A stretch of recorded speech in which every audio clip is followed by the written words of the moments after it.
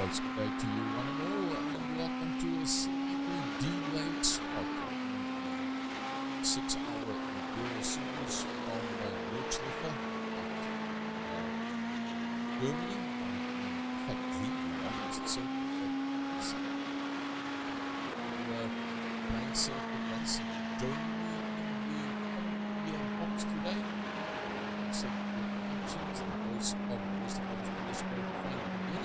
Well, frankly, we saw what happens in Grand Prix racing, and now we've seen what happened in iRacing.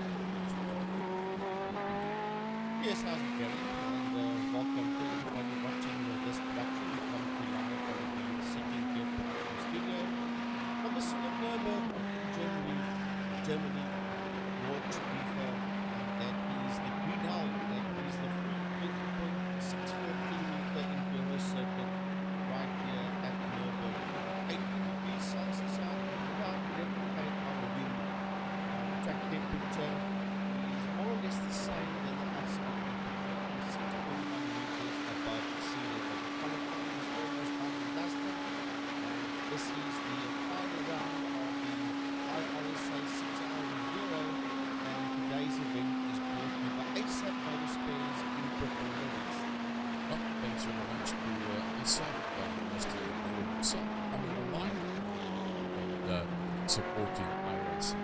So, Frank, probably, well, in fact, it is the longest lap in national racing. So, Yeah, 20.64 Ks, nearly 21 Ks for one lap, and this was the home of Sabina Schmidt that passed away a couple of months ago. She used to be known as Miss Sabina Rek when she raced touring cars here in South Africa, and she was the queen of the Green Hell, as it was known then and still is known for that matter, there in Germany in Nürburgring.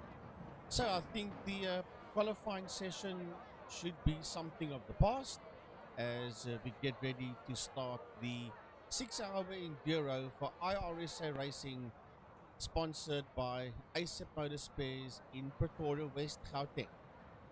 so this is going to be pretty interesting. Not the first one that we've had in the iRacing world in South Africa. We've had numerous of these 6-hour events, and while they're pretty popular, I think we can have the better part of around about 13 car driver combinations out there. So around about 26 to 28 drivers, in fact, taking part in the series as such. We've got 1 minute and 20 seconds to go before we get going with the race itself. So we had a qualifying, we had a practice session, then we had a qualifying session, and then there was a glitch in the iRacing system. Keeping in mind that at that point when we had a look on the inside information we could pick up from iRacing, there was over 6,000 people worldwide that were connected to iRacing at that point. How many thousand there is in total? Well, it's probably 100,000 plus.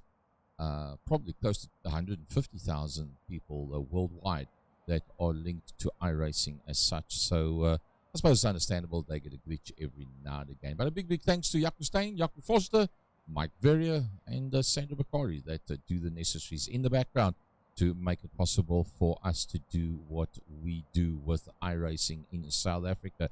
Numerous different series that we've been running: the touring cars, the Masters, the Porsche Cup, and the MSA GTE series. That's the one that carries the MSA title, and that's going to be the GT3 series as such when it restarts.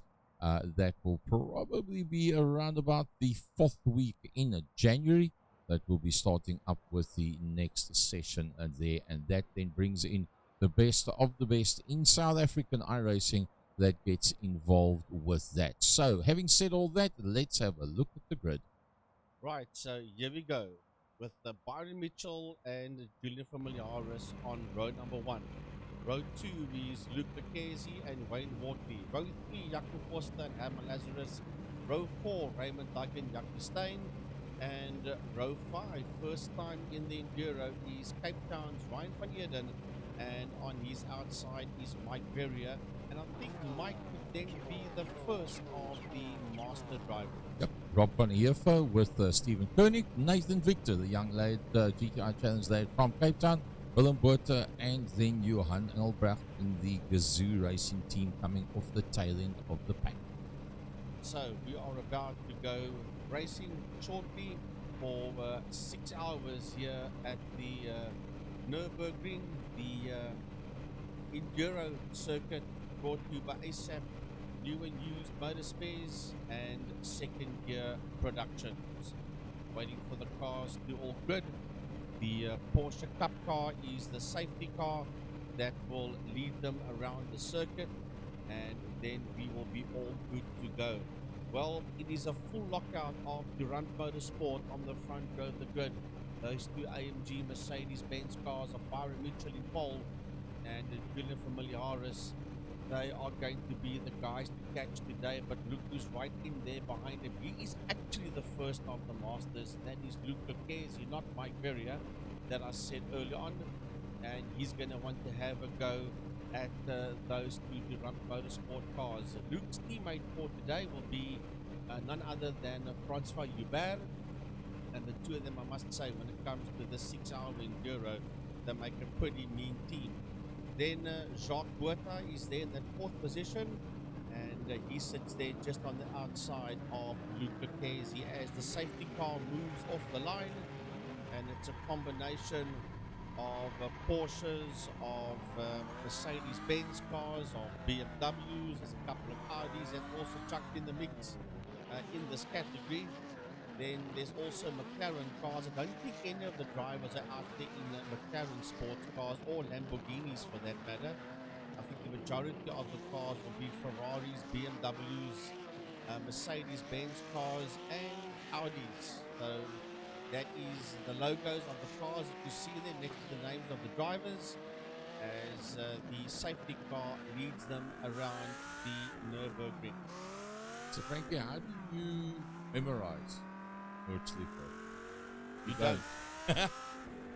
You No, don't. you don't. It's nearly 21 k's of pure hell. That's why it's known as the Green Hell. It is there in the mountain and the forest areas in Germany, not far from the city of Nürburgring. And it is a beautiful piece of countryside, I'm led to believe. And it is set there in that the countryside. The Grand Prix circuit is only a very, very, very small portion of this one. So the red lights are on, they're coming around those final corners now, and pretty soon we're going to go green. As a matter of fact, I think they have gone green already. That just caught us off guard there. The red lights were on, the lights went off, and we are on lap number 1. We are underway, and it is Byron Mitchell that sits out there in P1. Durant Motorsport is sitting there in that first and second position. Mitchell is the man that's leading him around. The Familiaris there in that second position. Then you've got Jacques Botha that's there in that third place. So it's the Mercedes-Benz cars first and second so far. And then it is BMWs that are sitting out there in that third and fourth position. It is first of the Masters, in fact, is Luke Lucchesi that finds himself in fourth position overall.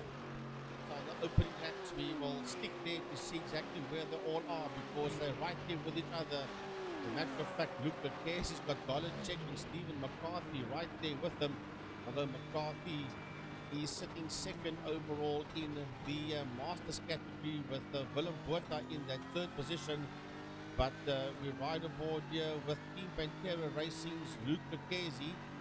That is sitting there in that third position is Luke Lucchesi. And he is right on the back bumper there of Jacques Botha. That's very recently right now is the whole sway. So any Mercedes-Benz out there, Byron Mitchell, Jules Familiaris, the Durant Motorsport boys, the only guys and the only ones brave enough, or correctly speaking, setup-wise, that got it right, they got it right, they do fancy the Mercedes-Benz. Historically, we have seen that. Yes, I remember when we did the one at Mount Panorama Bathurst. They used those Mercedes-Benz AMG GT cars and they were absolutely dominating that race for 6 hours. Needed Durant Motorsport. As we look at the cockpit cam there of Jaco Forster, 14 deep together links, sitting there in that Ferrari in that fifth position. We'll put up the intervals for you now, because Jaco Forster's right on that back bumper there of Luke Lucchesi. There you see only 2/10 of a second separating Lucchesi in P4 and Forster in that fifth position. Look at that, Troy Dolicic right in the back of Mr. Raymond Duggan, and sitting very, very close to him as tight as what he possibly can.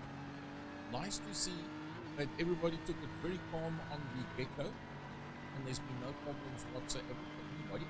They've all made it off the line, and realizing that around about 6 minutes a lap around the circle, about 6:26, 6:27 seemed to be about as good as it gets.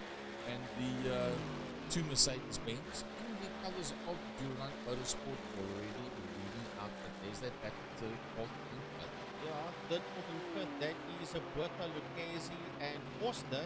And then behind them, Herman Lazarus that's sitting there in that sixth position.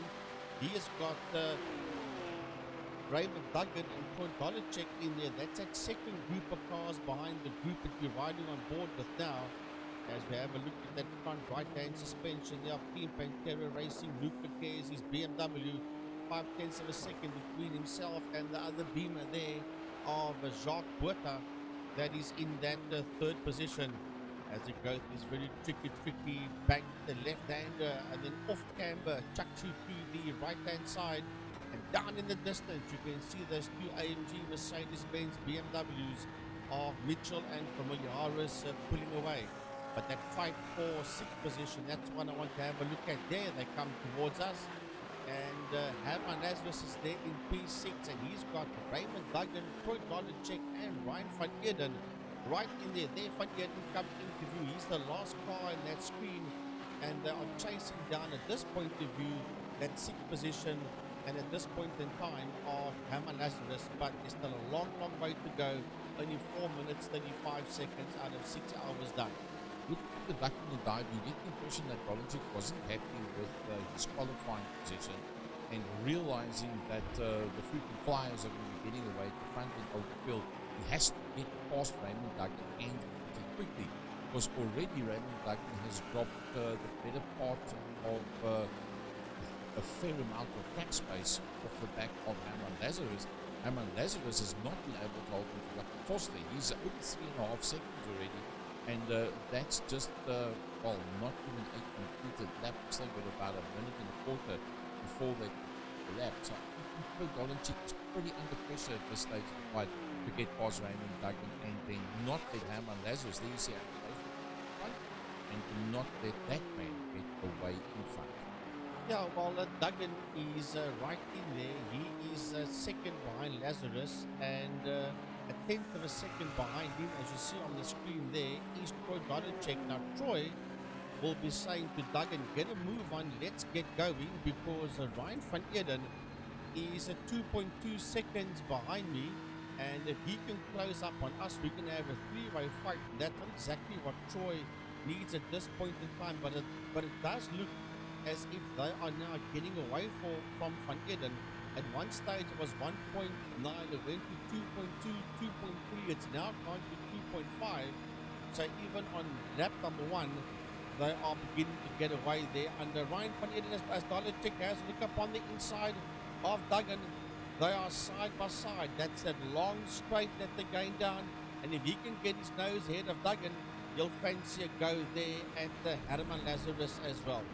Woo, that was just that he made it through there onto the curbstones. Lazarus looks like he climbs on the brakes fairly late to try and not whack from behind by Dolicic that had picked up the slipstream and was right there on, but looks like Dolicic's going to make a move sooner than later, and Dolicic pops up on the inside line, and there you look in the camera mirror in the center of that dashboard of his, and you can see he just blasts away from the cars that they just passed. Unfortunately, Rob van der Heever had a bit of a problem earlier on, That's that new team of Rob van der Heever and Johan Erasmus is his teammate. They've gone one lap down, as a matter of fact, as they are out there in that TAU Energy Drink SA Ferrari, and they've had a problem of their own there. And oh, there's another accident there at the back. We just went live, and we saw somebody hammer that ball. That's Duggan. That was Raymond Duggan that got it all wrong. He made slight contact there with Herman Lazarus, and that sent him slamming into the Omco barrier.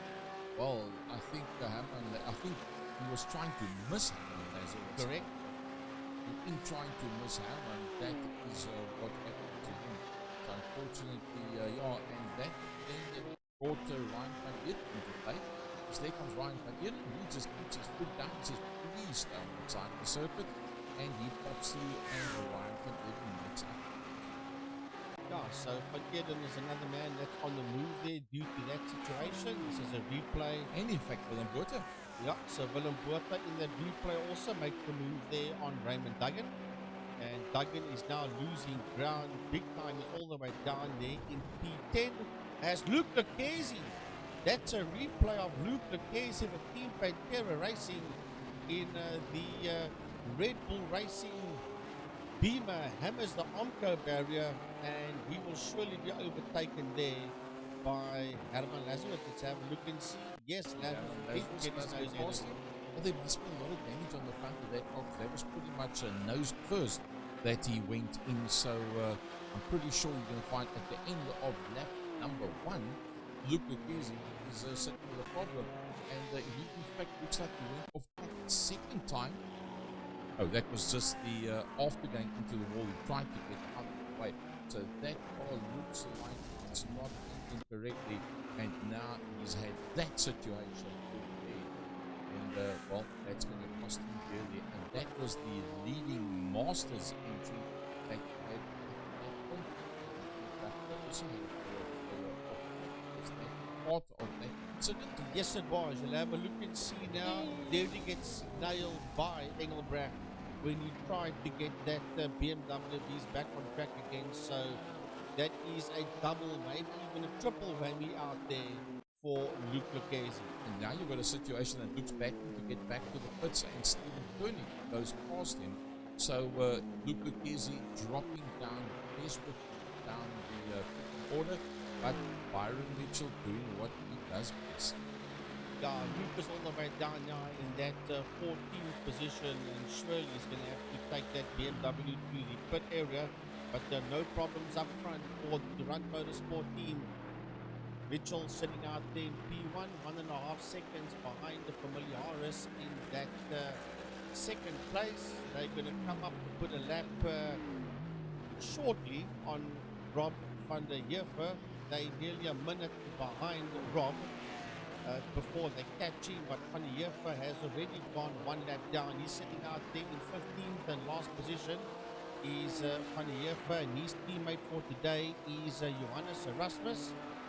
As we watch those BMWs disappear down the road, Jacques Botha sitting there in that third place. This is a replay of Rob van der Heever. This is one we saw earlier on when he just stepped out going into that right-hander, and he had to fight to get that Ferrari back out on track once again off that grass area. That frankly doesn't explain why he's actually a lap down. He did go off track, back on track. I didn't see any other incidents for Van der Heever at all, but yes, he does find himself a lap down, and well, that's a pity for him at this stage of the fight. Jaco Foster that had a bit of a bumpy start with this one, held on behind the Jacques Botha in the absence of Luke Lucchesi that picked up the problem, and let's see where he's looking right now. Is he working his way around? He's working his way around the circuit. Let's see exactly where Luke Lucchesi is on track. Oh, still a long way to go. We'll see the number 14, that's position number 14, and that long snake of grey starting off with number 1. That is the lead cars as they work their way around the circuit. So Luke Lucchesi finds himself a long way back. don't believe that that car is on pace at the moment right now either, as we go back to the Jakob Forster on a Jacques Water battle. Yeah, that's going to be a lovely one. That is a Jakob Forster in the Ferrari, and ahead of him is Jacques Buerta in that BMW. There you see the BMW of Buerta just ahead there of Forster. 6 tenths of a second between Buerta and Forster as we ride aboard here with that Porsche of sorry, not the Porsche, Jakob Forster in the Ferrari, and he is catching up onto that back end there of that Jacques Buerta BMW. Well, that's a long, long piece of straight that they're working down, and he had the initiative pace-wise because of the slipstream, but by the time he got to the back of Jacques Water, it was too late. They got the quickly bits, and well, that was as far as that one was going to go. He wasn't going to get any closer than that, so now he's going to have to hold sway where he is and try and get into the correct position once they get into the longer straights, where it's much safer, if you can call it safe, pass on this Nordschleife circuit. And massive big thanks to ASAP New and Used Parts that are the main sponsors, the headline sponsor, the only sponsor of this 6-hour event. I don't know why I called that Porsche a Ferrari. It's definitely not a Ferrari. It is German engineering at its best there. Jakob Forster, and he's got that the Porsche only 5 tenths of a second in there behind the BMW of Jacques Buerta, and that's what 5 tenths of a second looks like. He's riding the back end of that BMW, and on lap 3 with 14 minutes done, he's still got this fight out there for third position between Buerta in the BMW and Forster in that Porsche, and that Porsche is right on the case there of that BMW, and eventually, Gary, Luc Lucchesi has limped into the pit lane. It's taken him a heck of a long time. Up here he stands. They've got limited quick, so it won't stand here for a long time. But being the fastest in the Masters category, it's going to be a long, long fight back from there. Right, so Luc Lucchesi for Team Pantera Racing makes his way out. He finds himself in 15th and the last position. Right, let's go through the classes. Elite is being led there by Byron Mitchell, as we still watch Luc Lucchesi make his way around the circuit. Byron Mitchell leading out the elite category and leading the race overall, and he's nearly 2 seconds on track ahead there of Familiaris, both Durant Motorsport cars sitting first and second at this point. Then nearly 7 seconds behind them in third position is Jacques Buerta, but he has got that Porsche of Jakob Forster 3 tenths of a second in there behind him. Now P5 is the BMW of Dolacek, and it was 2.1, that's gone to 1.9, hovering around 2 seconds, which means that he now at 1.9 seconds is closing up there. You can visually see him close up there on Jacques Buerta and Jakob Forster. Well, there's the proof of what Frank has just been saying to you. Troy Dolacek, 6 minutes 28.7, 6 minutes 31 flat for Jakob Forster. So that means 1.3 seconds that is taken out. 1.9 behind, 1 lap from now, all things being equal. And it'll probably be a bit quicker than that, because once you pick up the slipstream, if he can get close enough to get into the slipstream when you get onto that long straight, he will then divide that time. Ready? Yeah, for Team LDR Racing is Troy Dolacek sitting out there in that fifth position in car number 6, that BMW. The replay of Team Beat Together, Stephen Koenig in BMW 71, going into that right-hander. Nice and drift. the tail just stepping out of that BMW of Koenig. His teammate, as usual, is Janeman Krios. Well, Frankie, I must say, a nice glide and slide, but unfortunately that is not what you need when it comes to Nürburgring. No, you don't want to glide and slide it around there. There's not too much runoff area, if any. And if you get it wrong there, you're into an Omca barrier, into a tire wall, into a concrete wall, but you're into something. That's for sure. Another replay at the Adenauer in car 88. Ooh, He one just Elbracht made, going slow. yeah, he just got the overtaking maneuver done there on the 99 car of Engelbrecht. Well, Engelbrecht did have an offset. Let's see. Oh, that's still from the contact with Luc Gutierrez.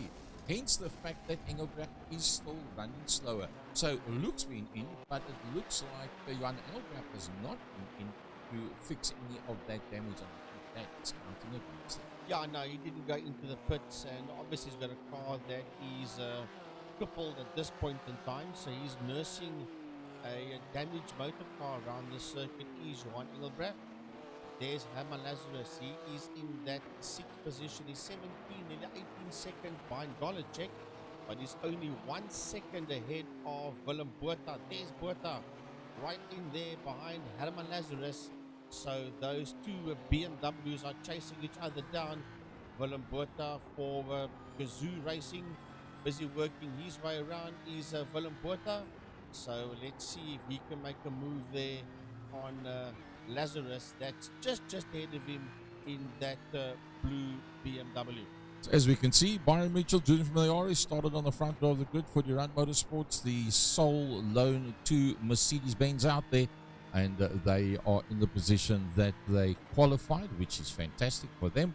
Up one is Jacques Botha, up one is Jaco Forster, up 8 positions. Remember I said it looked like Troy Dolenchik was not happy with where he had qualified, and that he was in a situation where he desperately needed to get through Raymond Duggan and then start closing up on those front runners so that it remained a same day, same game kind of scenario.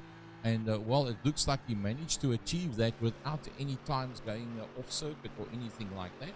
And he held it all together pretty neatly. So although Jacques Botha finds himself in third, 6 seconds off the back of Julian Familiaris, Troy Dolenchik has got small gaps with everybody else that is out there on circuit just in front of him. There you can see Troy, Jaco, and Jacques, all of them in the same frame with Troy Dolenchik, as we said, in position. So let's have a look at the last lap times that they've actually done. You can see Troy Dolenchik 6:28 as opposed to, well, there we go, that's the new times, a 6:29. So Jaco Forster has turned up the week, and so has Troy Dolenchik on a 6:27.7. So it took 1.3 seconds out of Jaco Forster on that lap. So plan A is not successful in terms of where he qualified. Plan B in rectifying that is going very well for Troy Dolenchik. As we see, Willem Botha has in fact passed Herman Lazarus. Let's have a look at that one. It's on that long straight, dives it out, takes the toe, keeps his foot flat.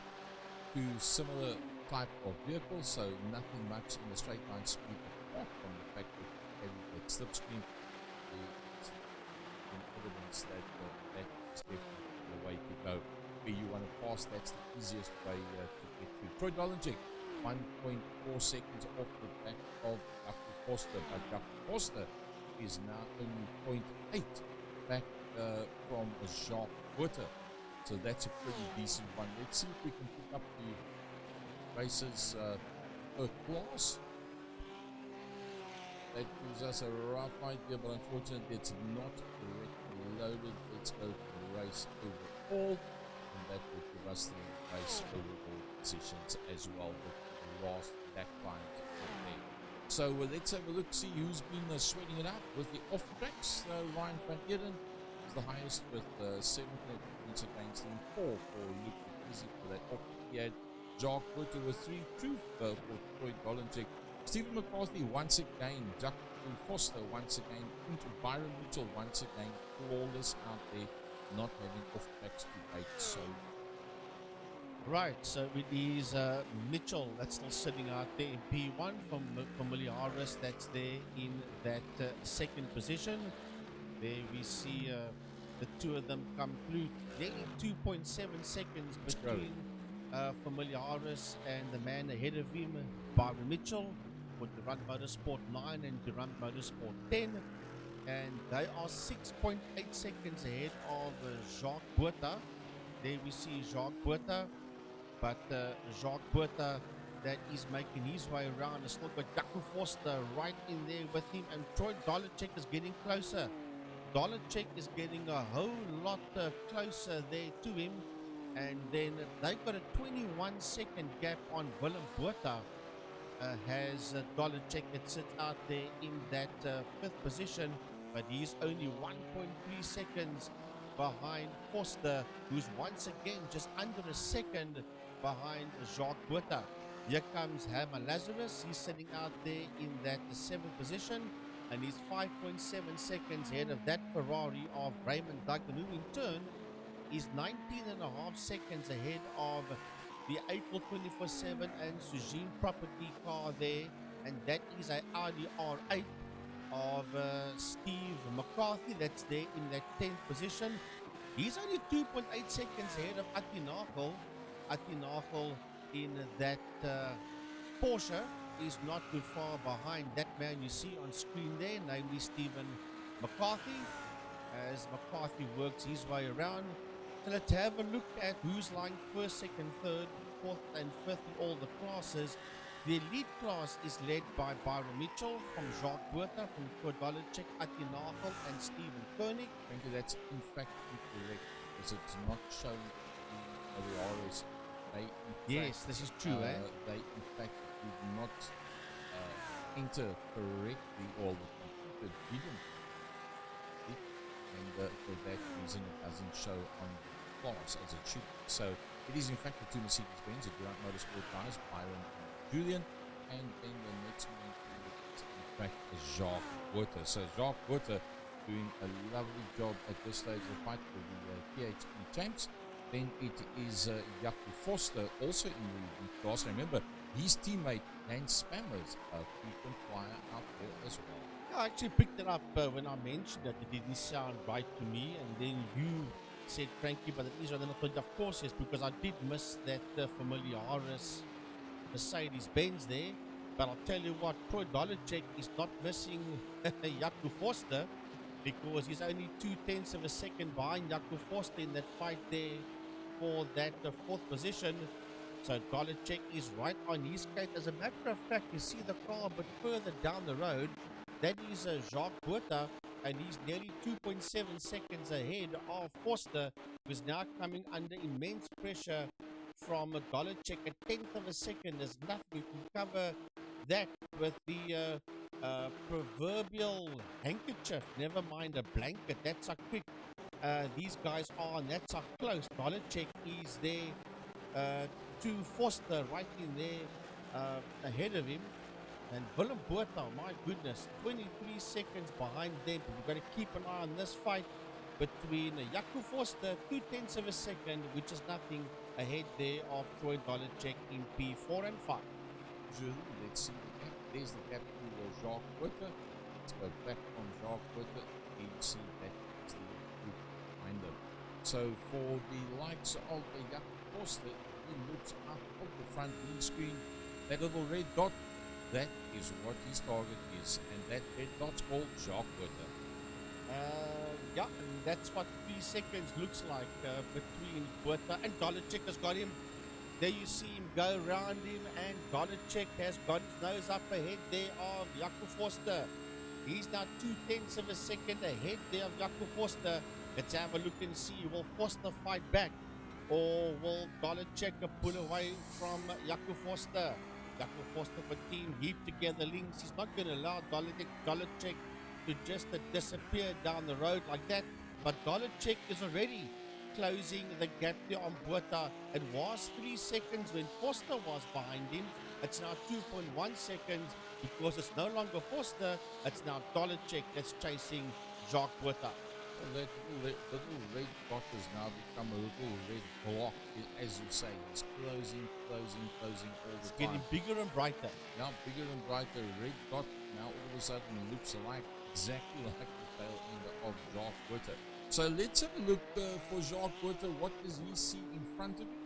A whole lot of nothing. What is coming up behind him? Oh, if you go over the hill, it's fine. But when you go up the rise on the other side, look at the elevation on this Nordschleife track. Amazing video footage that's been taken of this track.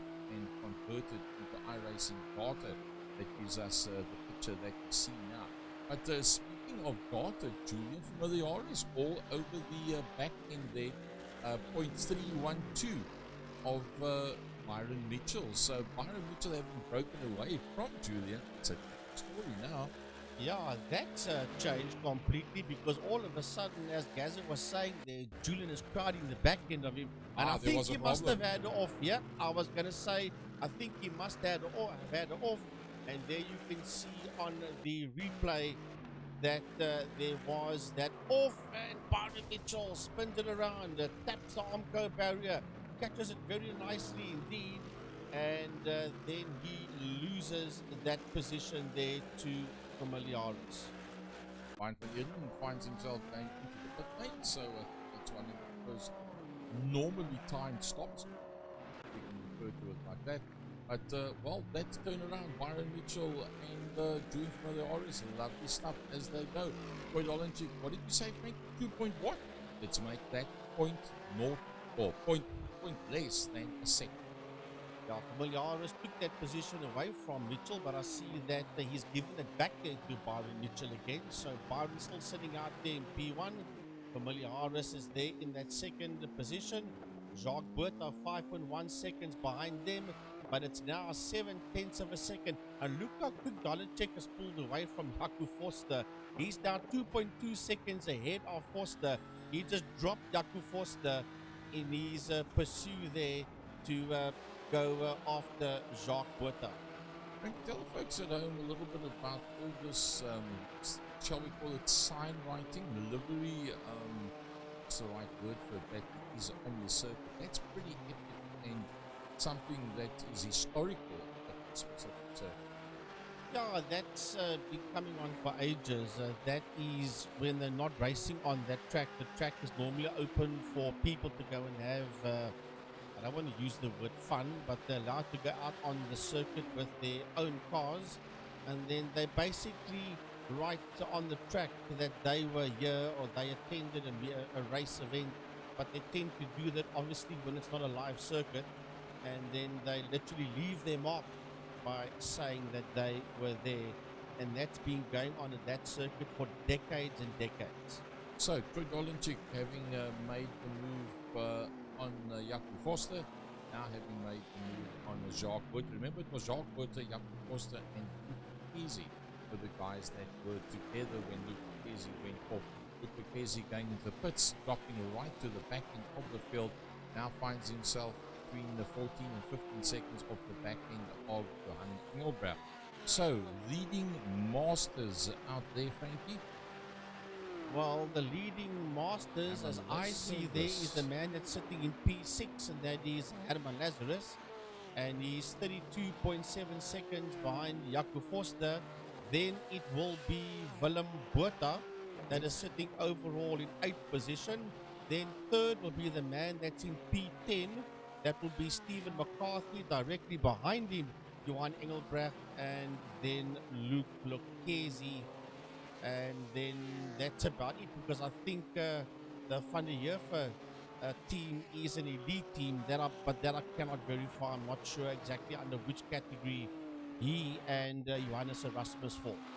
So Rob Van der Heever with that well, the second color, if you want to call it that, ever used by Ferraris. They don't know, and saying, come on, can we go forwards, backwards, let's make it playing it.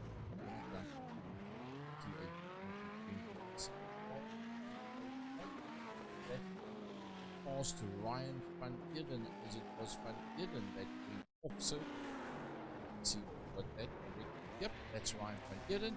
It's sideways body, then turns, and that's around about there. That tries to get it off the circuit, waiting for a car to come through, reverses it back, and then it's decisive to make this not to cause any damage to anybody else. And while that was all on the go, Jacques Bertha also had a bit of an off getting onto the top end of that. That corner that's got there's more than one of them. It's got a very banked inside line and then the balance of the track on the outside. There's only two versions to that. One's on the inside, one's on the outside. You go off that inside line, you get what happened there. Drift straight to the inside. Going back live and going back to our leader, Byron. Yeah, Byron Mitchell sitting out there in P1. He's 1.3 seconds ahead there of Familiaris in that second position. But I'll tell you what, Garth Villiers will just want these Durant Motorsport drivers to come home first and second. Right now, there'll be no team orders between these guys because we've got a long, long way to go in this one. Dollar Check is there in that third position and he's the quickest man on track. 6:25.981 for Troy Dollarcheck setting up there in P3. That's the fastest lap been posted there by Dollarcheck, and is 5.1 seconds behind Familiaris. Is that man you see on screen there with Team LDR sitting in that third position in that BMW. So Dollarcheck has got the hammer down and he's going after Mitchell and Familiaris, and he's 1.9 seconds ahead of Jacques Buerta. That is there in that fourth position. There you see Dollarcheck go through. There he goes. Dollarcheck, and he's a pursue for Familiaris. And then not too far behind him is Jacques Buerta and Jaco Forster. There goes Buerta. We'll see him come over the rise there. Buerta, and if we stay with that shot, we'll see there comes a Forster, only 1.2 seconds behind Jacques Buerta in P4 and P5. So, with those in thought that the last lap, Troy Dollarcheck was 4 seconds quicker than Julian Familiaris. We're going to take a short break and we will come back to you shortly.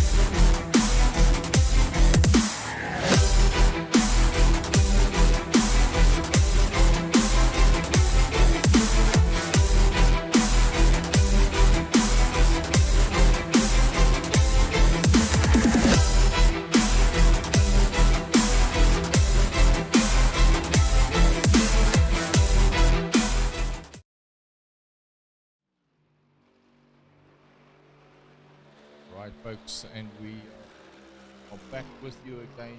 And as we said when we left, the man to watch is young Troy Dolenchik, the man that is making his mark on the national circuits in the SN Formula 1600 national class. He said earlier on he did not have the initial take-off that he wanted in this race in terms of a good qualifier. He worked his way pretty quickly through the pack, and he's now up for the fastest lap times. In fact, the fastest, let's have a look at the best times. I think still Troy, yes, a 6:25.9, and the last laps that was done by Troy was a 6:26.5, so still almost a half a second short of Julius Malliaris, now down to 3.6. While we were off air, Frankie was saying, look up those Julian and Byron are running to one another. Does that slow one another down, or do they gain from one another that they leapfrog down the straight? So let's have a look, see, are they going to stay exactly where they are? Because I know that Virat Motorsport management are very wake up as to how to put these type of events together and to plan and strategize correctly in terms of pit stops, the length of pit stops, tire changes, lift and coast, you name it. They've got the whole package, and they will be very aware of Troy Dolenchik, that is the quickest man out there right now. Yeah, well, Dolenchik is certainly flying. Remember that his teammate is Nathan Victor, so that is a Cape Town-based team of Troy Dolenchik and Nathan Victor. Troy is doing the first stint. He'll obviously then hand over to Nathan Victor a bit later on, but definitely by now the Durant Motorsport team will know that this young man is coming. He's only 3.3 seconds behind the combination of Mitchell and Familiaris that you see going through on your screen, and there he is. 3.2 seconds between Familiaris and Dolenchik, and Troy has got the missile lock there on Familiaris. Now he is 5.8 seconds ahead of Jaco Forster is Troy, but Jaco has got Jacques Buerta in there behind him. Only 0.5 of a second separate the Porsche from the BMW as the two of them work their way around. Jaco Forster for team heaped together links. He's sitting there in that fourth position, and he's now only 0.2 of a second behind the ahead of the BMW of Jacques Buerta. So Buerta is the man that's on the move there. He has got his gun sight set there on Jaco Forster has Jacques Buerta, and that is the fight there. The 43 minutes almost done for that Forster fourth position. Oh, fine, very hard. Let's have a look at the progress back to the top end by Mr. Luc Bekesi himself. And the first passing maneuver that Luc Bekesi did on his comeback was to get past Johan Engelbrecht. You can see that's the passing maneuver on Johan Engelbrecht. And then not that long after that, caught up to the back end of Sandro Bakari. And up a position there on Sandro Bakari, as Sandro Bakari was going past him as he came out of the pit, so that moved up to get another position. So that looking smart right now. Back to that little battle, Jacques Buerta and Forster. Now that is the one that you want to have a look at. Never mind the combination of Mitchell and Familiaris. We know that one's going to stay exactly as it is for now. But it is that fight for that fourth position. Jaco Forster in the Porsche, 0.7 of a second ahead of the Jacques Buerta BMW in P4 and 5 on the two of them. And that's what it looks like from that rear bumper cam of the Forster Porsche, staring down into the front lights and grille there of the BMW of Jacques Buerta. 0.5 of a second between Forster and Buerta as they work their way around the Nürburgring endurance track. Jaco Forster for team heaped together links, and man, Jacques Buerta 0.6 of a second behind him. And I'll tell you what, these two guys are leaving it all out there, but Dolenchik is getting closer. He's 2.8 seconds as a matter of interest just behind Familiaris, and the gap between Julian and Byron has now gone up to 1.3 seconds. Oh, surprisingly, they were open to about 2.7. Then they were literally bumper to bumper. And now, as you said, 1.3. Just look how smooth Jacques Buerter is with that BMW. As he just gets closer and closer and closer all the time.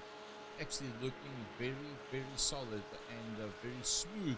Trying to get the slipstream, but it's not really working. It's almost as if the two different manufacturers, one to the other, just doesn't have that extra toe going down the straight and that extra straight line speed to make that passing maneuver. Yeah, it just needs a few ponies more under that BMW's bonnet to be able to make the move there. Is Mitchell in the pits?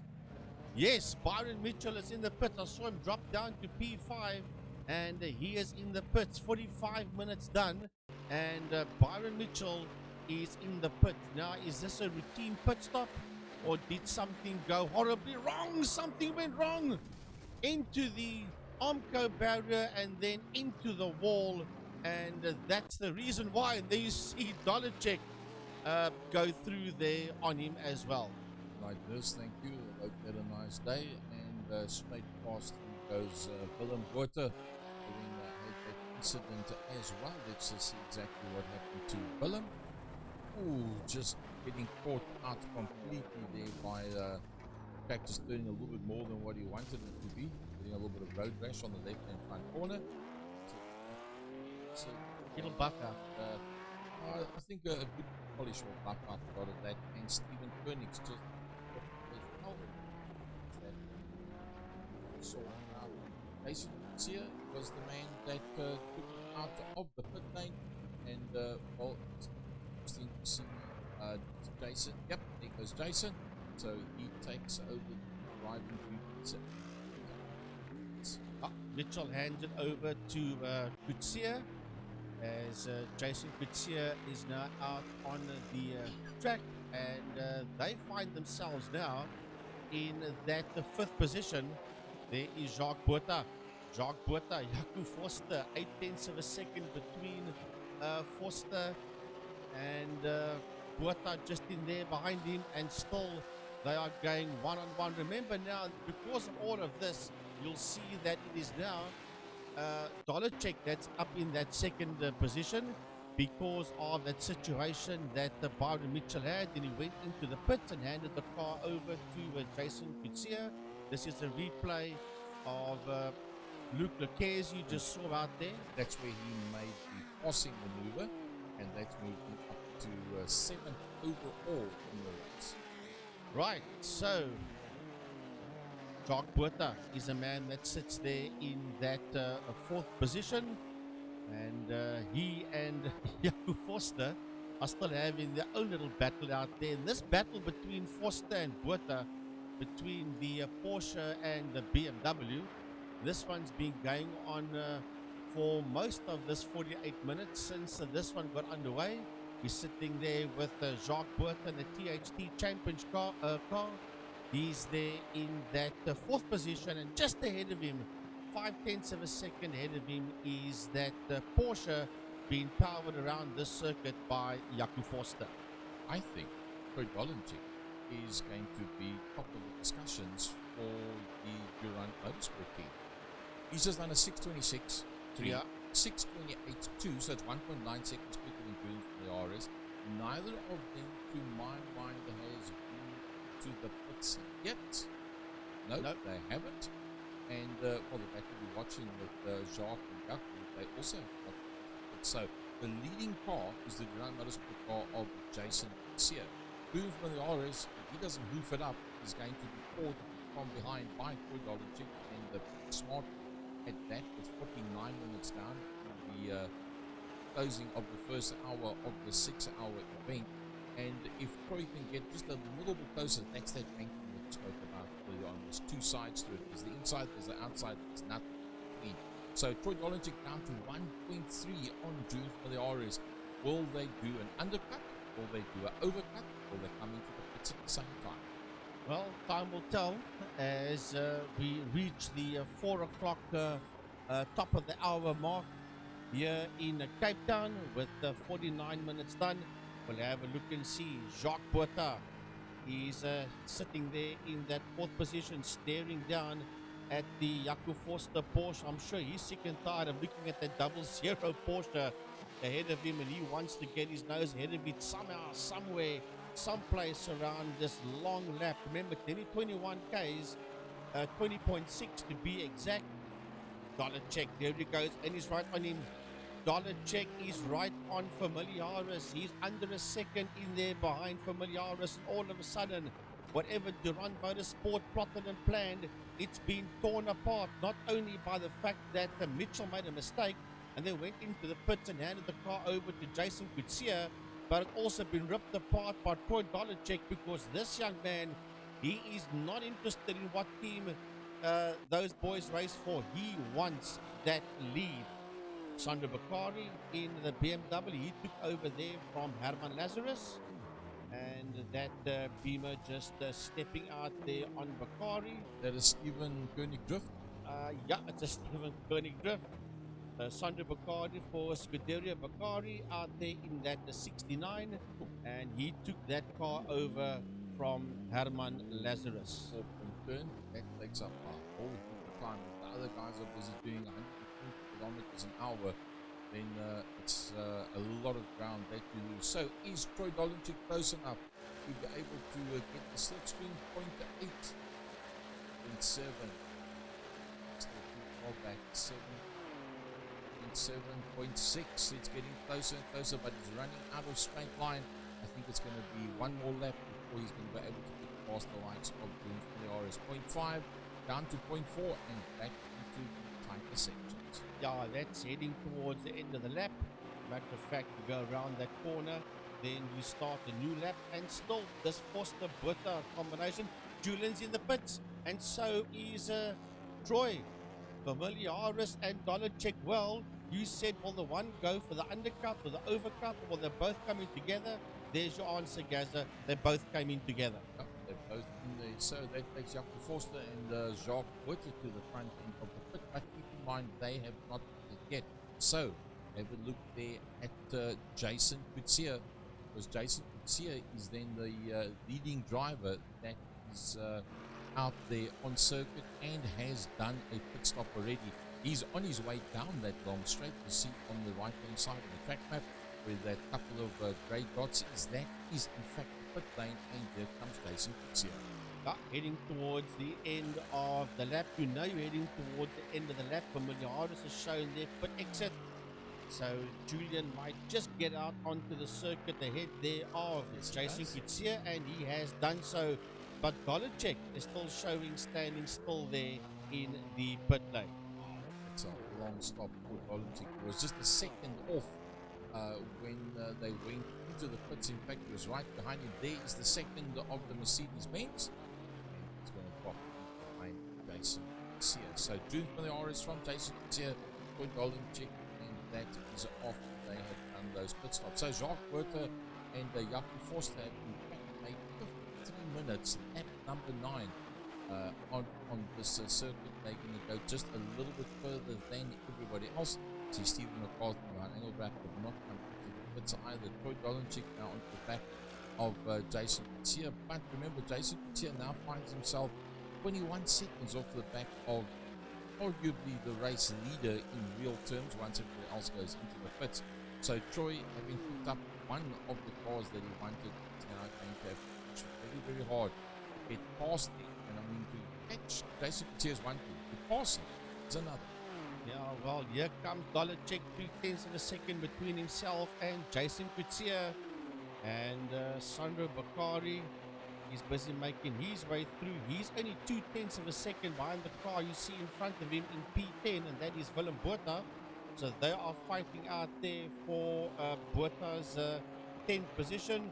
Sandro Bakari that took over that car from Herman Lazarus, and Mike Verrier is in the pits, and it shows that Johan Engelbrecht in the 99 car for Kazoo Racing is in the pit as well. The two of them up the pits, I say. It's only one of two Audis that's out there. And Ryan van Eden is out of it. He's 2 laps down. They've had 4 stops. It hasn't worked for him. We're on check on the move. Yeah, solid check. Here he comes. Watch out for this youngster in that BMW. And all of a sudden, Jason Kutsia says, what do I do? How do I keep him behind me? Well, whatever Durand Motorsport had planned for this one, they're going to have to go to plan B, plan C, maybe even plan D, because nothing has worked out. And this young man is part of it.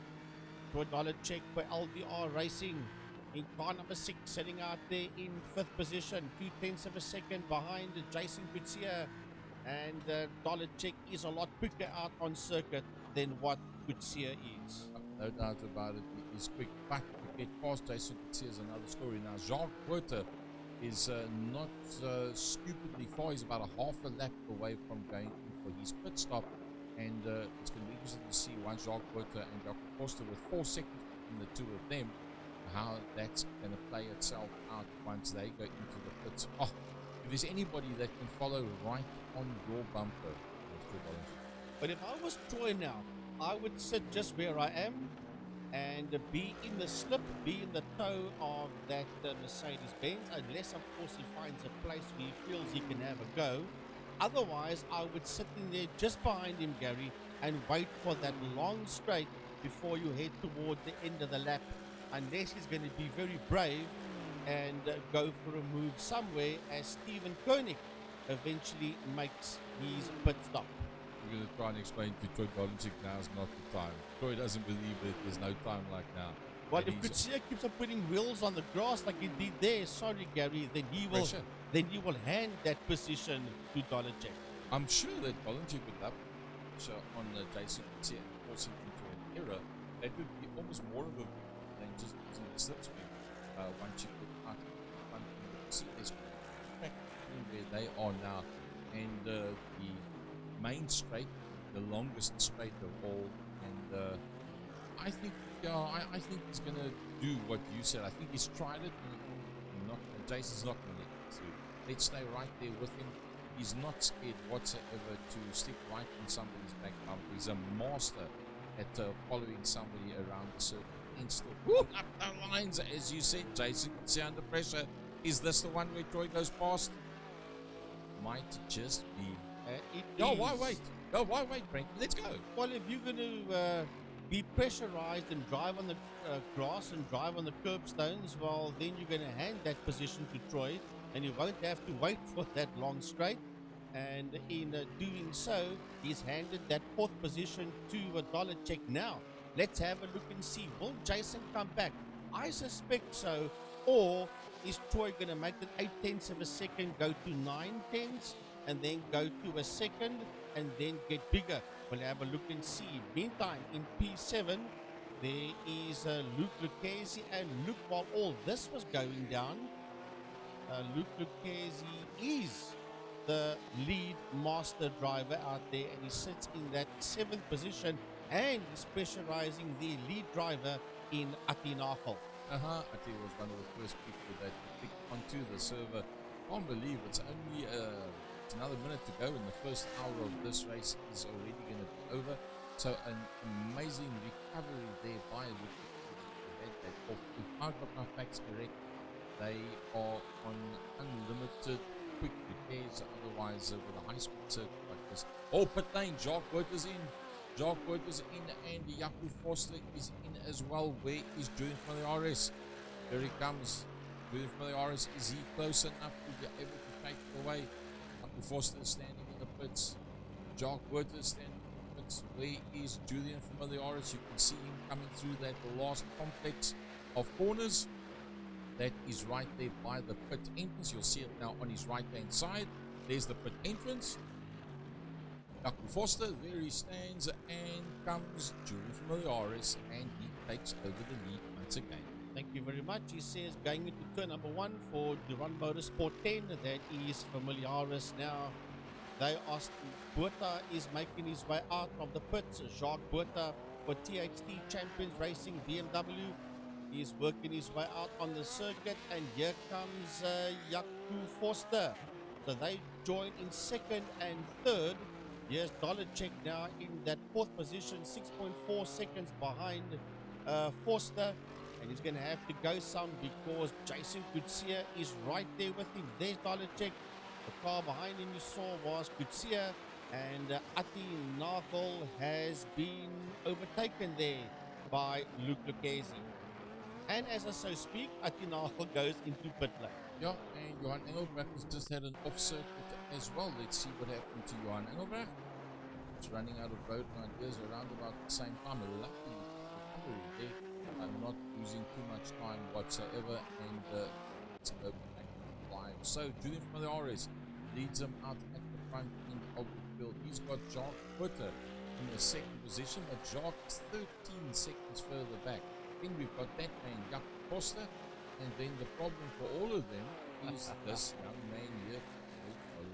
Remember 6.0? Talk about that soon. Yeah, and he is getting away from Jason Kutsia. He's 2.7 seconds, nearly 2.8 seconds ahead there of Jason Kutsia. Luke Lucchese, on the other hand, is 25 seconds behind Kutsia, but I think he's as Jaco Steyn makes his way into the pit. I think Luke Lucchese's main objective right now is not only to finish the 6 hour, not be out like Brian van Eden, but to win the class because I think he realizes after the problems that he's had as Jaco Steyn makes his way out of the pit because of the problems that he had earlier on. I think Luke Lucchese will know now that a first, second, or third is not going to happen. So sitting there in P6 would obviously be more focused now on a category win, namely the Masters. Let's just have a look at that one, and let's see what's the total gap here. Luke Lucchese 49.9. So remember that number, 49.9. Luke Lucchese off of Julian from the RS at the front. We're going to take a short break and come back to you shortly.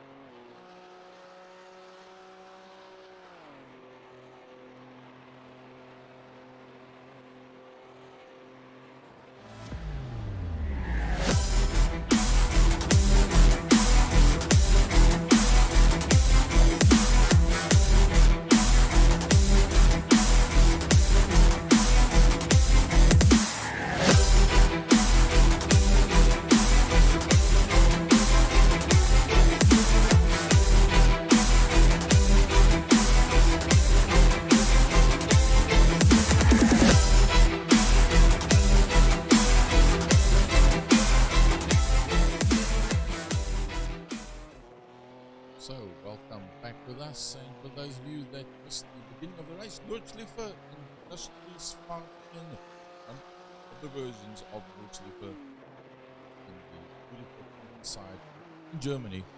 And it's awesome to see these guys out on the circuit. And well, it's very, very taxing and costly for the drivers. It's not an easy outing out there. 20 plenty kilometers that you've got to go through, oodles of corners, and you've got to ride from the seat. There's no way you've got to. Talking about familiarize, Johan Engelbrecht had a bit of an interesting session not that long ago while we were off air.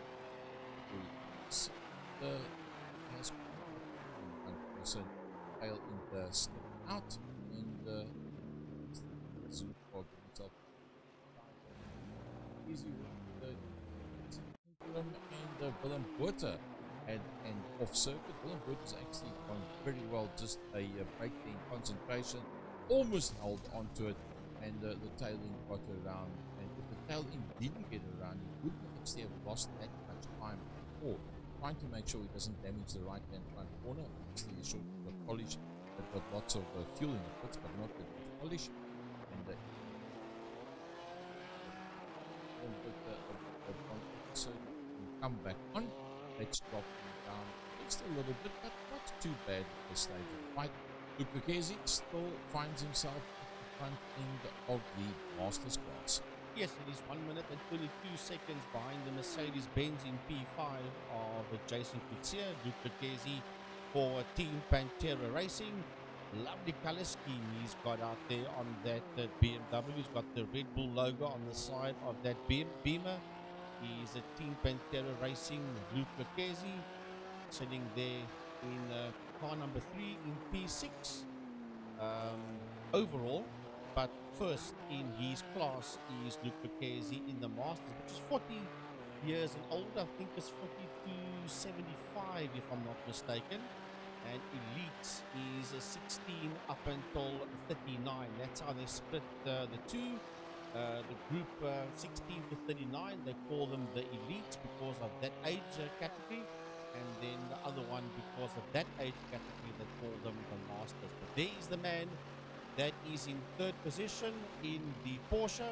That is Jaco Forster.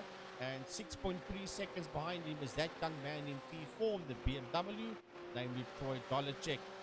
There is Jacques Botha making his way through. He's in second position and he's 12.6 seconds behind Familiaris, and only 2.9 behind him is Forster, and 6.3 behind Forster is that young man there. That is Troy Dolacek, but only 5.4 seconds behind Dolacek, sitting in that fifth position is Durant Motorsports Jason Kutsia, as we watch Dolacek work his way around into turn number 1, and then from there he's got a whole lot of 20.6 Ks to do. Is Dolacek that's there in that third position. Well, early on we said we were 6 seconds behind Forster. Let's look and see if that gap will come down. It did not come down. As a matter of fact, it went up to as much as 6.6 seconds at one stage of the game, and now it's only leveling out again at 6 and now 5.9. So Dolacek has not made the indent on Forster that we thought he would have made earlier on. Well, not as quickly as what he wanted. Because Jaco Forster is also picking up some pretty good time. Interesting, 6:28 for the first 4 drivers out there, 28.7 for June Familiaris. Jacques Botha 12 seconds off him, but a half a second quicker. 1/10 quicker than June Familiaris was Jaco Forster, so he's having a pretty good run. Troy Dolacek, a 6:28.5, that makes him the second fastest man out on circuit. But that's only a tenth of a second. A tenth of a second, and you're 5.8 behind. It's going to take you a long, long time. So Jaco Forster actually doing exceptionally well. Well, Luke Lucchesi, last lap was a 6:29.2. Jason Kutsia with a 6:30.7. So even though Luke Lucchesi is a minute and 22 seconds behind Jason Kutsia, he was the quickest are the two of them on the lap before this one, and he is still pumping in the quickest laps. Is Dolacek 6:28.5 and 6:30.7 for Kutsia. Now Luke Lucchesi did a 7 minute and 27. Wow, that was his last lap, so not a good lap time there for Luke Lucchesi. At one stage, he was quicker than what Jason Kutsia is out there. I just compared that to the guys earlier on, and now we did a 7 minute and 27 seconds for the last lap. So yeah, there is certainly that last lap didn't exactly go according to what Luke Lucchesi wanted. Jason Kutsia, on the other hand, would love that, because he is a minute and 22 ahead there of Luke Lucchesi, and he's 6.2 seconds behind Dolacek. Now Dolacek is beginning to turn up the wick, because he is closing up there on Jaco Forster. He's now 5.5 seconds, make that 5.4 seconds behind Jaco Forster. So this young man is on a fly once again, as we look at the leader Familiaris making his way around, and he is 12.5 seconds ahead there of Jacques Botha, and Jacques Botha 6:28.2 compared to Julian's 28.7. So Jacques Botha might be 12.7 seconds behind Julian, but he is quicker around the track than what Familiaris is. So there's Jacques Botha, 12 seconds as Frankie said, and well, he's got a bigger problem. It's called Jaco Forster. Jaco Forster is having a brilliant drive so far. Yeah, Jaco Forster sitting there in that second position, as I said earlier on, 12.3 seconds behind Familiaris, but he is quicker on the circuit than what Julian is Jacques Botha. But we're looking at Jaco Forster there. Jaco did a 6:28.6, so even Forster is quicker around here than what Familiaris is. So both Botha and Forster and Dolacek is quicker around the track than what Julian Familiaris is. I think Julian Familiaris is actually driving a brilliant, calculated race. At the end of the day, if you're not losing more than half a second per lap, and it's 6 minutes to get around the circuit, at a half a second, that means in every quarter of an hour, you're losing 1 second. So that means if you're 12 seconds ahead, do the mathematics, it takes 2 hours to catch him, and he doesn't look like he is. Let's just have a look at an in-car camera shot of Julian Familiaris. How hard is he actually driving that car? Let's see how smooth it is in car with Julian Familiaris. Well, just keep quiet so you can enjoy the sound of that 6.3 liter V8 twin turbo Mercedes-Benz.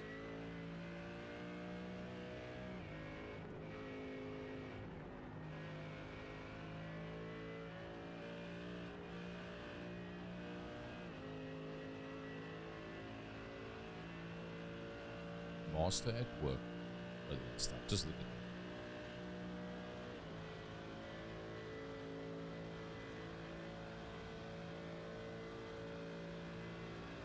.628.7 on the last lap, 6:28.2 by Jacques Botha. This is the end of the lap.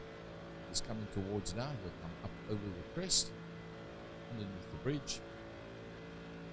Take that left-hander, the last dip. Now to be a left and a right at the top. Another left. See the pit lane entrance on the left-hand side. Oh, sorry, on the right-hand side. Where he comes through. Keep an eye on the leaderboard. A 6:28.732, and he does a 6:28.836. Very, very good lap time. Let's have a look at the next man that's going to be coming through there. It's going to be Jacques Botha. What does he do as he comes across the line at 6:28.7, so 1 point quicker? So Forster is a little bit slower, which means that Troy Dolacek will be closing up. Look at that, a 6:28 flat, a 6:29.2, 1.2 seconds. even then, on the 1.2 seconds, you are still looking at the better part of 5 laps, which is a half an hour. It would take Krojdolinchik at the present pace that he's going, at the present pace that Jakob Forster is going, for Krojdolinchik to catch up to Jakob Forster. Yeah, well, the first 5 drivers all doing high to mid to low 6:28. It's a high 6:28 for Familiaris and for Botha, and it is a very low 6:28 for Dollarcheck, 6:28 flat as a matter of fact, and then a very high 6:28 for Jason Pizia, 6:28.9. It's only Jakob Forster that has not done a 6:28. He's done a 6:29.2, but all the other drivers around him in those first 5 positions doing 6:28 odds. Well, going along that long straight, that's Luc Lucchesi. He was in the pits, hence the 7:27 for Luc Lucchesi, and he comes up now towards the pit entrance. Let's see what his latest lap time is. Can he also do the 28s like the young guns up front? He is the leading Masters driver out there. We had an incident earlier on and then recovering. No, 6:29.6, so 1 second slower than that which is in front of him. But let's have a look, see, 22 seconds further back is in fact Willem Botha. Is Willem Botha capable of closing up onto the tail end of Luc Lucchesi, who did a 6:29.6. Willem Botha on his last lap, 6:32. So Luc's doing enough to stay ahead of Willem Botha on the present form. Where's Sandro Bakari? Here he comes around the last corner. He's taking over from Herman Lazarus. Sandro Bakari doing a 6:37. So Willem's doing enough to stay ahead of him. But 2.7 seconds behind him is Jaco Steyn, and there is Jaco Steyn. And that means that Jaco Steyn is then lying 4th in class and closing for that 3rd position. That blue mean machine you see in front of him, hands of Sandro Bakari, that's where the missile lock is pinned.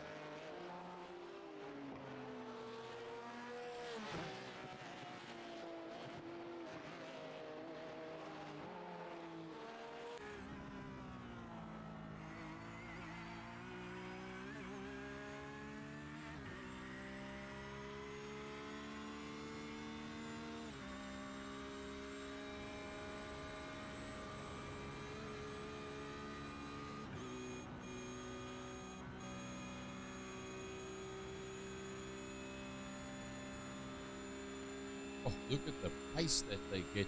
Let's just have a look at what type of speeds they are actually doing. 270 kilometers an hour, and you just got to glide it through all those corners.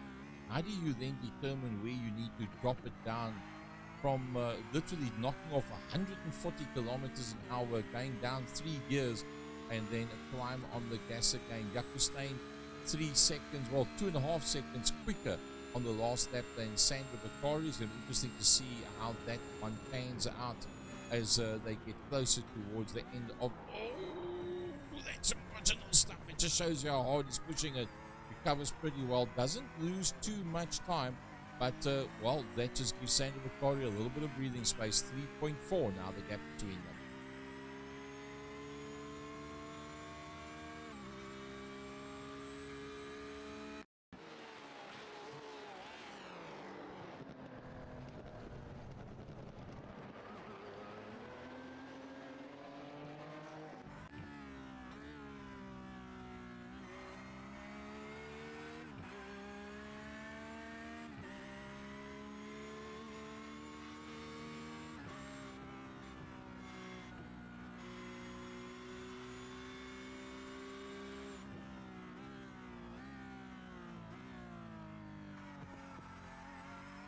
Makes you wonder, how do you get around the track with this kind of pace when you don't know where the next corner is going to be? Literally got to drive from the seat of your pants and try and gauge it as best as you possibly can, all in the tighter sections like that. And then look at the undulation as they go up onto the curbstone. For once, a curbstone helping somebody to stay on the circuit rather than throwing somebody off. Once again, from 3.4 down to 2.9. That blue dot, Sandro Bakari / Herman Lazarus tipcars.co.za. That's where the missile lock is pinned.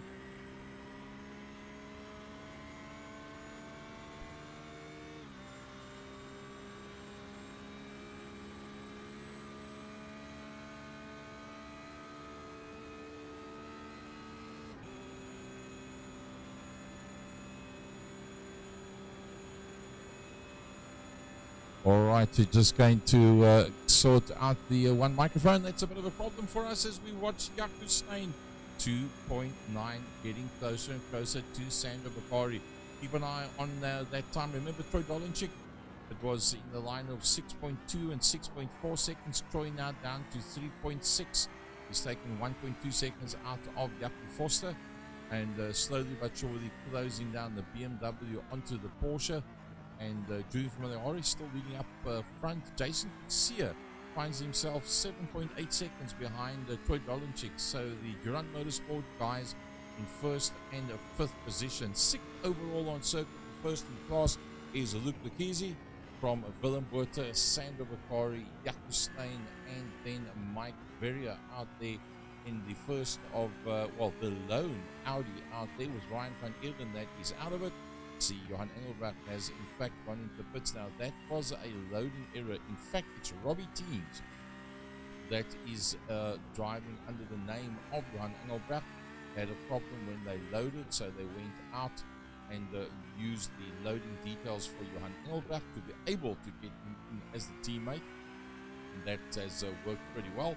So that in fact is Robbie Teams that is there in the pits. They're 3 laps down from Janneman Krius. Manfreus and Steven Koenig, the two teammates, and they are having lots and lots of fun out there. Steven Koenig, a up-and-coming commentator from, he's a resident commentator now at Red Star Raceway, and later on during the course of the afternoon we will be doing some interviews in the early evening with some of the racers out there.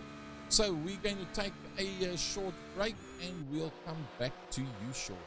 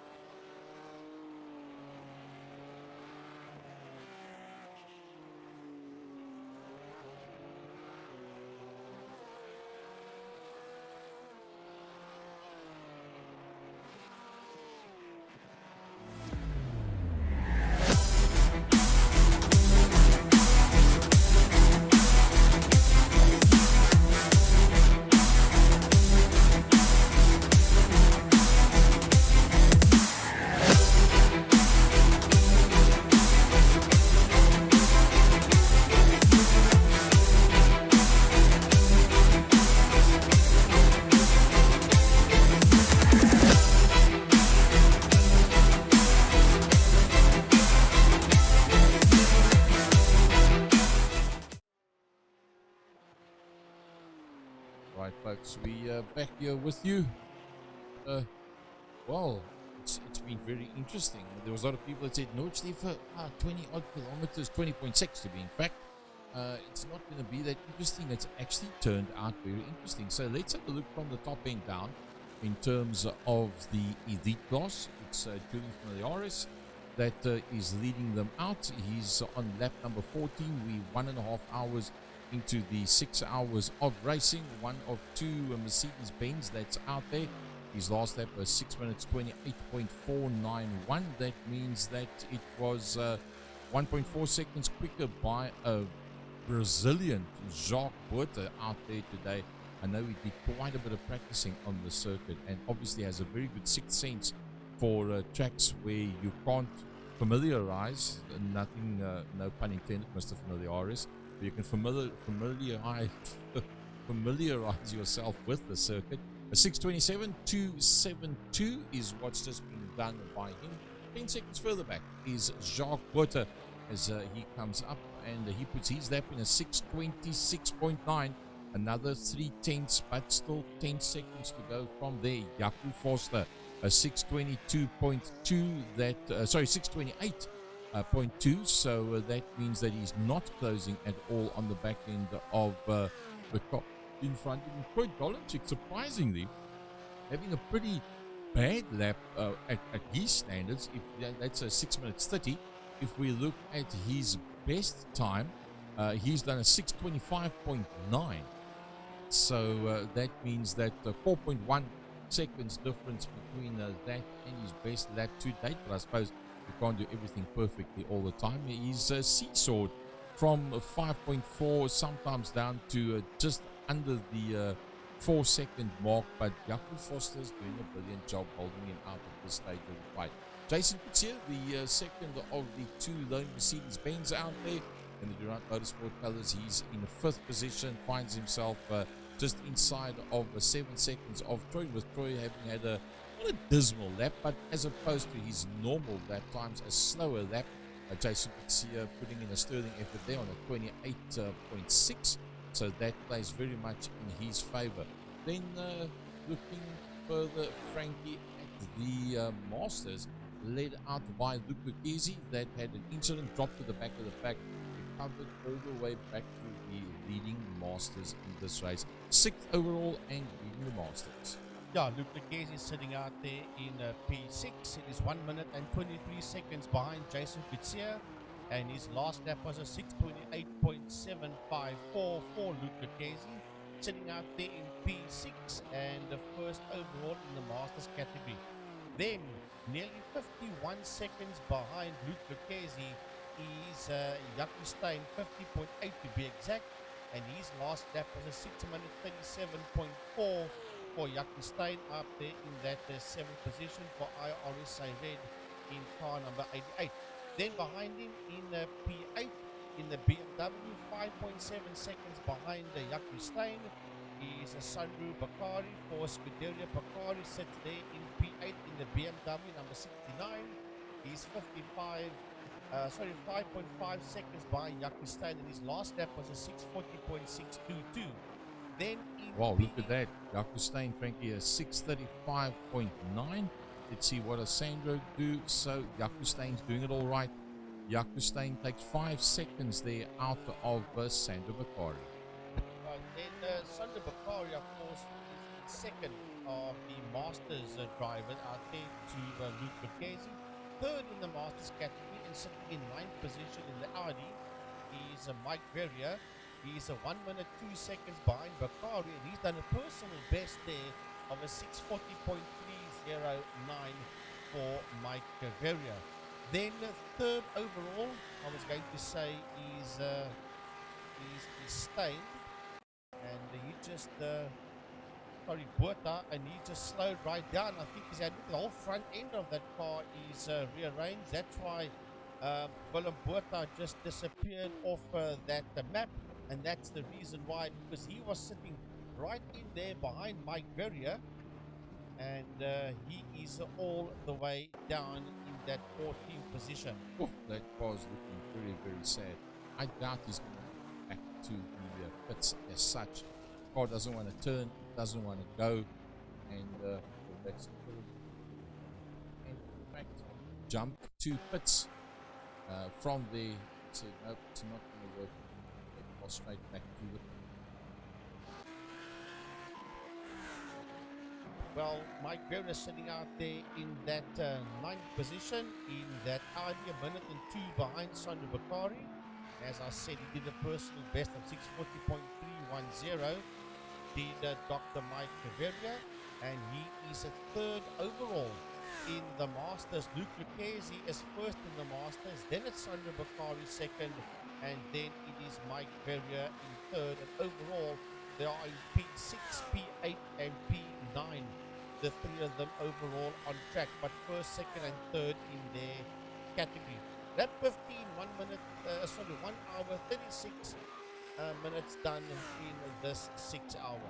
German Chris has had a little bit of an off circuit. That's the teammate for Stephen Koenig, saying, okay, well, that's one of the German Motorsport cars that actually came past him, but he managed to get that one together pretty nicely. Didn't lose out too much time with that one, and then carry on from there. So behind Dr. Mike Berger is Corne Britt. We haven't seen much of Corne Britt. In fact, he finds himself a minute and 8 seconds back from Mike Berger, leading Ferrari out there ahead of Rasmus.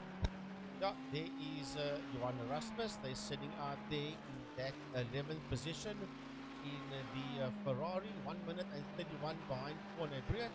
And Erasmus's teammate is Rob van der Heever.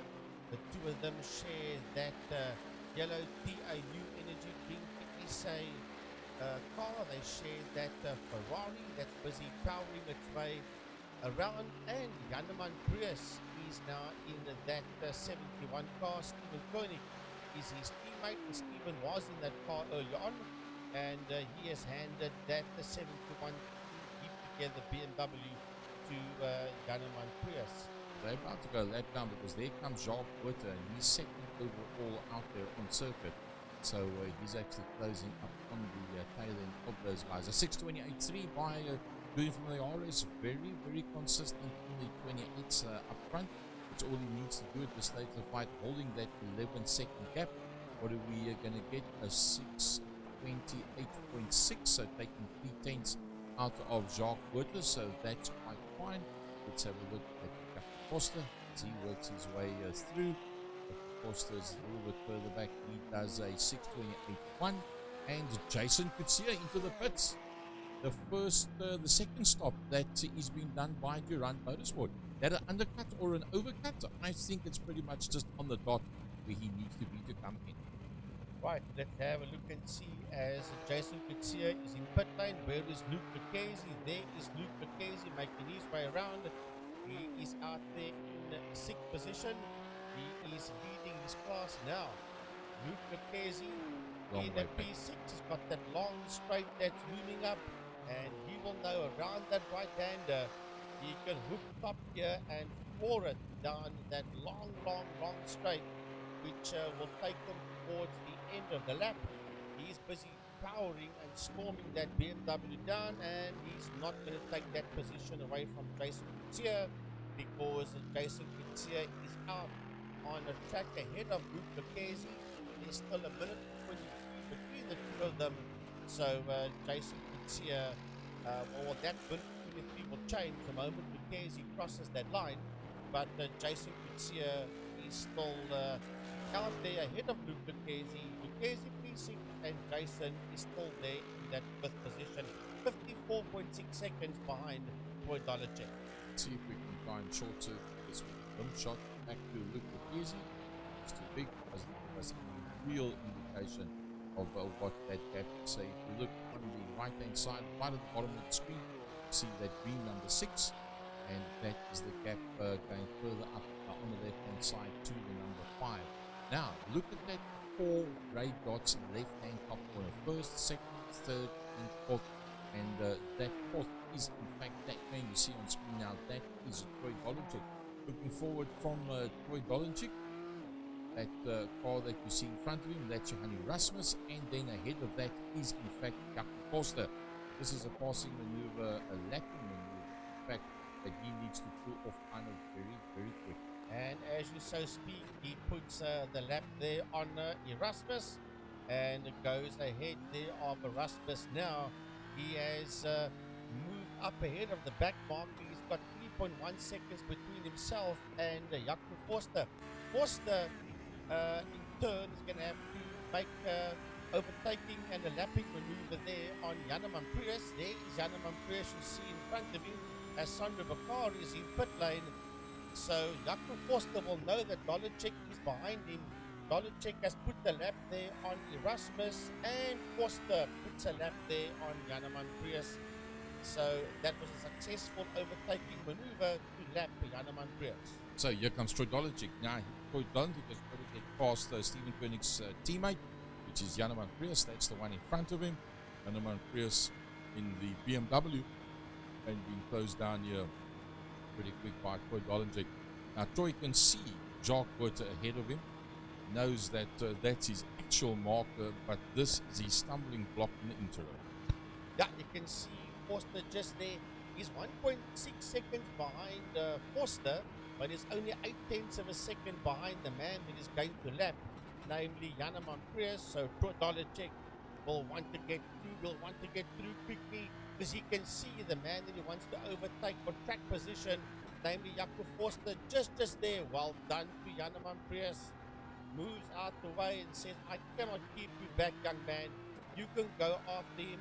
And now there is clear track ahead of Dolacek, as he's now 1.3 seconds behind Jaco Forster. Well, I'll tell you what, Jaco Forster's going to have to really go some, because the last time around, Jaco Forster 28.1, a 26.9, 1.2 seconds quicker was Troy Dolacek, but they've now both had to get past the Janeman Prius and Johanni Rasmus in the last lap that they have been. Oh, that's too much.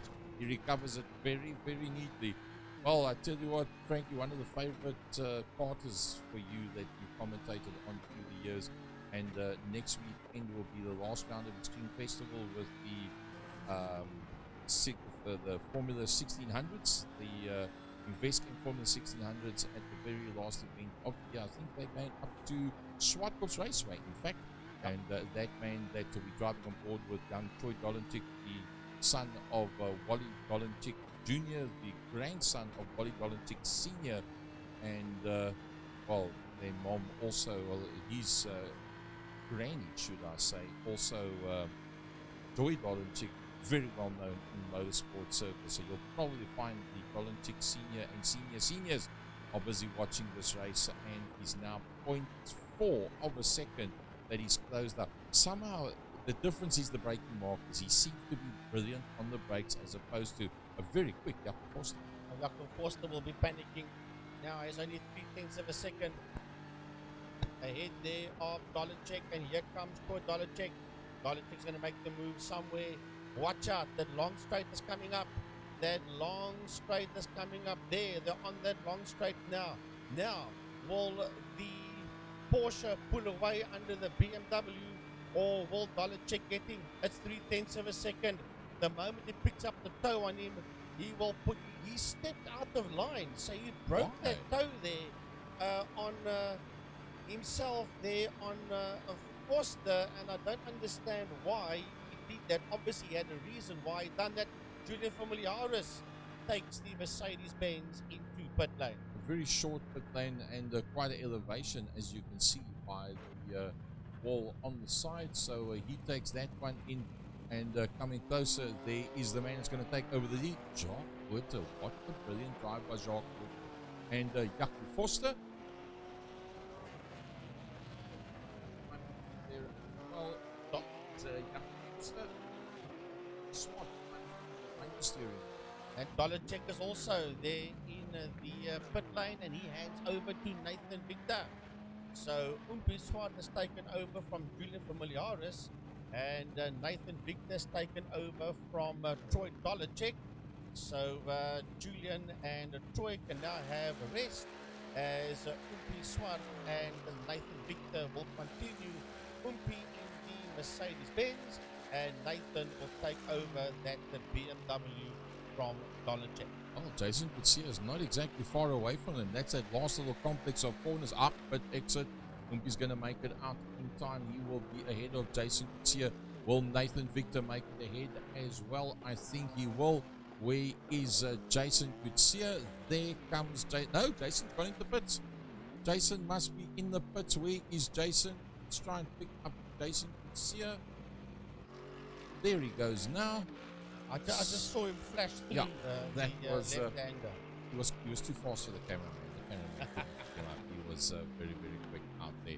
So a lot of 6 minute 30s, 32s, 31s, 7 minutes 14. That's when you have a pit stop. That's the kind of result that you get from that.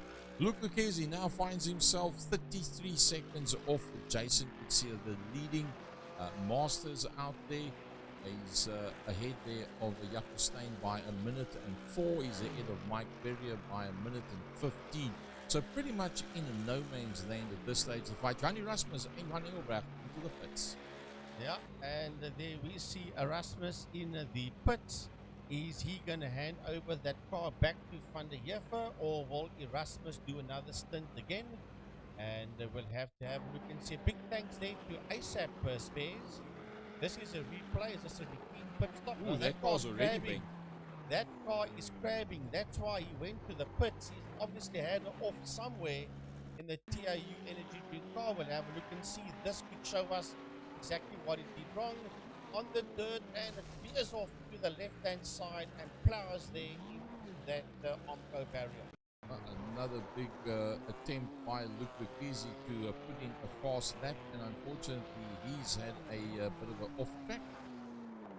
Tailend just does a swapper on him, a typical Luke Lucchesi style. He gets it going pretty quickly, but the amount of seconds that you're losing there while you're trying to catch up to 20 kilometers an hour actually loses you lots and lots of meters out there on the circuit. So Jacques Wood is the man that now leads them out.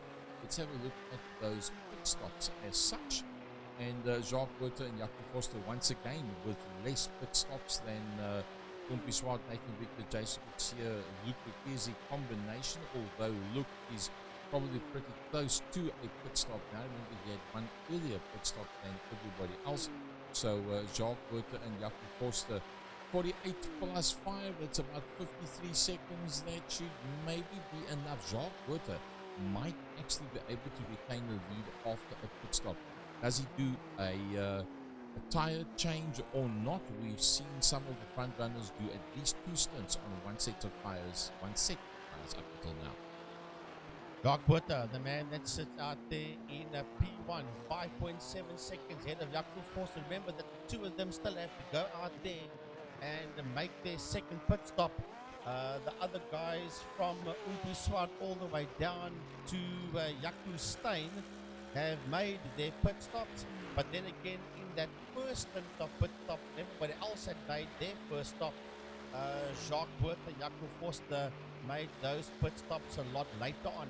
I think they got it right, because by the time you get to the end of this one, they will surely have made one pit stop less than the others, which could possibly get them to the checkered flag without having to make another one to equal it with those guys. But yeah, time will tell. We'll have a look and see. There's a long, long way to go. We're only approaching an hour and 50 minutes in this one. So there is still a lot of water that must run under the bridge when it comes to this one. However, Nathan Victor, 5.5 seconds behind Umpi Swart in that BMW for Summit Racing. And Dolacek, he sits out there in that third position. Courtney Breed is in pit lane. He's bringing that Ferrari of his into pit lane as Courtney Breed. And there is Jason Kutsia, and he is only 2.7 seconds behind Nathan Victor. So that fight for fourth is not done yet, and it's going to be under 2 minutes pretty soon. There it is, 1.8 seconds. So Jason Kutsia now 1.5. He's closing up, hand over fist there on Nathan Victor. We're going to take a short break, and we'll come back to you with the latest information and the necessary replays for anything that we might have missed.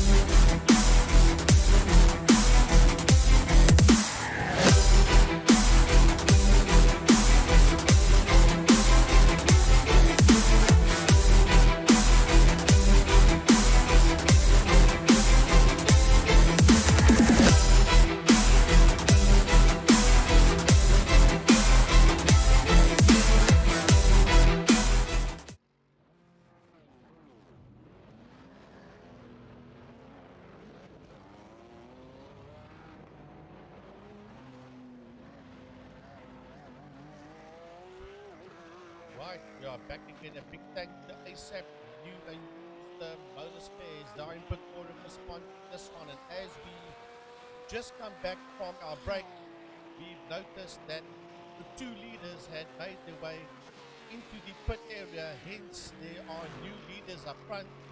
And Ping Schwar sits out there in a P1. And Jason Kutsia is there in that second position, which means that the guys that were sitting in P1 and P2, they've not only pit stopped, but they've made driver changes as well. And Wayne Wortley is in the BMW, and Jan Spalmers is now in the Porsche.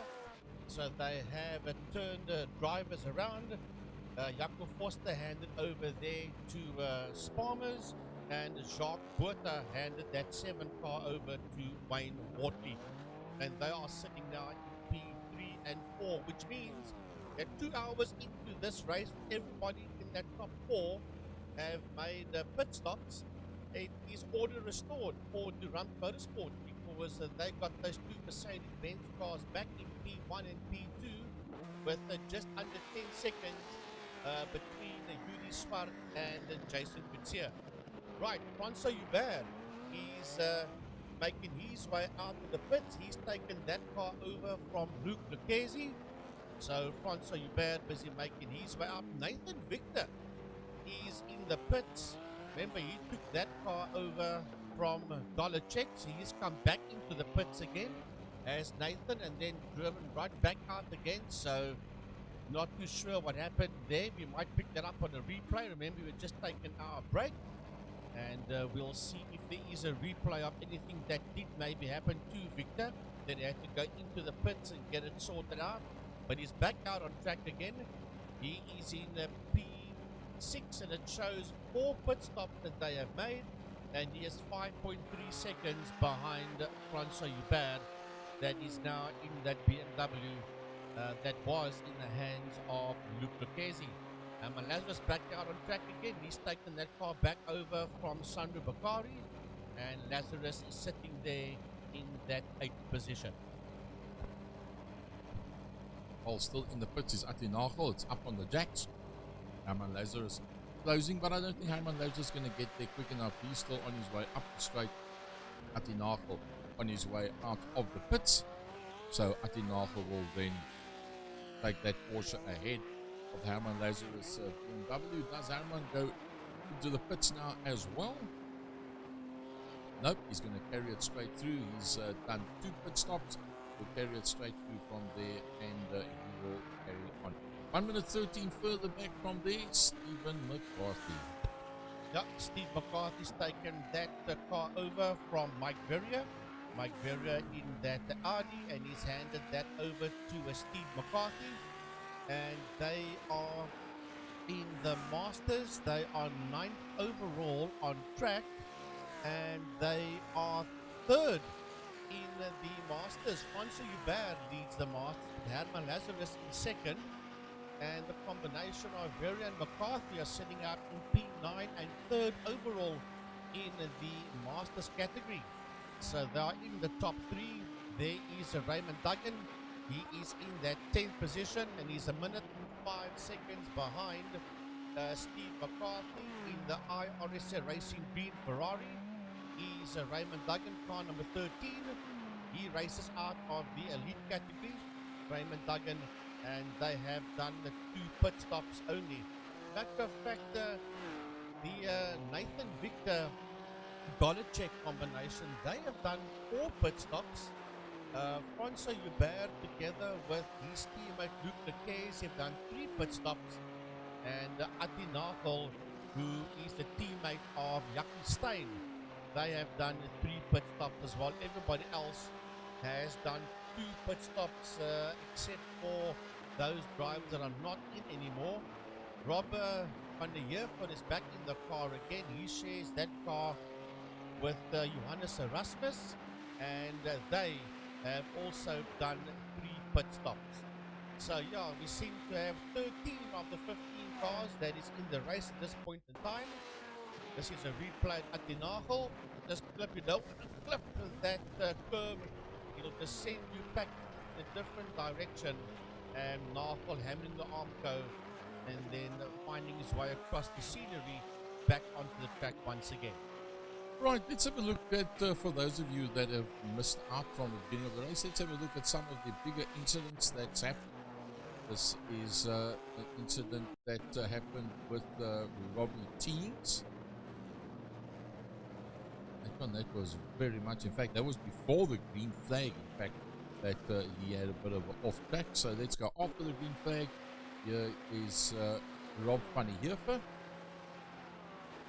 Was his very first off track. Nice and need to make sure that nobody knocks into it. Raymond Duggan. Yeah, it's fun earlier on as well. Getting it completely off circuit, and then a pretty good recovery. Francois Hubert earlier on in today's 6 hour, sponsored by ASAP New and Used Motor Spares. And that's how he took out the front end of that motor car, and that damage caused him further problems, and he spun it out again before he could get that one back to the pits. Stephen Koenig in his first time out with the BMW on his very first stint that he did. That's called the Stephen Koenig Shuffle. Got it all nice and sideways there. Rob van der Heever having a second go at trying to cut some grass. Coming through there very fast and just losing it, and then smashing that left and the right hand back corner, and then bending the wing as well on that motor car. In fact, had another incident a little bit further down the road, and that was probably linked to the initial accident that damaged the back end of the car. Oh no, that was not. That was a completely different incident that happened. Let's go a little bit further down. That 11 was when Ryan van Eden was still very much in the swing of things, and his teammate was Clinton Besaidenout, but yeah, that never materialized. The first problem for the Jason Gutsia entry from Durant Motorsport, that's when he went off. Then the car piloted by Robbie Teams, the Teams Bolt Racing car. So it's a bit of a wide line, and then unfortunately whacks it back, and that was not good for him. That slowed him down quite a bit. A little bit later on, Stephen Koenig, the team heat together, running it as quick as he can with a 71 car. The tail end just gets away from him, and luckily not electing anybody else at that stage of the fight. Herman Lazarus had his first off well into the race, the cheapercars.co.za 69 entry, and that was trying to emulate a nice smooth Stephen Koenig, but he just nipped the barrier very lightly at that stage of the fight. That was like halfway through. Johan Engelbrecht unfortunately didn't have a nice incident, and it was a very heavy knock that he took, and unfortunately I think this was the beginning of where everything started to go wrong for Johan Engelbrecht, and from there on out it just went completely downhill. Robbie Teens, after his incident, trying to get the car back to the pits, finding himself a long way away from the pits, and trying to make a plan with that. Francois Hubert's second incident was a pretty interesting one. That's a car that was originally campaigned by Luc Lucchesi. He had an incident right at the beginning, and doing the Koenig. That's how you do it without touching the barrier. Getting that one back together nice and easy. Mr. Raymond Duggan. Father, we haven't seen too much of the iRSA green, number 13. Lovely Ferrari livery on that motor car. Doing a left-hand version of the Koenig. But once again, keeping it away from the barriers. That just gives you a little bit of background as to what's been happening on the accident front. 2 hours and 8 into this race.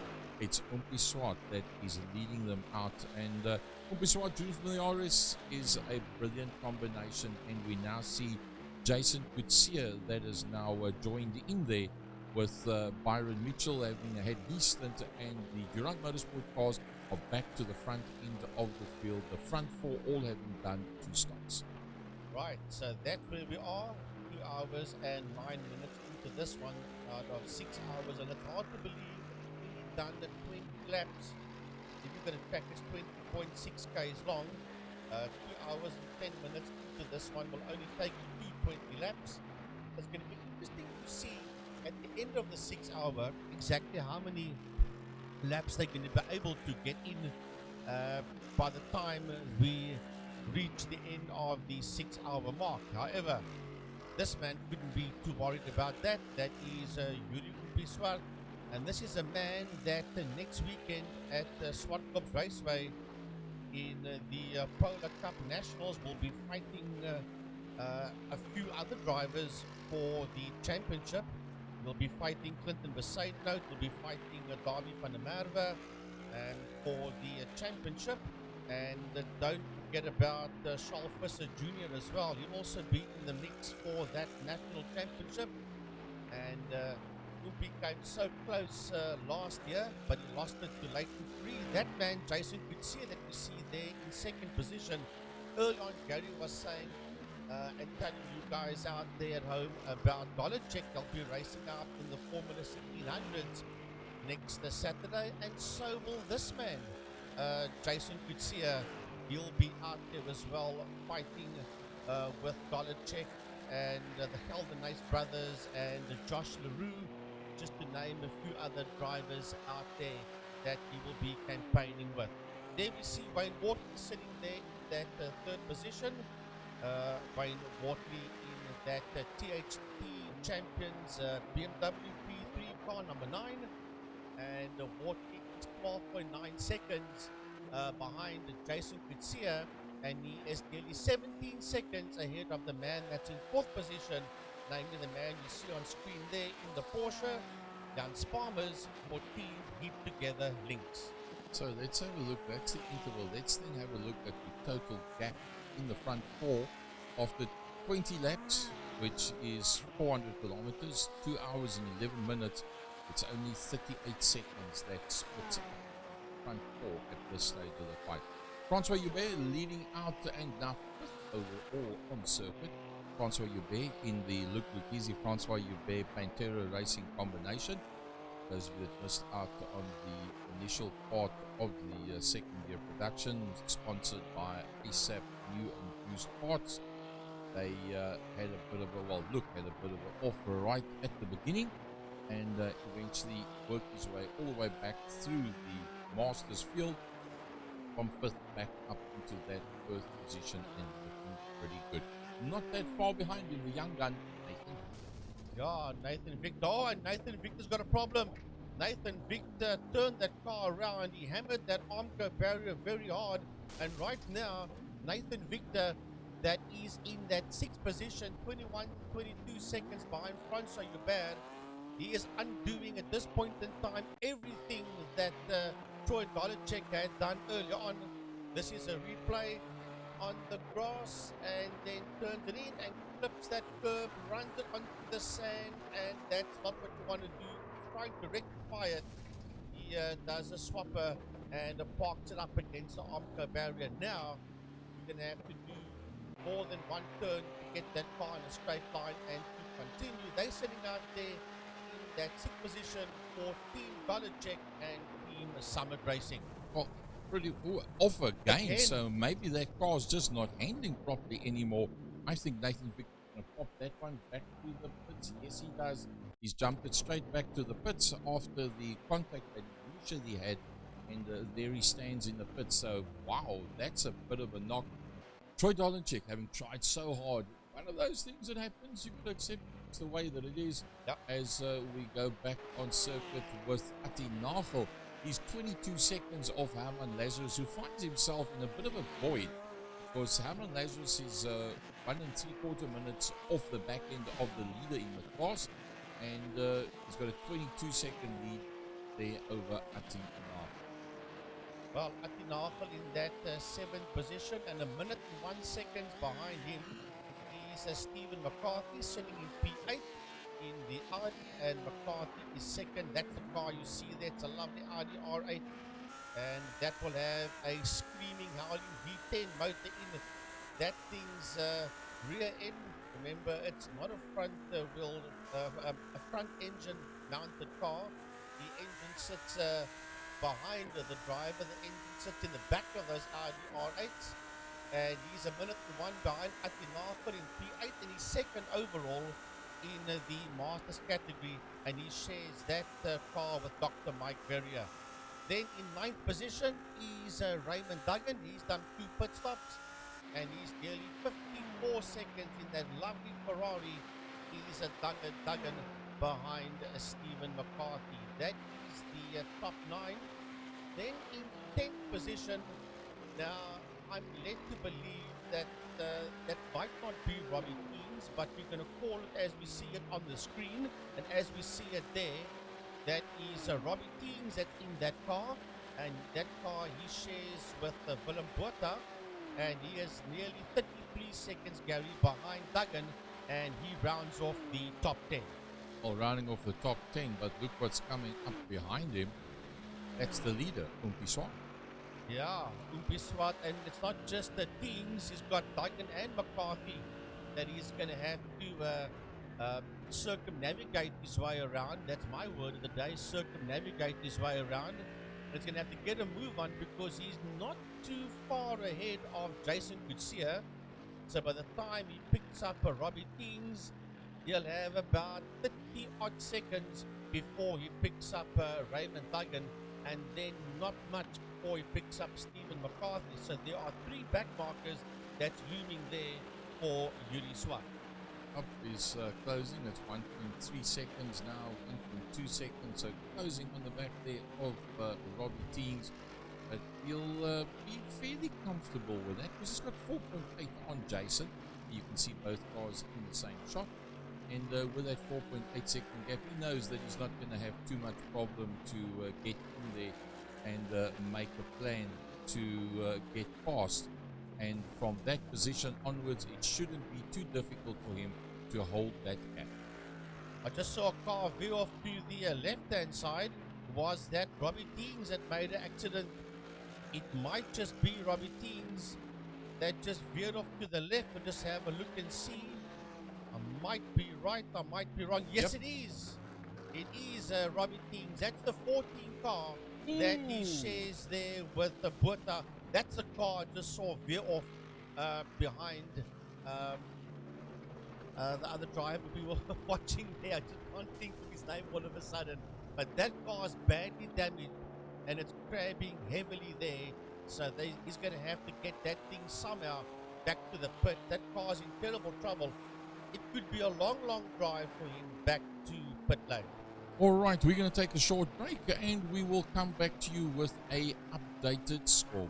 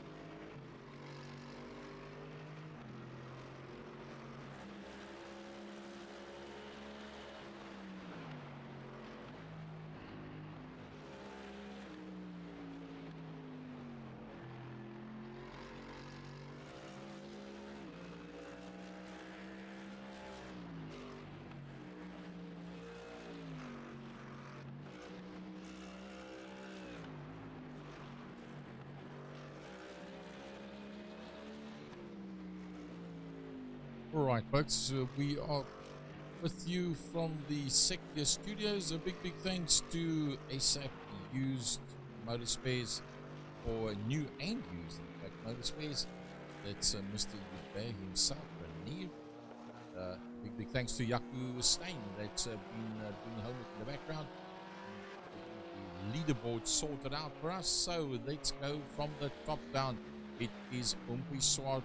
He's done 2 stops. He's out there for Durant Motorsport. Umpie Swart doing a fantastic job, having taken over from Julian Familiaris, Mobile 1 V8 main circuit racer from the Extreme Festival, and they will both in fact be at Swartkorps next weekend. Jason Kutsia, the second of Durant Motorsport cars, and Jason Kutsia with Byron Mitchell, yet another main circuit ace as he takes that tight inside line with the second of the lone 2 Mercedes-Benz vehicles out there. 2 seconds between them, and then in 3rd position, Wayne Ward. Wayne Wortley in the elite category sits there in that 3rd position. He's 19 seconds behind Jason Kutsia. Then in that 4th position, we've got Ati Nagel. Ati Nagel sitting in that 4th place in the elite, and he's 3 minutes and 52 seconds is Ati Nagel behind Wayne Wortley. That is in that 3rd place. Ati Nagel for iRSA Racing Red. Then 5th position in the elites is Raymond Duggan in the Ferrari. He's 1 minute and 47 seconds behind Ati Nagel, and he races for Team iRSA Racing Green. Then in PS6 is Stephen Koenig. He's taken that car over from Janeman Prius in the BMW for Team Heap Together Links, and Stephen is 3 minutes and 3 seconds behind Raymond Duggan. Then in that 7th position... Sorry, Frankie, I'm just going to stop you there. Stephen Koenig didn't look like he was very comfortable whatsoever. The car didn't look like it was doing what it's supposed to, and I think he's just had an incident. Yep, that's why that car is running so much slower. And he just the wall got it back on track, and that is why it's not running too fast. Yeah, he just turned in there on the drive in front of him, but I think it might have been Robbie Teens that he turned. Yes, it is the 14 car.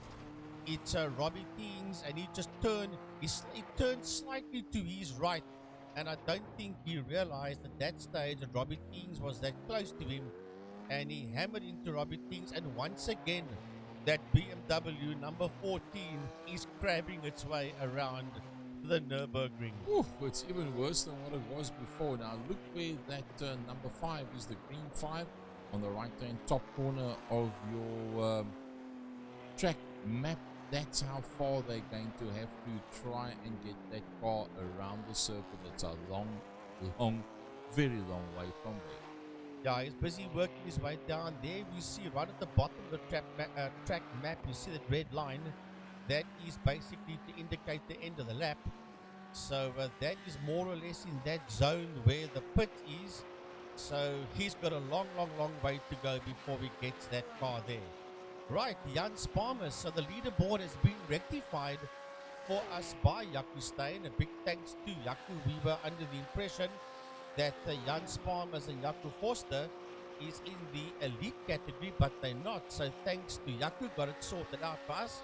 They are in the Masters, and they are then the leading Masters team. Earlier on, we believed that Francois Hubert and Luc Lucchesi was the leading Masters car, but they're not. They are in that 2nd position, and they are 1 minute and 14 seconds behind Jan Sparmers. There is the BMW of Francois Hubert, and his teammate is Luc Lucchesi. Well, Frankie, if you look at those times there, 6:34, 6:31, that means 3.3 seconds Francois Hubert quicker. But as you said, 1 minute 14. It's like it.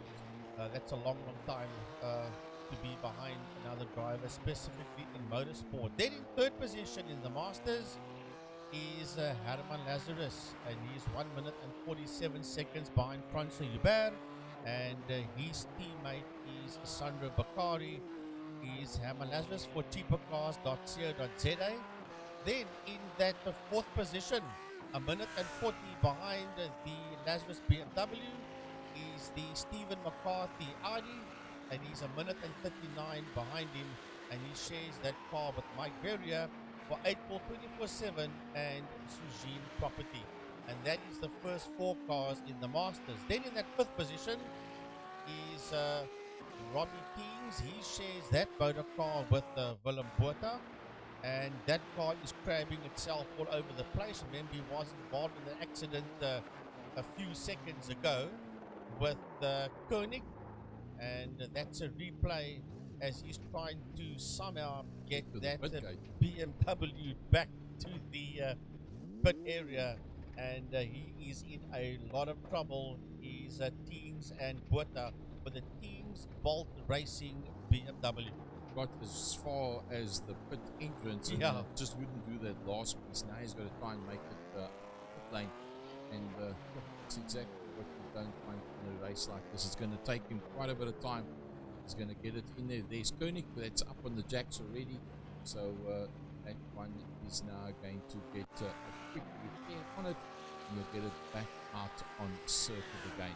So Rob van Heerfer still out. He's had a couple of off tracks, but that Ferrari is holding together pretty decently, and he finds himself a minute and 3 behind Robbie Teens, who is presently. Yeah, so that is Rob van Heerfer, and his teammate is Johannes Erasmus. The two of them share that Ferrari as he goes under the Audi Sport, the bridge, and makes his way down that long straight, which will take him towards the end of lap 23. This is a replay of Stephen Koenig, and that's the reason why the car's climbed up on top of the Armco barrier. That looks like frustration. Yeah, and that's the reason why you saw him there in the pit lane. What happened from there was he jumped it straight back to pits, and well, that gates, that part of that is done. So yeah, not having a good one out there in general is Koenig. They're really battling out there. He and Janeman Prius, that car still standing there in pit lane as Van der Heerfer makes his way through. That's Rob Van der Heerfer, busy making his way through there. Rob is doing pretty well. Koenig still in the pit. He's been in there for a heck of a long time, as a matter of fact. He is approaching a minute and a half that he will be in that pit lane, so obviously a lot of damage on that car after he found himself standing on top of that Armco barrier. You see the time running 1 minute 29, 1 minute 30 that's standing there in the pits. So that's a long time. And well, tell you what, to recover from that's going to be very difficult. 1 minute 40 still standing in the pit lane. It must feel like a life. Well, he's handed that car over to Janeman Prius, so the moment that BMW is serviceable again, Janeman or team heat together will take that 71 BMW back out on circuit once again. And the cars are falling out here like flies. We've lost a lot of them. Nathan Victor is out of this race. Ryan van Eerden is out of this race. And poor Clinton beside note that Ryan's a teammate never even had a chance to get into that motor car before that car went into retirement.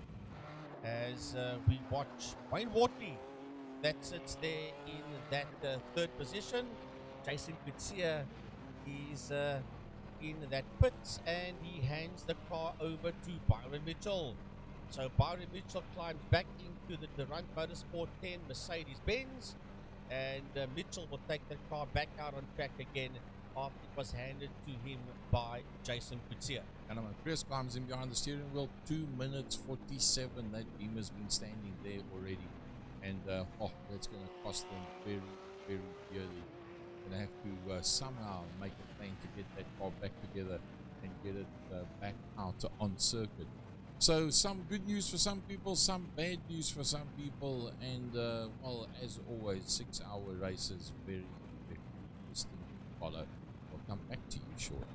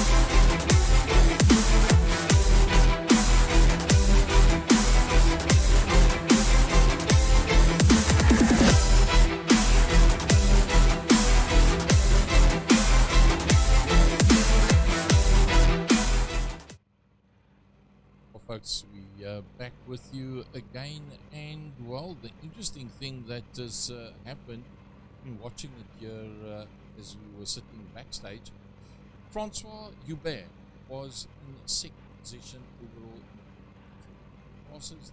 Oh, Francois Hubert that was linked up with Luc Lucchesi, and they were lying second overall. All of a sudden, Francois Hubert showed his name out, which is the same as what we got with Daniel back on the screen. Slowly but surely, the name dropped down, and then we saw Luc Lucchesi jumped to pit. So Luc Lucchesi is now in that car. Something's obviously gone wrong with the connectivity, or maybe Eskom's having the last laugh or something or other, because Francois Hubert is completely out of it, or something's gone wrong with his rig. But Luc Lucchesi hasn't been able to recover that vehicle back out onto the circuit.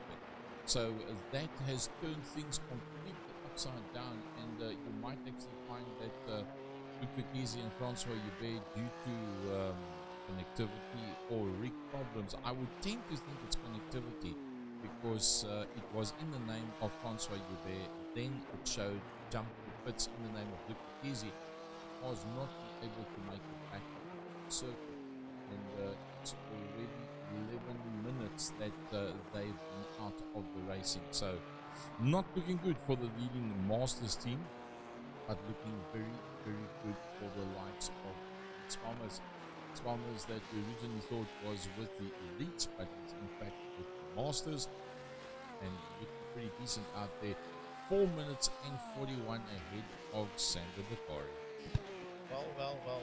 Yeah, I don't know what happened out there. Luc Lucchesi, as Gary's saying, name shows, so he is in his some rig is connected in, but like Gaza was saying to you, for whatever reason, he just can't get that car back out onto the circuit. So I'm sure that they are trying very, very hard.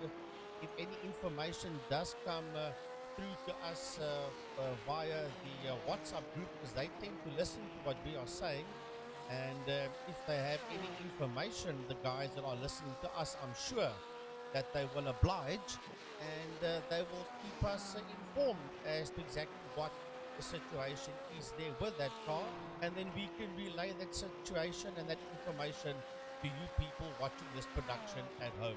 Talking of which, Stephen Koenig, we saw that they had problems with the BMW. It wasn't handling that well, although we didn't see massive impact with the wall anywhere. And Stevens just sent the message, had to let my stuff cool down. It's taking a toll on the PC and the steering. So what we saw, the replays, was actually correct, that the car wasn't handling properly and that they were battling with it. But we do know that up Joburg side of the world, they experiencing quite a heavy heat wave out that side. And Stephen, for the first time picking up a race like this, it draws a lot on the computer.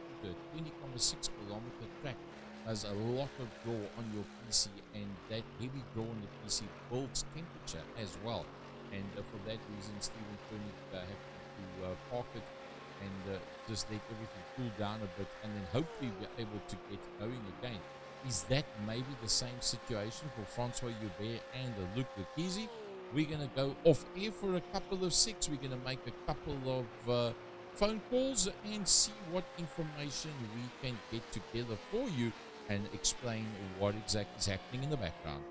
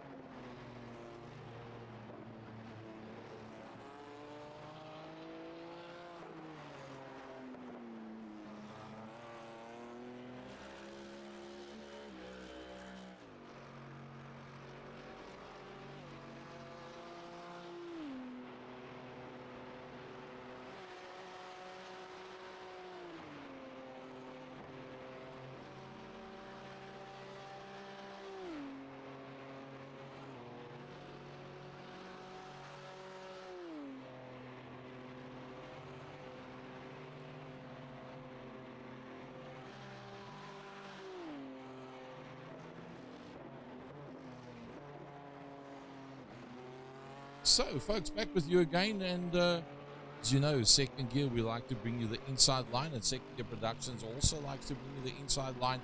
Going live with me, Luke Lukezi. Luke, good afternoon to you. Hello. Just explain to us, Francois Joubert out on circuit, all of a sudden it shows out alongside his name. It stands dead still for an extensive period of time. Then we see on our timing screen, on our internal timing screen, it shows Luke Lukezi jump to pits. The car still stands for up to 10 minutes and 47 seconds, and then it pops up back out on track, 1 minute 37 behind Stephen McCarthy. Was that Eskom having a last laugh? No, it was Francois' internet connection. So before the actual disconnect, he had some sort of flashes of, almost disconnecting, but obviously he wasn't disconnected for long enough for iRacing to take him out of the race. Sort of like 10 seconds or something like that. So we saw the issue starting to happen, before, and we were just hoping they would resolve themselves, but it turned out not to be. Obviously had a massive long tow to the pits. So yeah, that's us where we are now. So Francois Joubert finds himself in the Pantera Racing BMW, the second of the BMWs, fourth in class, 1 minute 35 behind Stephen McCarthy. You had a pretty good opening session, apart from the one off drop down to the back end of the field, back up to second position. So this is the second knock that you guys have had. Possible to still get back to the front end of the field? We're gonna need the people in front of us to have issues as well. Have a total that even if they have a crash and are able to drive the car back, you're gonna get back to the pits, maybe a minute slower than what your average lap time. But obviously you're not going to add 10 minutes onto your race time. So yeah, we need some bad luck for everybody else in order for us to. But you never know what happens. Some racing is just part of it. So you got to take the bad. So Luke, in closing, where's Eskom when you need them? Yeah. Yeah, look, I think it's, where Francois lives, he doesn't have fibre, so he's got 8 years old. So I think the 8 years old dropped. He said he did notice the lights dimming there. I mean, I don't think he's supposed to have no shit today, but, with Eskom, you never know. I mean, I think with Eskom, we're surprised we do have power. That's the problem. Now, the surprise used to be when the lights go off. Now, the surprise is when the lights go on. Luke, thanks for joining us. Yeah. We will follow Pantera Racing pretty closely. 1 minute 21 off Stephen McCarthy. We'll have a look at the latest lap times. In fact, let's pull that up. The last time that was done out there on circuit with a probably very frustrated man behind the steering, Francois Joubert, a 6:31 to the 6:43, 12 seconds quicker there than Stephen McCarthy. It's game on.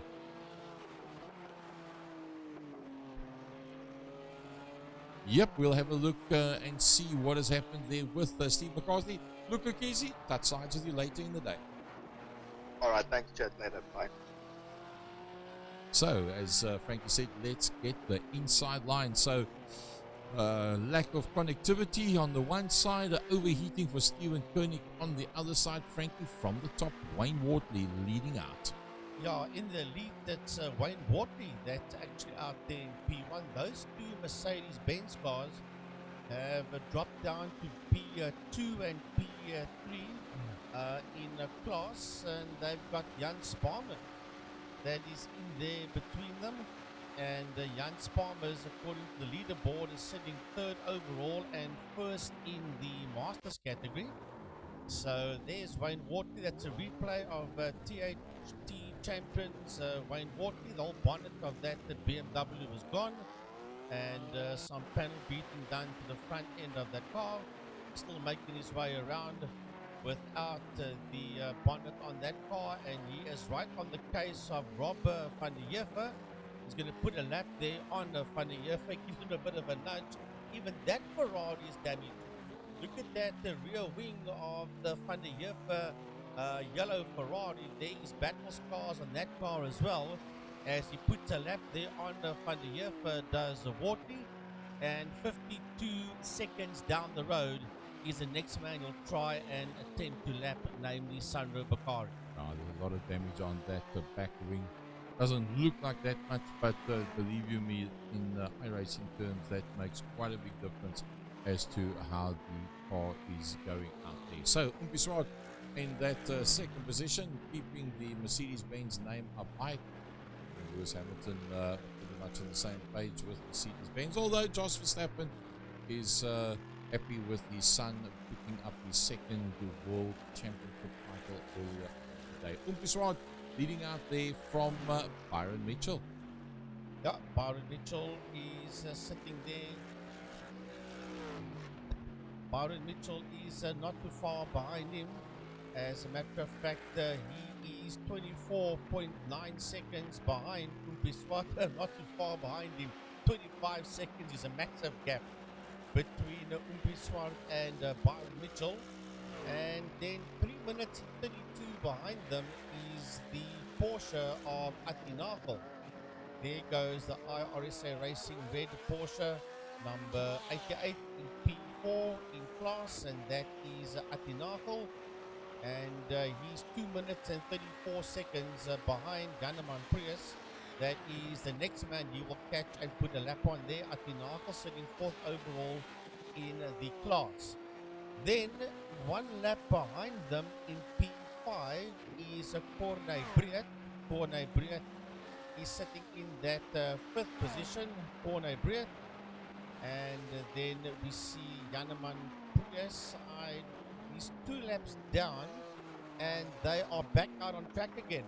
Remember, Stephen Koenig climbed all over the Omka barrier with that car, and then they were in the pits, which just seemed like forever.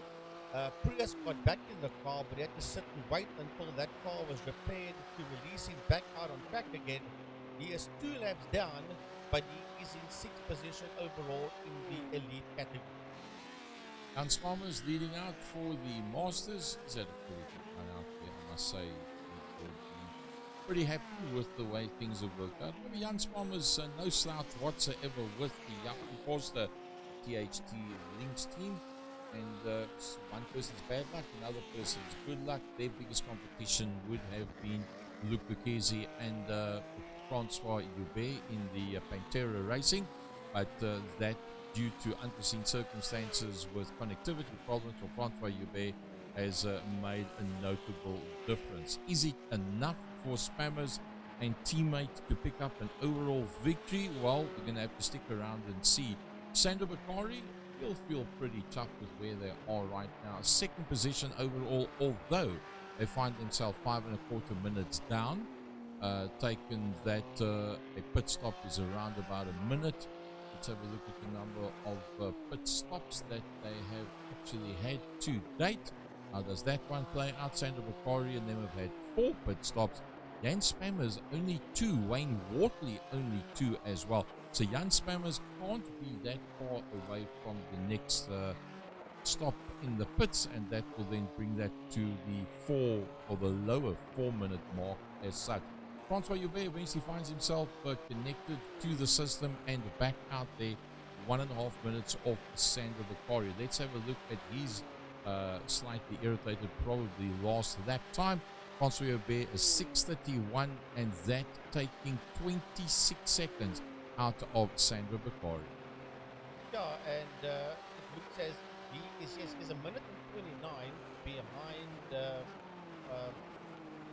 Joubert behind Bakari, but he is 1 lap down. I can't say a lap down on Ward, was 1 lap down on Jan Sparmers. I presume he's a lap down on Jan Sparmers because that is within that category. So he's 1 minute 29 behind Bakari, but he was a lap down to Jan Sparmers. That's how I see it on that leaderboard. Yeah, if you take 5 minutes 18 plus 1 minute 29, that gives you 6:47, which is more than a lap. So yes, it would be 1 lap down with Jan Sparmers is Francois Joubert, the teammate of Luc Lucchesi. 3rd overall, they're going to make up 1.5 minutes to get to that 2nd position, then unlap themselves from the very quick Jan Sparmers team with Jacob Forster, and Jacob's just as quick as what Jan Sparmers is out there. So that's going to be an interesting one to watch. A little bit further back, Mike Berrier He had Stephen McCarthy in the car earlier on. They just 22 seconds off the back of Francois Hubert. That has been brought right back to within their grips after the connectivity problem. Then a little bit further back we have a Robbie team. So that brings you up to date with where we're at. We're going to take a short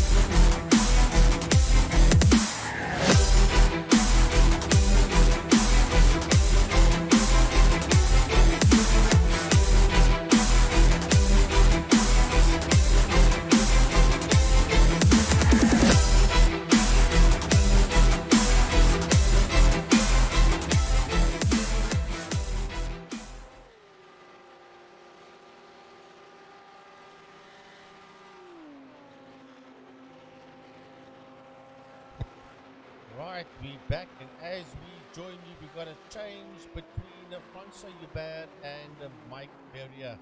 That means that Francois Hubert and Luc Lucchesi find themselves back in the top three in the Masters category. Earlier on, you heard Luc Lucchesi on the phone say that he didn't think that it was possible, but then again, as he says, and we all know, motorsport is a funny old game, and anything can happen anywhere, anytime, any place, anyhow. And there you see it. That team of Luc Lucchesi and Francois Hubert is back in third position in the Masters category. They're a minute and 4 seconds behind Sandro Bakari, and they are 1 lap behind the Masters leader, which is Jan Spommers, and his teammate is Jaco Forster. So let's have a look there then, Frankie. 7 minutes 23, Sandro Bakari 7 minutes 26, 3.1 seconds that he's taken out. So yeah, that's like the better part of 20 laps, and that's 2/3 of the race that we've done so far. So it's a very, very, very big mountain to climb. Let's have a look at the pit stops. Is there maybe a bit of space for them to pick up something in the pit stop side of things? No, there is not. They are on the same strategy. So we still ride aboard here with Francois Hubert. That is third in the Masters category, and Francois Hubert not doing half bad at all. And Jan Spommers is there ahead of him on the overall battle there for in the battle box. And then Wayne Wortley is there ahead of him as well. But of course, Wortley is in a different class to what these drivers are. Rupi Swart and Byron Mitchell from the top of the leaderboard. There they go. Durant Motorsport has done it again, and they haven't done it again, but they've done it again in the sense to get those two Mercedes-Benz cars back into first and second positions. They had their issues earlier on when they were all over the place with in and out the pits and accidents on the track, and somehow they seem to be able to get it right to bounce right back again. There is a 22-second gap between Yuri Swart and Byron Mitchell that is in that second position, but that won't phase them too much. There is Byron Mitchell. There's a lot of dirt on the nose of the Umpi Swart car, not too much on the nose of the Mercedes-Benz of Byron Mitchell. I picked that one up earlier just before Gary jumped to the Mitchell car that's there in that second position. I'd like to try and explain it. Please do. I can't. Oh. I don't know. It looked very, very dirty. Maybe somebody went off just in front of the Mercedes-Benz, and for that reason the computer picked up a whole lot of rubble and junk and threw it at the front of the car. It's the only thing I can think of. Let's just have another look at that. It's really interesting. Swat. Well, there you see all that dirt. That, you know what I think? I think the game actually picks up the marbles on the side of the circuit, that the rubber that comes off the tires of the race cars, and it shows you exactly how this game how it works according to reality. That if there's anybody in front of him and they maybe drive through the marbles, it picks up that rubber and it throws it onto the front end of that car, because that, for obvious reasons, can't be oil. That's for sure. Well, you never know. Anything is possible with iRacing. So that's but if I look at it, sorry to interrupt, if I look at it from what I'm seeing here, that looks like rubber, yes. Well, having a look at the Byron Mitchell car, not as fast, but a whole heap cleaner, and looking quite fine in that second position. 21 seconds from Byron Mitchell to the tail end, the tailpipes of Umpi Swart, but still a decent distance ahead of Wayne Wortley and Jacques Water in the THT Champs entry. Yes, I must say, they are 49, nearly 50 seconds behind Yuri Swart, but they are 28.1 seconds behind Byron Mitchell. He's that combination of Wortley and his teammate that's sitting there in that third position. Then Jan Spommers, Jan is 41 seconds behind Wortley, and he is first in the Masters category is Jan Spalmers. And of course, Jan Spalmers doing extremely well out there. He is a teammate of Jaco Forster. There is Jan Spalmers in that THT car, which is team heaped together on the side of that car. Links. Then Jaco Stein sits out there, and Jaco Stein is 4.39 seconds behind Jaco Spalmers. And Jaco Stein is fifth on track, but he is fourth in class there behind Spalmers. So the guys that he's actually fighting with is Swart Mitchell and Wortley, and then we see Jaco Stein. But to get to them first, he's got to get past Jan Spalmers, and as I so speak, we jump to Sandro Bakari, and he is making his way into the pit lane in that 69 BMW. Now that brings into play just a little bit closer, in fact 2.8 kilometers and closing, Francois Joubert, that would then end up being in a position to maybe go into second class. So where is Francois Joubert? On his way down that long straight, and well, he's going to be pushing hard. There's a big gap between himself and the tail end of Jan Spalmers. I tend to think Herman Lazarus gets into the car, and well, if Herman's just about ready to go out, then they're going to hold on to that position. But Francois Joubert is going to be a whole heap closer there. They get it off the line. Here comes Francois Joubert in the Team Pantera Racing, the teammate of Luc Lucchesi. He comes through, and that gap's going to be a whole lot closer. It's has he got him? I think he has got him. Francois Joubert, has he got through on him? No, he hasn't. Joubert is got. Joubert in second position. Yeah, Let's what? go to class. Yes, yes, I actually saw that. So he has gone up into that second position. I was watching that gap go to 300 meters, 200 meters, 100 meters, 6 meters, and then I saw Francois Joubert take that car through. So they are now in second in class, ahead of the combination of Mike Verrier that you see there on screen and his teammate Steve McCarthy. So let's have a look exactly how this plays out. Jan Spalmers, there he is. That's the green number 1. Where is Francois Joubert on circuit? There he is, number 2, but a lap down. So it's a lap and a smidgen that Francois Joubert is further back. That's a number 2. Where is third place? There he is, Mike Verrier, not that far behind. So while Jan Spalmers has got a lap on Francois Joubert, Mike Verrier and Francois Joubert are in fact very, very close to one another. So let's have a look in where is Robbie Teens. Robbie Teens is well, 2/3 of a lap further back is Robbie Teens. So 3 minutes 55, that's what it looks like.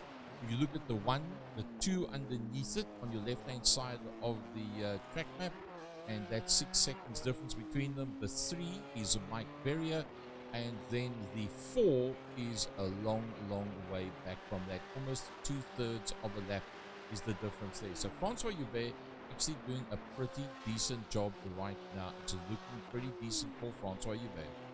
Yeah, well, it's a massive comeback there from Francois Joubert and Luc Lucchesi, and Luc will be saying thanks, Francois. Now remember that early on, Francois had major problems, connectivity problems, and everything just went pear-shaped for him. And obviously that would have included Luc Lucchesi as well, because if that car can't go anywhere, Luc can get into it, but he battled to get the car out on the track again. Francois Joubert ever continued in the car, and Luc stepped out of it, and somehow that car got back into the race again. So well done there to both of them, as a matter of fact, from being in a position where they felt that they're not going to be able to get anything right, they're not going to get a top 3. Now all of a sudden they find themselves in that second position. Can they win the Masters? I don't know, but I think that they can still get a second position as Herman Lazarus brings that BMW out back onto the circuit once again, and then stops and then jumps straight back into his pit box. That's very strange. Jump straight back. Maybe there was an error in the pits as to changing tires or not putting enough fuel on board or something similar. Let's go back to hammer on the car still standing there. It's not up on the jacks. Maybe the instructions that was given to the crew chief was not followed out the way that they wanted it to, and in fact didn't get enough fuel in the car because it's not a tire change. You can see the car's not up on the jacks, and that's costing them pretty dearly as the seconds are ticking away, and he's still standing there. So definitely something has gone a little bit. What else can happen in this race? There's not a lot that hasn't happened yet. We'll come back to you shortly.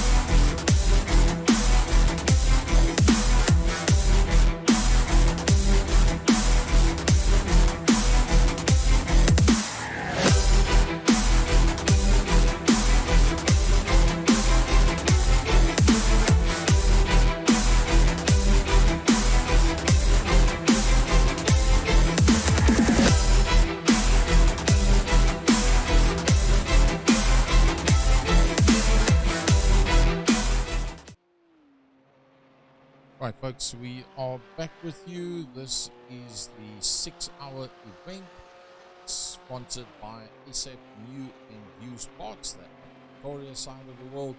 We're on lap 33, 3 hours 37 into a 6-hour Enduro event. Coming to you live from Belgium down in Parow, friendly city of Cape Town. A lot cooler than what's happening up Victoria Joburg side, where they experiencing a bit of a heat wave. Just had a long chat now as to exactly where the leaders are in this race. That in fact is Wayne Wortley that you see out there on circuit. Let's just go through classes. So Wayne Wortley leading them out, and he's got a 14-second gap on Byron Mitchell, the first of the two Mercedes-Benz out there in the hands of Durant Motorsport. Right in there behind him, two from the iRSA, one with the yellow trim, the one with the red trim, and that is our front three in class. That is out there. And Frankie, we were actually having quite an extended discussion as to how exactly this leaderboard works now that everything is completely mixed up. Well, I'm watching this lot there. You see that Byron Mitchell's going to put a lap on Corne Breed. There is Corne Breed, and they're going to catch, two of them are going to catch that Mitchell, and Familiaris going to catch a Corne Breed and put a lap on him. However, what I'm finding very interesting here is the fact that Byron Mitchell is only, now I'm watching the gap, the interval gap. It's only 14.6 seconds now. It's coming down between himself, Byron Mitchell, and Wayne Wortley, and there's only 1.8 between Familiaris and Mitchell. So if Julian can catch up onto the back end of Byron and they can work together, then they can go and fetch Wortley out on track and pass him on track and pull away on track if they can, without having pit stops come into play. Because every time Wortley goes into the pits, then you find the Durant guys sit first and second, and when they go in, then he pops up ahead of them. So they're going to want to have to change their plans, work together, close the gap on themselves, and then go after him and get those two Mercedes-Benz cars that you see there on the screen ahead of him on circuit, and then obviously make plans to get away from him and try and win this one and get a first and second overall. That's just my thought. That's just what I'm seeing on the screen. It doesn't mean it's going to pan out that way. A little bit further down, 4 minutes and 46 further back, that's Jakob Stein. Let's have a look at the number of pit stops that has been done to date. Let's see how that pans out. 3 for Wayne Wortley. Oops, that, is that good or is that bad? That means that they've done one stop less, but that probably means that they've stretched it out a little bit further. Should Wayne Wortley go into the pits before Byron and Julian, as was said by the voice of Motorsport, Frank Yernes, yes, that then puts the Byron Mitchell Julian from the iRSA pairing back to the front, who are linked with Jason Tsier and respectively Umpi Swart. So right now, Wayne Wortley having stretched his pit stops out just a little bit. Let's see if we can have a look at those pit stops as such. Let me see if I can find that for us quickly. As if I can get that. Let's have a look at that one. There we go. And you can see Wortley stretched it out. There you go, Frankie. There's confirmation of what you were saying. Wortley is running longer with his teammate than Mitchell from the iRSA, and if they can end up with one pit stop less, they will probably win this one. Should they not end up with one pit stop less, they will then probably end up in third position. Quite right, Gary. I did say some at the top of this production. I did say that, remember, when everybody else went in for their first pit stop, they stayed out.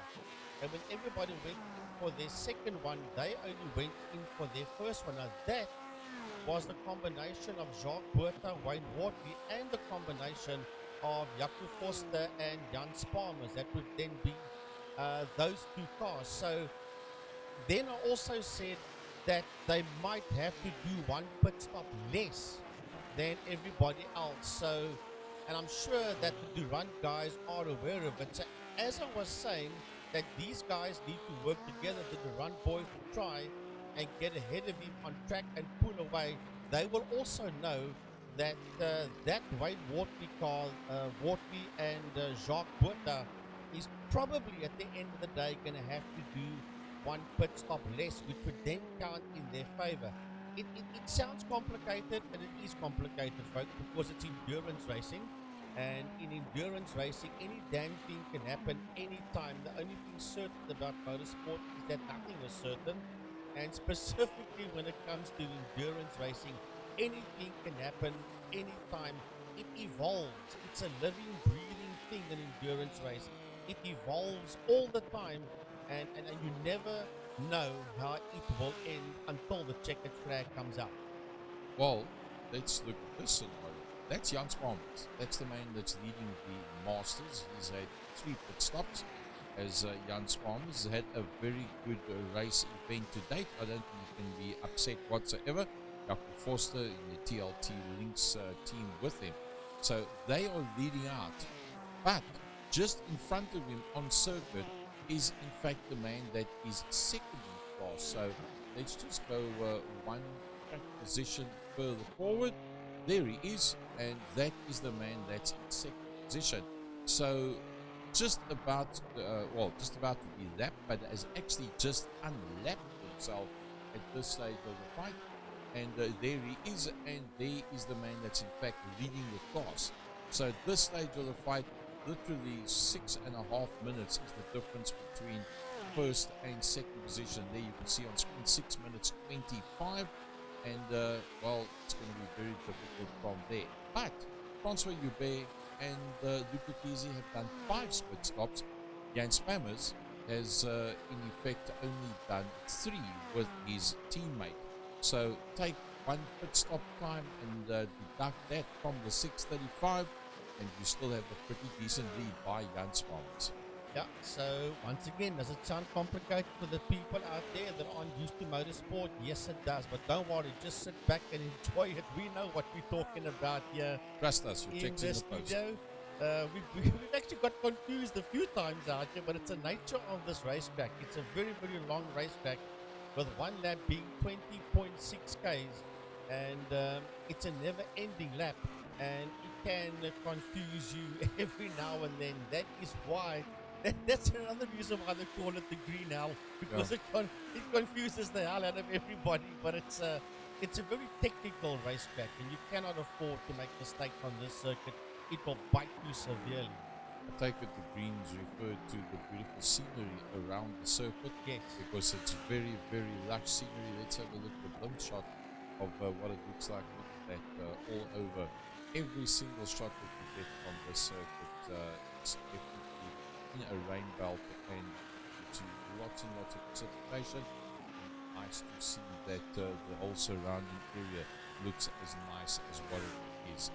The green hell, that's exactly what it's been for the likes of numerous of the racers out there. Yeah, and in real life, ask Niki Lauda. Well, you can't. He's sad you're not with us anymore, but you could have asked him, because this is the circuit that they ran Formula 1 on. They never did the short version that they've got nowadays. This was the Formula 1 track, and back in 1976 he was involved in a massive accident here at the Nürburgring on the long circuit, the endurance circuit, and it took so much time for the emergency vehicles to get to him that even race drivers stopped, sacrificed their race to get out to try and assist him, and that's where he got himself so badly bent.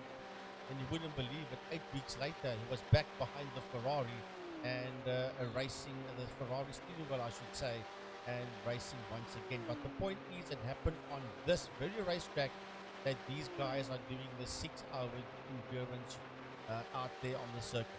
3 hours 46. We'll come back to you shortly.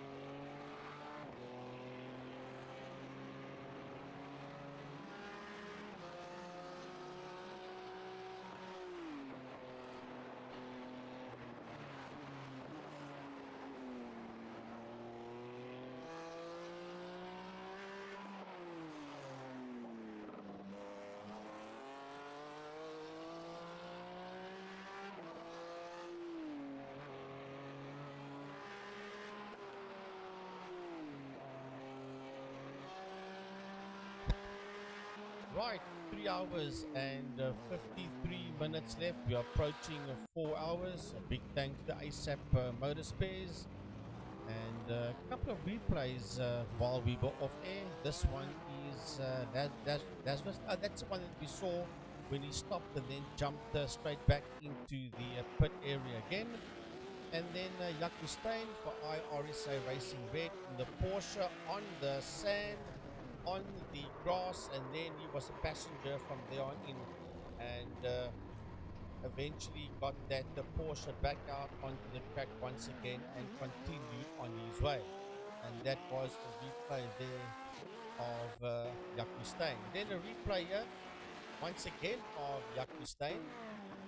And then Johan Erasmus for TAU Energy Drink SA in that lovely Ferrari. You cannot on slick tires put those wheels on the grass.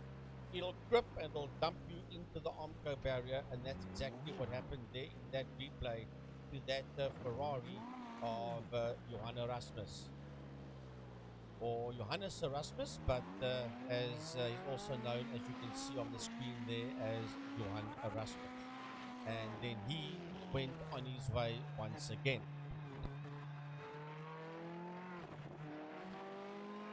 So that's just two of the replays that we have seen so far, as we go back live again with Wayne Wortley for Team Heat Together Champions, THT Champions in the BMW. He is overall and class leader is Wayne Wortley, and he is 14.8 seconds ahead of the first of the Durant Motorsport Mercedes-Benz AMG cars, and that is Byron Mitchell for Durant Motorsport 10. Then Julian Familiaris out there as well. He is in that third position. He is 4.5 seconds behind Byron Mitchell. So the Durant Motorsport guys are sitting second and third. They will not like the fact that they are being beaten by Wayne Wortley. They would like to go out there and they would definitely like to win this one. Wortley and Jacques Buerta are out there in the lead. Then we've got in fourth position, that is Jan Spalmers, and he is the leader of the Masters.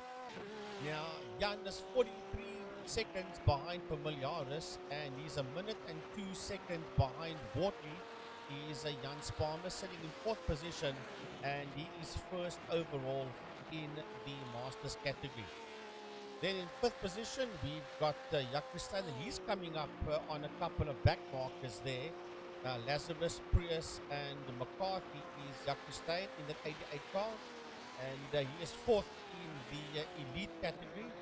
He's 4 minutes and 30, he's 4 seconds behind Spalmers, and he's 5 minutes and 34 seconds behind Wayne Wortley. He's Jaco Steyn for iRSA Racing Red.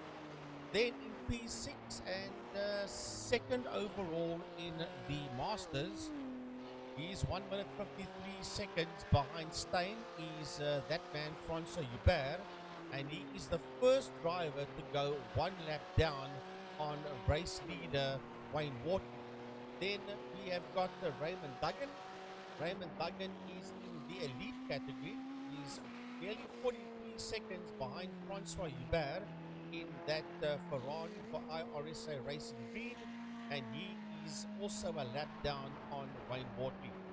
Then in eighth position, we have got the third of the Masters, and that is Stephen McCarthy and Mike Berry in the Audi, and they are 2 minutes and 20 seconds behind Francois Hubert out there on circuit. So that's a very short wrap-up of what you see out there on lap 37 as we are approaching 4 hours. There's 2 more hours to go. Then in overall ninth position, we've got Herman Lazarus, and then rounding off the top 10 is Willem Buerta. Wayne Wortley's just gone into the pits and handing over to Jacques Buerta. So as Frankie said, out of sync in terms of the pit stops. Byron Mitchell's already worked his way through. There he is. Julian Familiaris has already worked his way through. Jacques Buerta finds himself in the pits. and that's taking over from Wayne Wortley, doing the tyre change as well. So 4 hours into the race, and they are doing a fine job.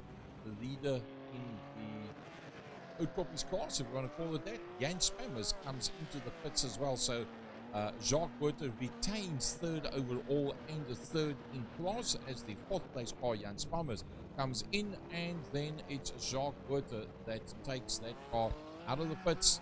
Wayne Wortley did a brilliant job, and we wait now to see. It's about 53 seconds that the Durant Motorsport duo have got on Jacques Buerter, which is a pretty fine session as we 2/3 of the way into this. Well, Miliaris and Mitchell, as Jaco Forster climbs into that 000 car, he's taken that car over from Jan Spammers. As for the Durant Motorsport boys, they do know that Jacques Buerter, that's there in that third position, and for that matter, Jaco Forster, who is still there in the pits, might have to do one pit stop less. So what they need to do is they need to attempt, and I know it's a hard task, to build up such a lead that even they do have to do the extra pit stop, that they can get in and get out of that combination of Buerter in the BMW and Forster in that Porsche. Can it be done? I don't know. I'm not sure what plotting and planning and scheming is going on there in the Durant Motorsport stable, but they will obviously be trying anything to stay ahead there of Buerter. There's Francois Hubert, that is sitting overall in that sixth position, but he is a second to Jaco Forster. He is 5 minutes and 7 seconds behind the Forster, and 7 minutes and 12 seconds behind Byron Mitchell. So that means, Frankie, that he is in fact just ahead of Jaco Forster on circuit, but almost a lap behind. Yeah, Jaco Forster, of course, together with Jan Spammers, is in the master category, so that will also make life even more complicated for the Durant boys, because they know that they've got all these master drivers out there that is in an overall leaderboard in there between them. So it just makes things a little bit more difficult for the Durant Motorsport team. Pretty good drive so far by Stephen McCarthy. The lone Audi still out there. Stephen McCarthy, 8 call 24/7 Sujin Properties, one of the big six that have helped to get us to exactly where we are with Second Gear Productions, right from Cape Town, Belgelegen and Parow. Friendly city, what's turned into the windy city recently now, but still a whole heap more comfortable than up Pretoria side of the world, where we had the likes of Stephen Koenig that had a overheating situation on his computer earlier on. The steering mechanism overheated, the computer was busy overheating. To save the computer, he actually had to go out of it and then come back in again and carry on from there. So the change of seasons, well, anything's possible. We found with COVID, anything that is certain is that the sun will go up and that the sun will go down. Nothing else you could rely on whatsoever. And add ESCOM into that, well, anything's possible. Connectivity problems that happened earlier on for Francois Hubert while he was out on circuit. That's the teammate for Luke Pizzi. And connectivity problems, no thanks to ESCOM, that took Francois out of it. Luke brought the car back into the pits. Then you've got to do a tow back to the pits. So that takes quite a bit of time. And then got Francois back out on circuit again. For that reason, Jaco Forster finds himself in the lead position and fairly safe at this stage of the fight, almost a lap in it, and nothing much time-wise between them in terms of the lap times that they're doing, short of an accident which is going to cause a tow back to pits, not a jump back to pits. I do believe that Jaco Forster is going to take his first title. Well, we'll have a look and see. Yeah, well, he'd love to win this one. Jaco Forster and Jan Spammers, they'd love to win the Masters. But it's not going to be easy, although I think they basically got it in the bag. Francois Hubert has unlapped himself from them. but he's going to go all the way around basically and catch them again. And look at that track back there. It's at 20.6 kilometers. The moment you unlap yourself from a car that is a bit slower than you, you're going to go all the way around and try and catch them. But meantime, they're going round and around as well, and the clock is ticking. So I don't think that Francois Hubert and Luc Mackenzie will win this one. But if you see the position that they were in early on, they will be happy with the second overall in the Masters category. Yep, no doubt about that. 6-hour Enduro 2022 iRacing South Africa. The final round of 6-hour races for the 2022 season, brought to you by ASA New and Used Parts.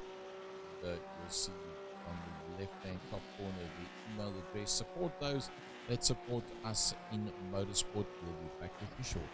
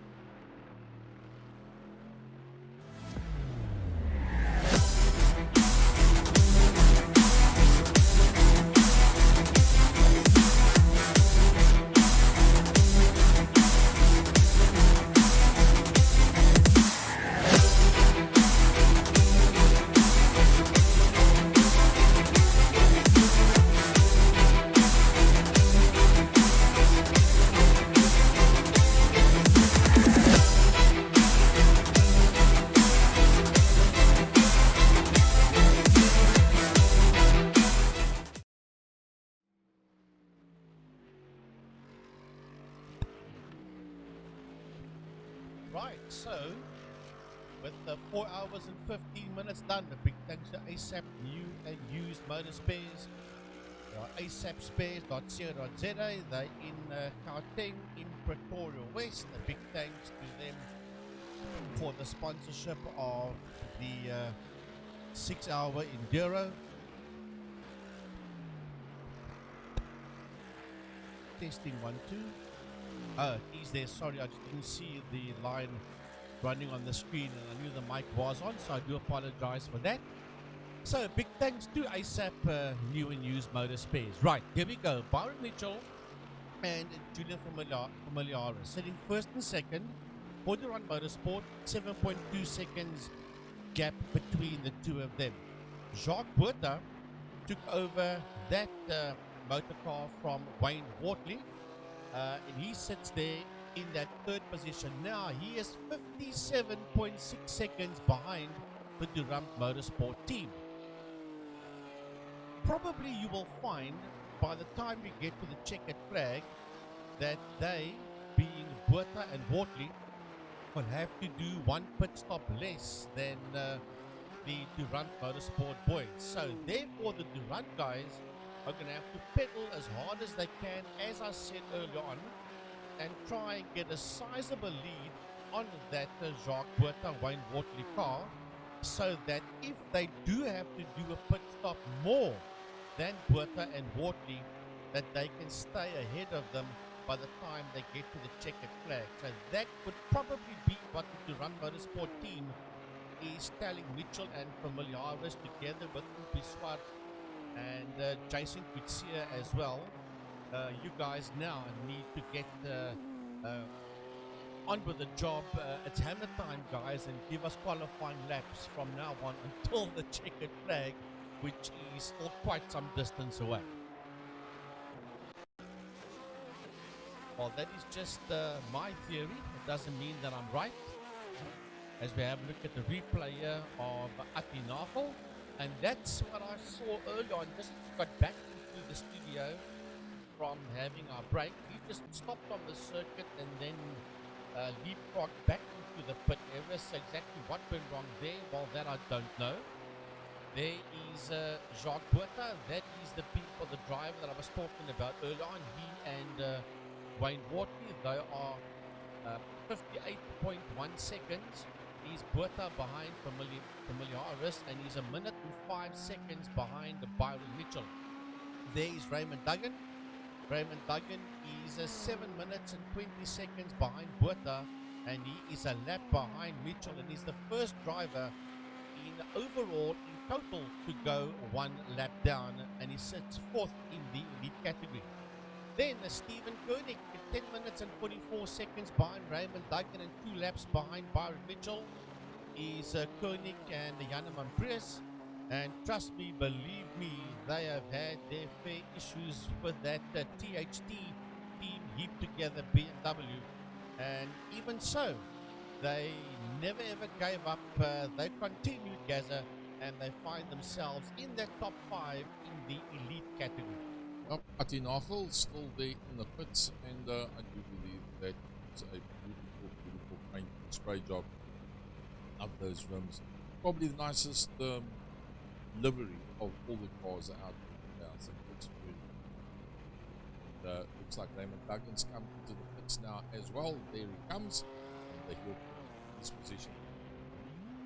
Unfortunately, Troy Dolanchik and Ryan Van Eden out of this one. Leading out in the Masters class, doing yet another lap. Lap number 40, 4 hours 20 into the 6 hours.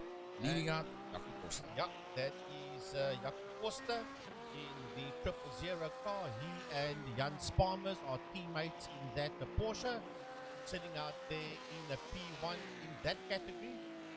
Second, Francois Hubert and that man Luc Lucchesi. That's now behind the wheel of that BMW. And they are 6 minutes and 20 seconds behind Jaco Costa, and they are 8 minutes and 34 seconds behind Byron Mitchell is Luc Lucchesi and Francois Hubert. Then in third position, the sole remaining Audi out there, and that is Steve McCarthy. That is in that car on the April 24/7 and Cuisine Properties outfit, and his teammate is Mike Berger. They are nearly 2 minutes behind Luke Lucchese, and they are one lap behind overall leader Byron Mitchell, and that is the top three in the Masters class. Just outside of the top three, Willem Botha, also a lap down as such, and they've had lots of fun as well. Ups and downs, good and bad, some good, some bad. Him and Johan Engelbrecht, they, well, what can I say? It's been very eventful for them at this stage of the fight. Robert Team's also involved there with that one as well. And they battled to get into the circuit initially, and they now find Willem Botha and his teammate second of the BMWs in the Masters class and just outside of the top three. Can they make it into the top three? No, they need somebody in front of them to have problems. But Sandra Bakari is about 17 seconds behind Willem Botha. Yes, he's a lap down to Byron Mitchell, but he is only 17 seconds behind Willem Botha. That is Sandra Bakari and Herman Lazarus. And they are not too far. They're on the same lap as Willem Botha, and they're only 17 seconds is Bakari behind Botha. And that is that fight out there for that fourth position in the Masters category. And then 2 laps behind the leaders at 5 minutes and 29 seconds behind Sandra Bakari is that yellow and white TAU Energy Drinks Ferrari. And it's now in the hands of Rob van der Heever as the two front motorsport guys say, get out of my way, we are coming through. Up, that's Julian from the iRSA, the man that's in second position and puts a lap on both of those. So 4 hours 22 into 6 hours so far.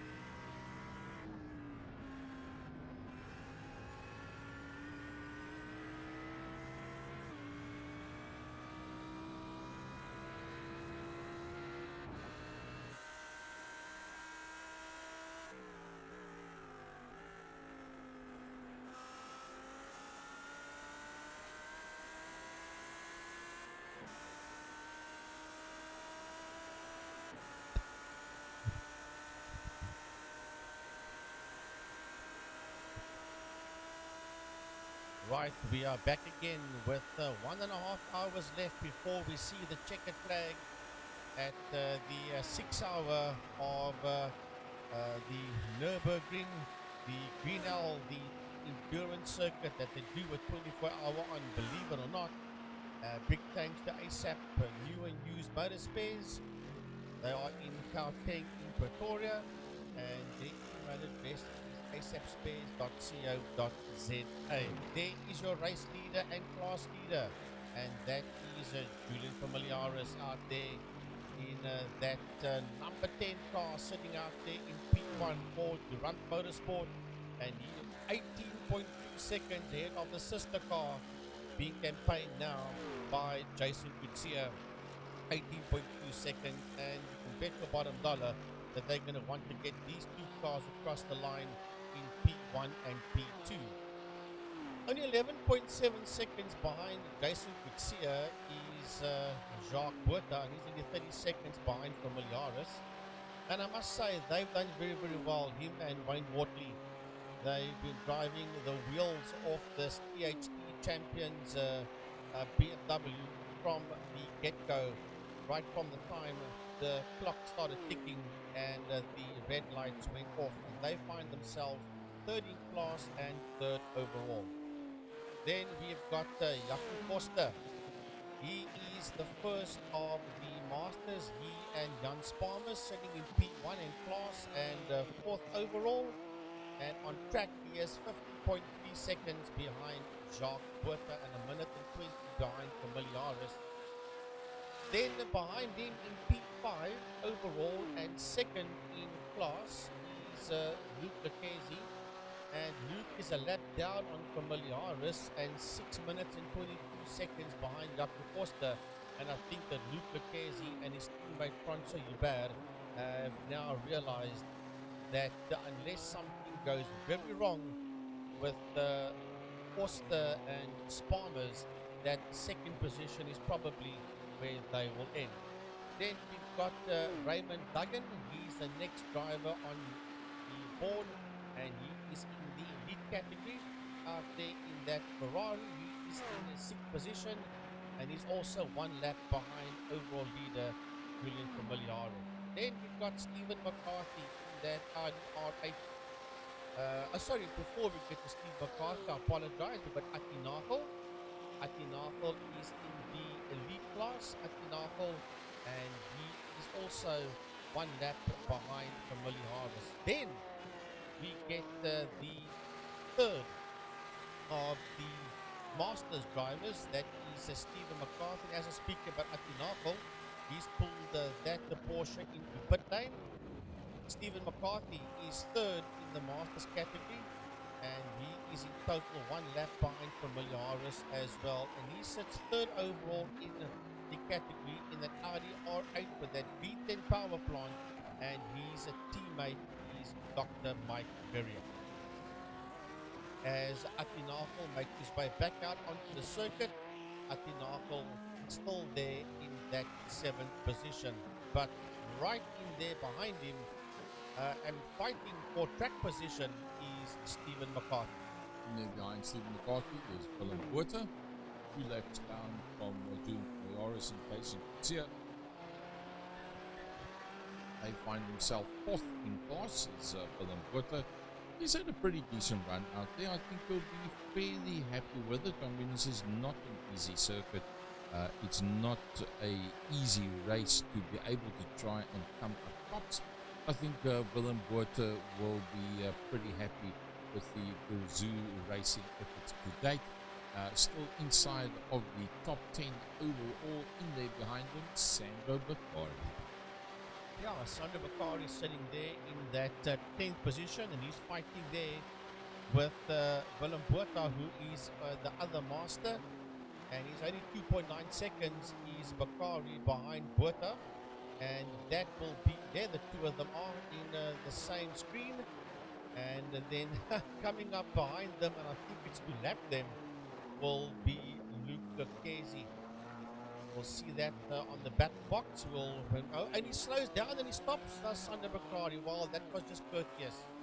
That was just being courteous, Gary. And he slowed right down and he allowed Lucchese to put the lap on him without any resistance to Luke Lucchese. Oh, he just went around the top line and saying, well, we got 6 hours, there's minutes between us, second and a half, 2 seconds. We're not going to make that much difference whatsoever. 6th in class and 11th overall, Rob van der Heever, one of the few drivers out there, frankly, we don't know that much about. I don't know much about Rob van der Heever, and he's a teammate, Johan Erasmus. Don't really know too much about these drivers. It's the first time that I see Erasmus and van der Heever, and they haven't done themselves any harm out there. They've come, they've raced. I don't know what form of racing they've done before, but clearly they know their way around a sim rig racetrack, that's for sure. And then we've got Stephen Koenig sitting in a 12th overall position. He's Stephen Koenig, and he is 14.1 seconds behind van der Heever, and him and his teammate Janeman Prius, and 2 laps behind Familiaris. As I said earlier on, they've had issues with that BMW from the get-go, but it's never say die when it comes to Stephen Koenig and Janeman Prius. They just keep on going, and 9 out of 10 times they will get their vehicles to the checkered flag. Yep, they've actually been closed down by Doom Familiaris. You can see coming from behind Doom Familiaris with the Durant Motorsport car, and that with the yellow trim. You'll probably find Stephen will, after the complex, just move across to the side and let the Durant Motorsport car go through like that, as Frankie's got his new word for the day, second word for the day, courteous. The bad luck story, Troy Dolenchik's not qualifying well, working his way right up into 3rd position, handing over to Nathan Victor. Nathan goes and bins it, and I think Troy just said, no, let's rather go and swim. Enough for the day. And that was the first and the last that we saw of the young frequent flyer, Troy Dolenchik, man that will be riding in the Best Chem Formula 1600s, the last meeting at the Extreme Festival of 2022 at Swartkorps just 6 days from now, and that will complete his rookie season in Best Chem Formula 1600s. The eye on winning it in the 2nd year, picking up R250,000 prize money and getting a single-seater drive overseas. I got to feel sorry for Ryan McKinnon as well. They're also out of this one as we watch Koenig make his way through. Now we come to Steve McCarthy. He and Clinton beside note, they were teammates in this one. Clint never had a chance to even get into the car. And this is the first time that Ryan McKinnon, to my knowledge, takes part in the iRacing, especially event of this size. Ryan McKinnon races at the Lyon International Raceway, GTI Challenge Class C. He and his brother Dylan McKinnon, and they are 2 of the top runners in GTI Challenge Class C, together with people like Matthew Rowe, Seth Under Bile, and of course Chase Herald as well. So Ryan McKinnon, no slouch around the racetrack, but it just didn't work out for him, and that was right in the opening stint that he had problems with that Audi R-Heat. Ryan van Heerden also linked to the initiation of TMSA. Yes, together with the Walsher brothers, this is correct, Ryan van Heerden. So we did do a little bit of sim racing in the beginning when we had TMSA, when we had a Bar Cup and one or two other classes after that, and then didn't see Ryan do as many sim races as what we thought that he would have, but it was lovely to see him back while it lasted. It didn't last long. He's 37 laps down, and obviously, as you can see, he's out of this one, but I'm hoping that we will see him back for more sim races as well as real-time races in the future. It's some you win, some you lose. As they say, sometimes you're the bug, sometimes you're the window. This stage of the fight, the big question goes about this man, Jacques Water. Have they done the fuel strategy correctly, or have the Durant Motorsport boys done it correctly? If Jacques Water has got it right, and they managed to somehow eke out one less fuel stop Nato June Miliaris and Jason Garcia, they will then win it outright. Should they not be able to eke out a full pit stop, then it's going to be the way you see it there now, June Miliaris and Jason Garcia with their teammates Byron Mitchell into Swart, the number 9 and the number 10 Durant Motorsport increase. They are in fact in the 6-hour championship, which is not well known in terms of point standings, but I've been given the inside information there. We like to do the secondary productions and secondary talk show, and they are in fact lying first and second points wise overall for the 6-hour series for 2022. This one being the last one, being sponsored by ISEP and Space in World. While you're talking about Jacques Buerta, the Durant guys are not in the safe zone because there's only 9.4 seconds between Buerta and Garcia, and overall approximately 29 seconds between Buerta and overall leader Familiaris. So whatever they might have tried to do to get away from him so that they can do a pit stop each and get out ahead of him, it hasn't worked at this point in time. He has done one pit stop less. As a matter of fact, he hasn't. They're now on the same. They are on the same strategy. So I cannot see that Buerta can do another hour and just over 50 minutes on the tank of fuel that he has got. But we'll have to see. Time will tell. And I cannot see Julian and Jason not making another pit stop as well. We of course don't know what's going on in the rigs. The drivers are talking to each other and they are talking to team managers. There's a lot of conversation going on that you at home and us in the studio can't hear, but there's a lot of chatter that will be going on over the radio, so we'll just call it as we see it, and we'll know, just like you do when the checkered flag comes out, what the strategy is for Durant Motorsport, or are they going to be pipped there by that BMW of Jacques Buerta and Wayne Mortley? Well, you can see Jacques and Wayne, their first, second, third, and fourth stints all were slightly longer than the Durant Motorsport cars. But when the two Durant Motorsport cars came in, they then did a very short stint and came in at the same time. Why? Not too sure. Surprising for something they had made good headway up until that point. Why not continue with that strategy? But for whatever reason, that is where they are. So should they not now be able to sort it out in terms of the pit stops? Can they make up, I refer now to Buerta, in time? Can they make up that amount of time? Well, on the last lap, 1 second quicker than Jason Garcia. Yeah, Julian 6:29 dead, Jason is 6:29.7, and Jacques is 6:27.5. So he was quicker than both Familiaris and Garcia on that last lap, and there is 8.2 seconds between himself and Garcia, and 28 seconds between himself and Familiaris as Koenig moves out the way, and he allows Jason Garcia to go through. Now both Familiaris and Garcia shortly will be looming up onto the back of Rob van der Heever, and they'll be also looming up there onto the back of the 33 car of Stephen McCarthy to put another lap on them. Last incident by Willem Buerta, the Zoo Racing outfit, doing the Koenig slide with the nibble.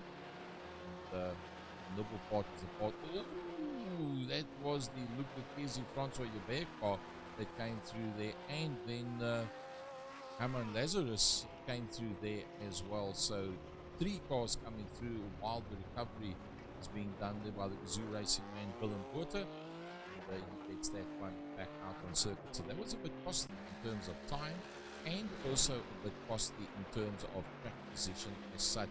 Basically, Garcia having gotten past Stephen Koenig, taking 1.4 seconds out of him, still finds himself 21 seconds behind his team.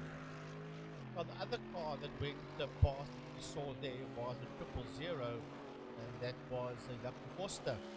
that went past him over there. But yes, now Familiaris and that man Kutsia, they got two back markers that they're going to have to pick up pretty soon. There is Jaco Foster making his way around in that 000 Porsche for Team Heap Together Links, as they are sitting fourth overall and first in the Masters category. Lovely looking spray job there on that 000 car of Foster, and Jan Spalmers is Jaco Foster's teammate, and he is just sliding his way around here, and all they need to do is the two of them is keep it on the tarmac, and they should, even though there's still a lot of time left, they should win the Masters category. Zaman Lazarus brings it into the pits. We look on the right hand side, Jaco Foster in the 000. That's the man on screen. 8.8 seconds ahead of him on track is Luke Lucchesi. Should he catch Luke Lucchesi, he will put Luke Lucchesi one lap down. Should Luke Lucchesi get away from him and catch up from behind, Luke Lucchesi would then be able to take over that first position in class. The gap is moved by about 2 seconds in the last 8 or 9 laps. Luke Lucchesi around about 9 seconds ahead of Jaco Foster out on circuit. So take 9 seconds away from a 6 minute 29 lap. That's the 6 minutes 20 between first and second position in class. But hard to believe that the quickest lap out there was 6 minutes and 25 by the elite class to a dollar check. And that car is not in this race anymore. It doesn't seem right, does it? But yeah, that is the nature of motor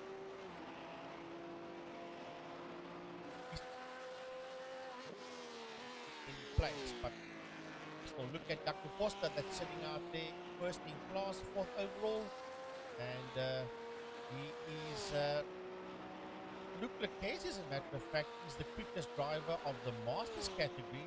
He's just done a 6:26.993, well, that has been his time of 6:26.993. And as you can see there on your screen, a 6:25.981.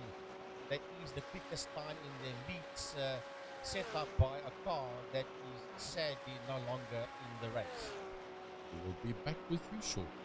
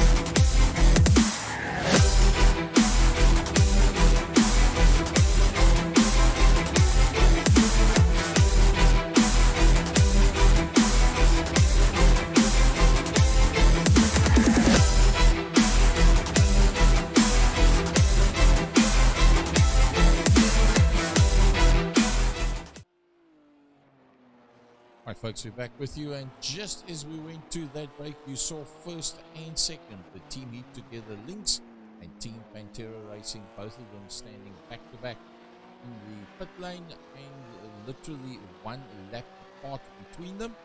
And it's Jaco Forster that leads out from Francois Hubert, but in terms of on the circuit, there's nothing much between them. It's just a couple of seconds, almost a lap between the two.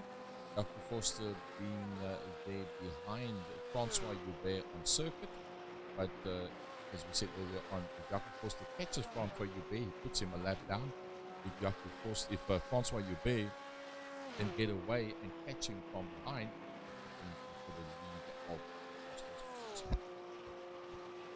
But up front in the elite category, that's about the only place where the action is at this point in time, with everybody else is minutes behind each other in intervals and more minutes when it comes to gap between the overall leaders.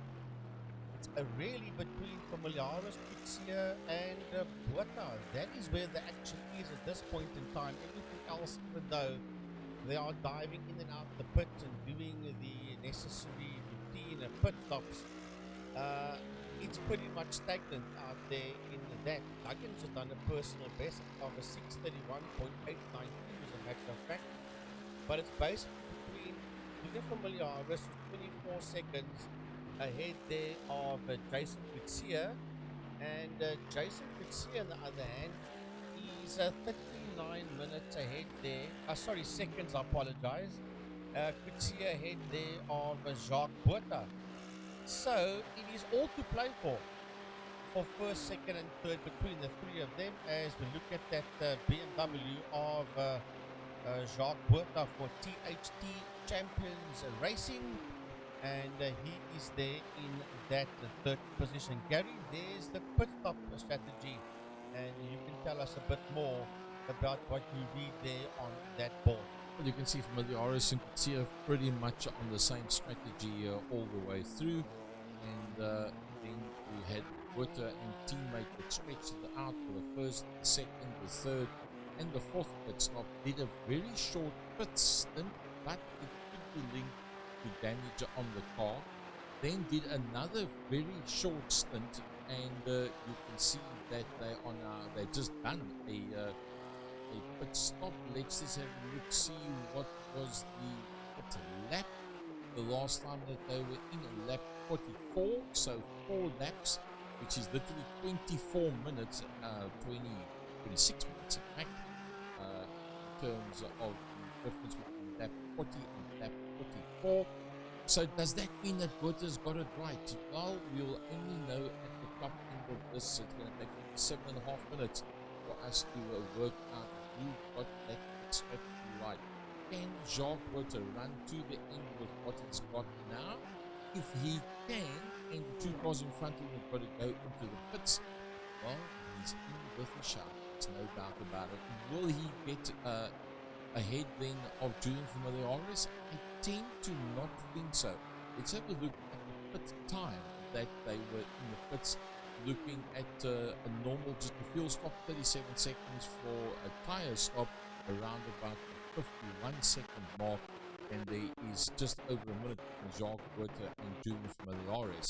So Jacques Buata is in with a chance if he's on one stop less than the two cars in front of him of splitting the Durant Motorsport cars up front.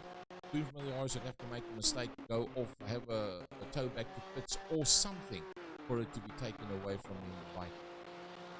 Either way, it's going to be interesting to see when the checkered flag comes out on the 6-hour mark. We've got 57 minutes still to go before we get to the checkered flag in this 6-hour of the Nürburgring, brought to you by ASAP New and Used Motor Spares in Pretoria West, as a matter of fact, there in Gauteng. And their website is asapspares.co.za. There is Jaco Forster, the man that sits P1 in the Masters category. And really, all they have to do, he and Jan Sparmans, all they have to do is just keep that car pointing in the right direction, as he's going to come up and put a lap there on Janeman Prius. and then you'll target Raymond Duggan. After that, Francois Hubert is back in that car. He's taken it over from Luc Lucchesi. Francois Hubert and Luc Lucchesi, the teammates, in that second position behind the man that you see there, Forster, that is going to put another lap there on the 71 BMW of Janeman Prius. You can see he's blindingly good on the brakes, and on every braking marker he just picks up more and more ground. He's in there behind the BMW. He'll dive out probably to the left hand side. Have a wave to the driver of the 71 car. Hello and goodbye. Yeah, we'll see you later, bud. We'll see you at the finish line. For a nice cold one at the finish line, that's for sure, yes. So Jaco Forster, that's down that long straight before we get to the final corner, and he puts a lap there on Janeman Prius now. He will be targeting Raymond Duggan. He's not far behind Raymond Duggan to put another lap there on Raymond Duggan. Is that man Jaco Forster that's heading towards the end of the lap. There is the final turn there with the pit lane on the right hand side, and then down that short straight, and then pit lane will be on his right hand side as he works his way through turn 1 and into turn 2 to start another lap. So Forster is getting closer and closer to Raymond Duggan. Raymond Duggan sitting 4th overall in the elite category, and he's going to go a lap down there to Jaco Forster. Probably, Frankie, the best drive to date by Jaco Forster and teammate? I think so. Yes, I think so. I don't believe that they've ever won, as you see Duggan go through on your screen there. And here comes Forster. Behind him is a man that he lapped, Janeman Prius. They haven't won a 6-hour endurance yet in this class. It's basically been, most of the time, it's been Luc Lucchesi and Francois Hubert. And there has been other drivers that's been right in there as well. Forster and Sparmers have been in there. But yeah, to my knowledge, it will be the first time that they see the checkered flag in P1. But we still got 53 minutes to go. I don't want to do and give them the commentator's curse. No, that would not be fair. Definitely not. They don't deserve that. What they do deserve is a win in class.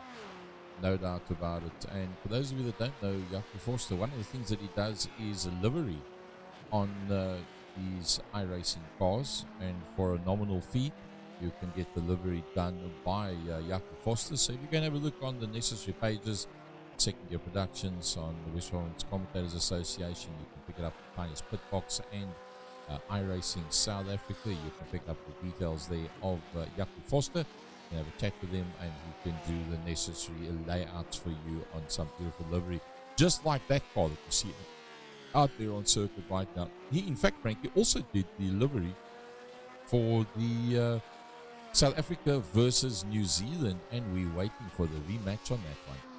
Yeah, that's going to be interesting stuff. I expected the guys from New Zealand to literally show us the way to the checkered flag. Theoretically, I suppose they did, but the gap, if you added up all the points between them and the TSA, was not that bad at all.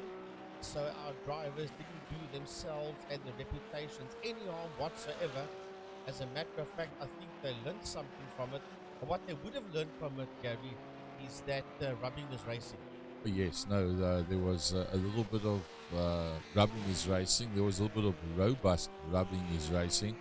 And there was a little bit of your background. How's your mommy out there as well? Over the top, rubbing is racing. Yo, how's your mommy's like a double version of rubbing wheel nuts at 127 kilometers an hour.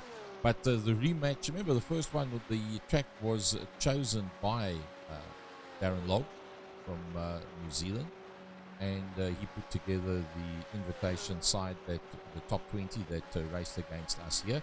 It was the top 10 from MSA GTE 2022 and the top 10 from season 5 of Sports and GT Masters.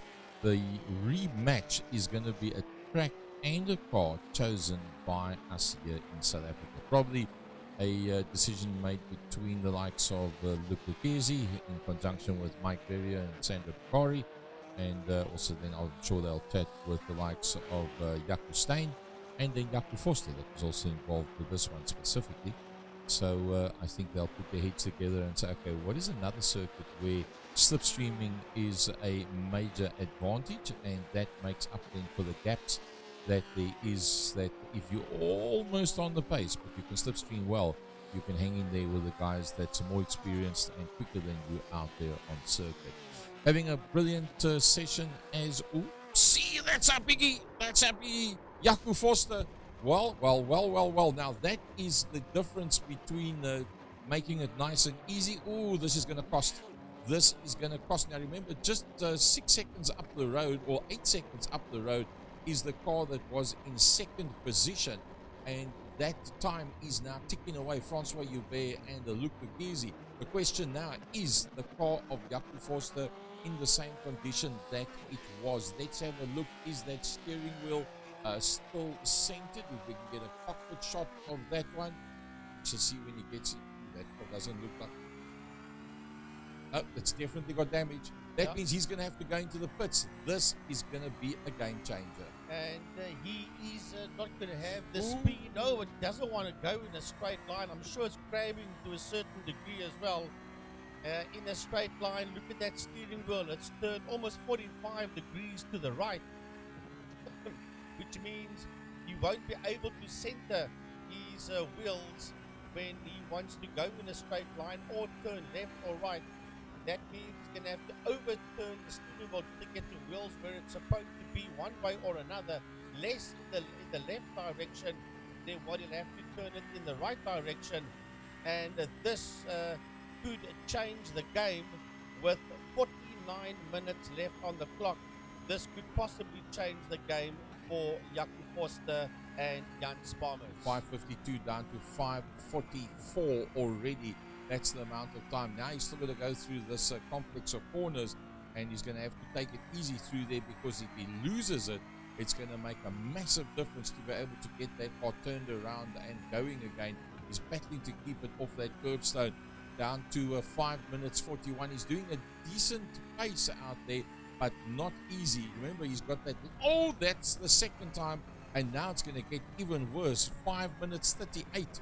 There's 5 minutes 37, and he's now got the long straight. Now, Frank, he's almost sitting 90 degrees with the steering wheel. 5:54 down to 5:34. 20 seconds lost already, and hasn't even gone into the pits yet.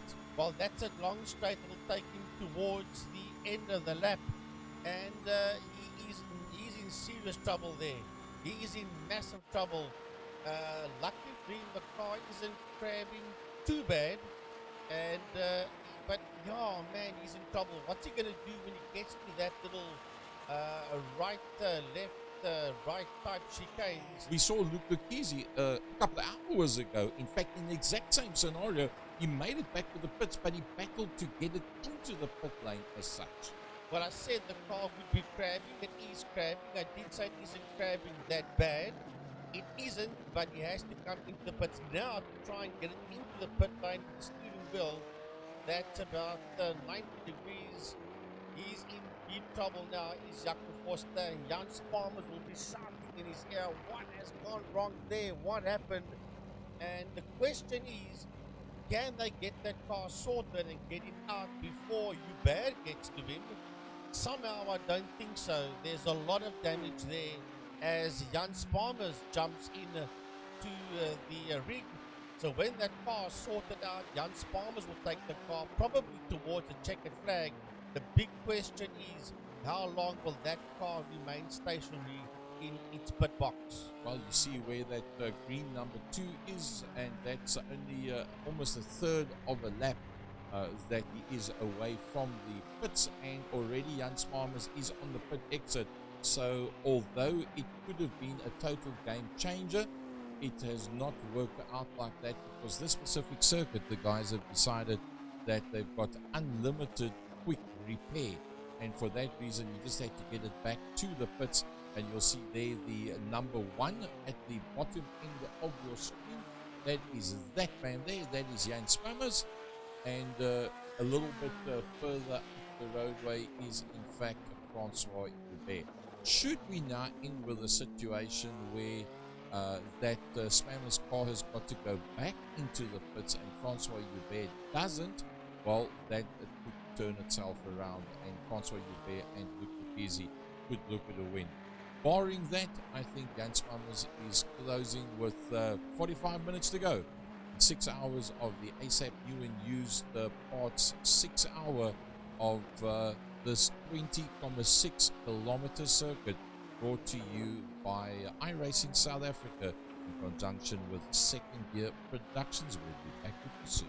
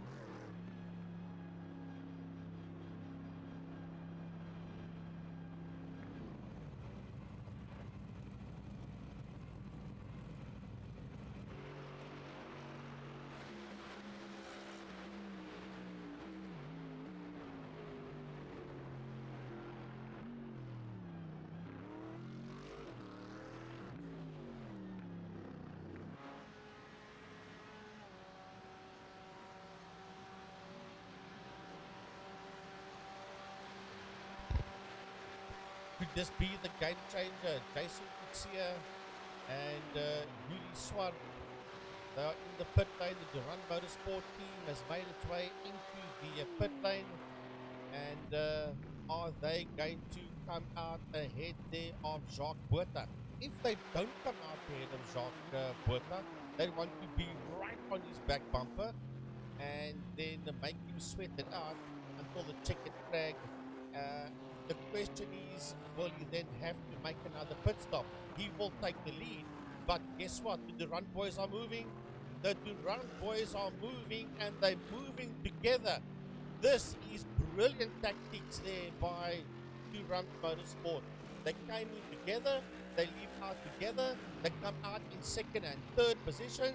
There's a tenth between them, and there's only 5.3 seconds, in total 5.7 between Mitchell and Botha. So now, with 5 hours and 17 minutes done, now this could become a sprint race. The question is, however, Gary, has Botha got enough fuel to get to the end, or does he have to do a splash and dash? If he must do that, then victory will go to Durand Motorsport.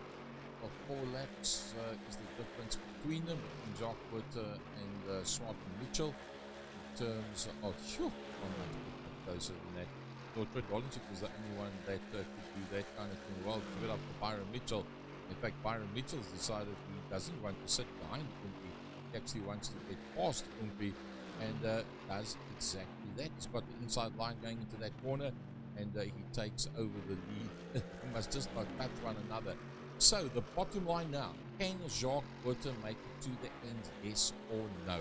I'm going to give Frankie the opportunity to commentate. I'm going to go and see if I can make some homework of it and find out if Jacques Botha can make it to the end. I think what you must do, Gary, is see if you can't maybe get Garth de Villiers on the line for us as well.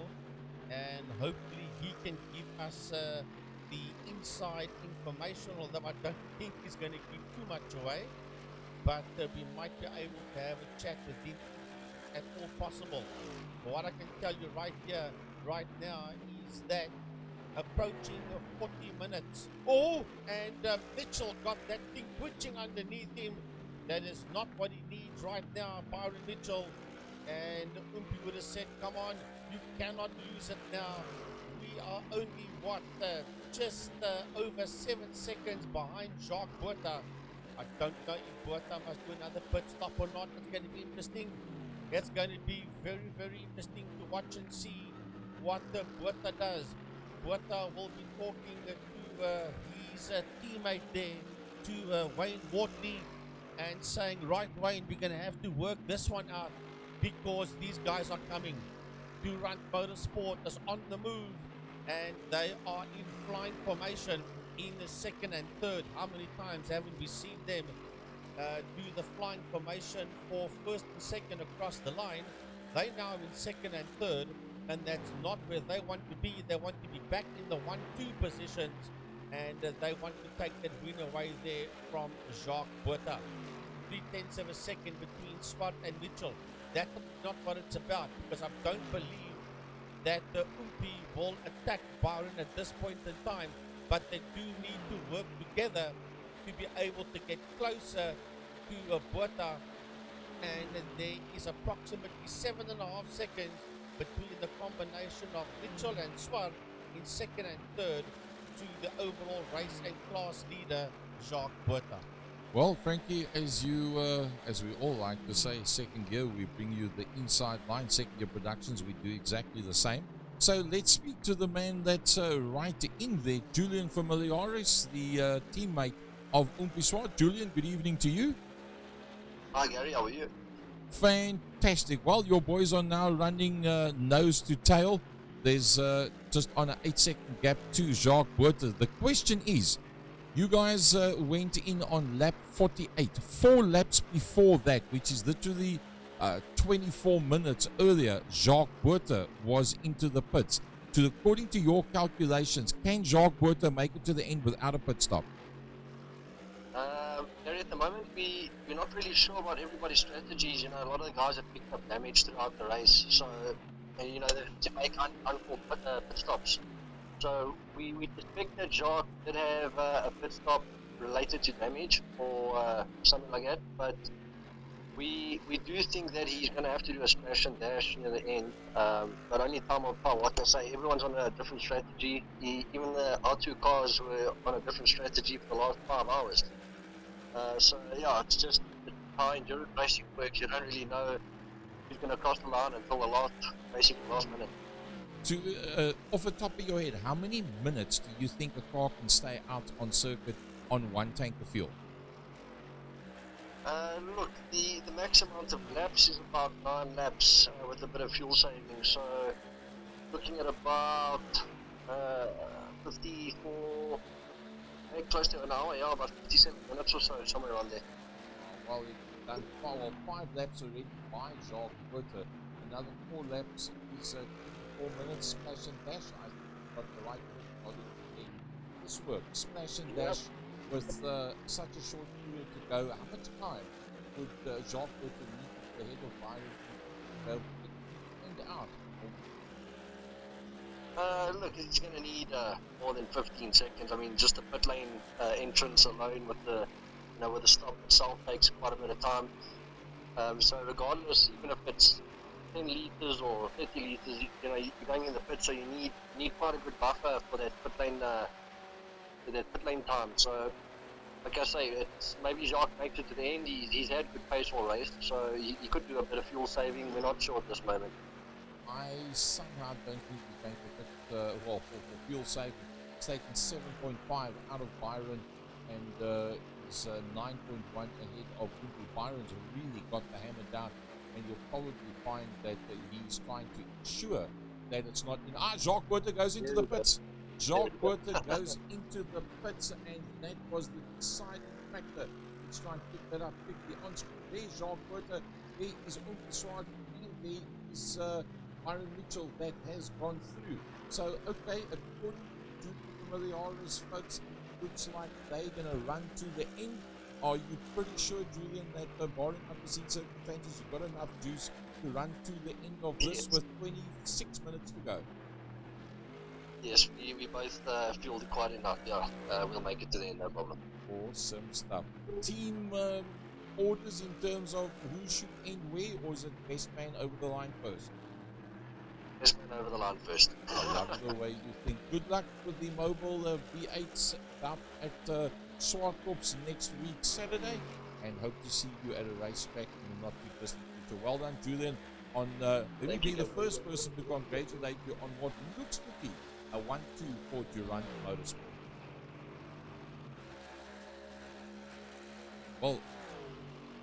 Well, Frankie, that's the inside line from Julian from the RS.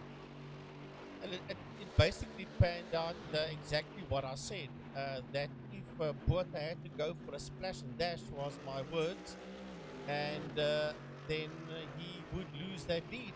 And that is exactly what happened. So I did say if he had to go for a splash and dash, he'd lose the lead and Durant Motorsport would take it. And that is exactly what Julian said as well. And that is exactly the way it panned out. I don't know if you noticed, Gary, the moment two of them got their noses ahead there of Buerta, Umpi flashed lights at Byron. And basically, I would think that way said to me, we've done it.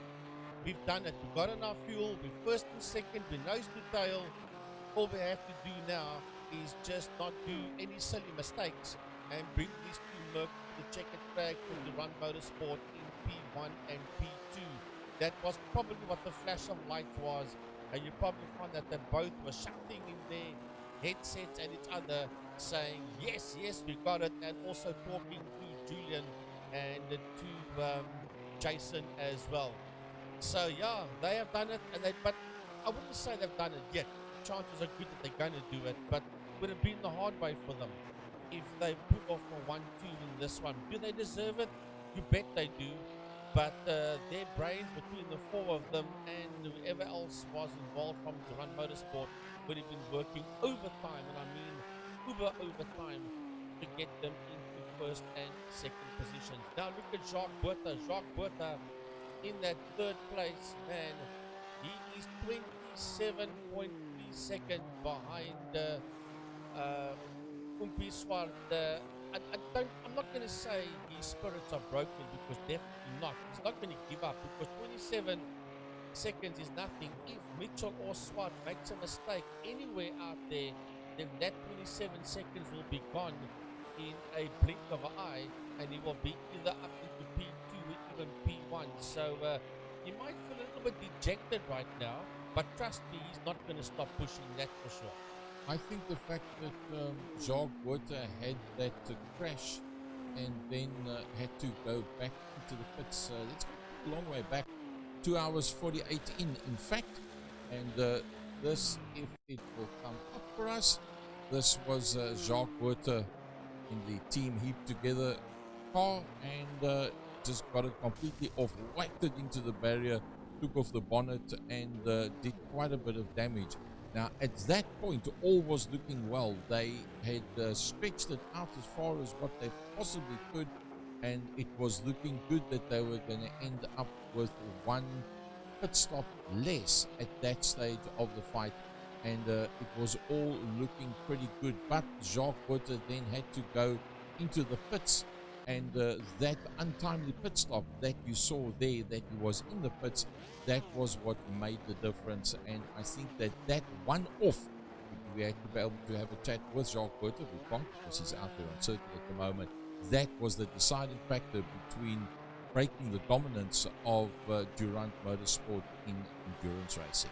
It's quite possible that what you're saying there, Gary, is what caused a possible win, but then, you know, there's lots of other factors. The Durant guys also made the mistakes out there, and there were also one or two of those Mercs that were up against the Omco barriers as well. So yeah, I guess it's 6 of the one, half a dozen of the other. But either way, you've got to be in it to win it.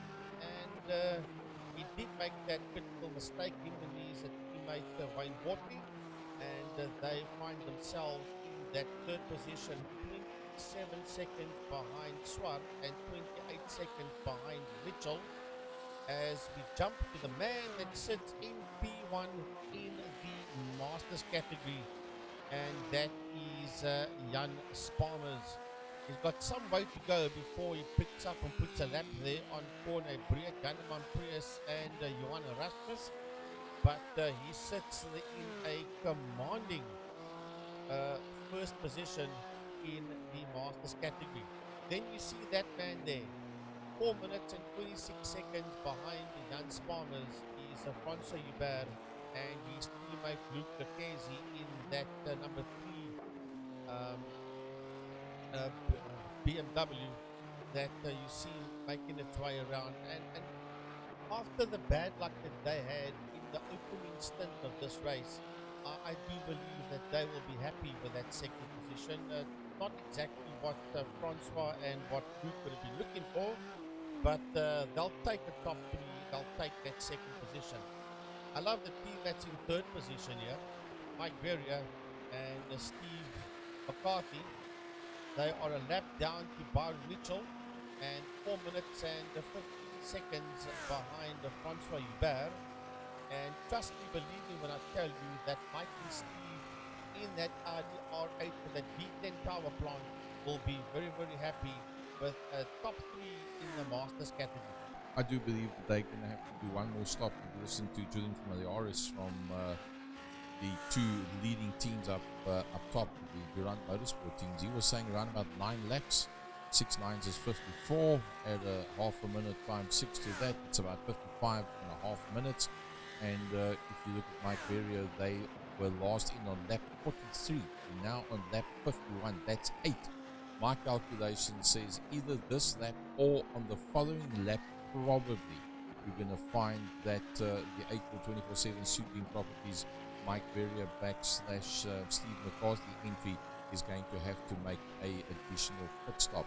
Should not be a problem for them. They are 5 minutes 40 ahead of Herman Lazarus, and I think you'll find that they will do that one stop, probably a lap and a half from now, and that will then take them to the end of this race. Oh, they'll come in P3 in class and they'll exit the P3 in class. I don't think that's going to hassle them too much. They are 5 minutes and 40 seconds ahead of the combination of Lazarus and Bakari that is a fourth there in the Masters. So that really wouldn't cost them their third position. So well done once again there to Mike and to Steve, although it's not over yet. We've got 28 minutes to go before we see the checkered flag as we see the man that is fourth overall in the Masters, Lazarus, and he is 2 laps behind the leader and 5 minutes and 40 seconds behind Mike Verrier. The cheaper cars entry is pretty well where they would want to be, up there in the top 4. Obviously, it's nice to be in the top 3, but they there and thereabouts. They haven't gone in on lap 42. Mike and them haven't gone in on lap 43. They will probably also have one more stop to do, but they will have a bit of a gap to the Ferrari of Erasmus that has also got a same and similar situation, having gone in last on lap 42. So all 3 will have to go in, all 3 will come out, and I think it will be pretty much deja vu that they will end in the order that they are. But as Frankie said earlier on, there's only one thing that's certain in motorsport, and that's nothing is certain in motorsport. So anything but anything can happen, and well, we'll come back to you for sure.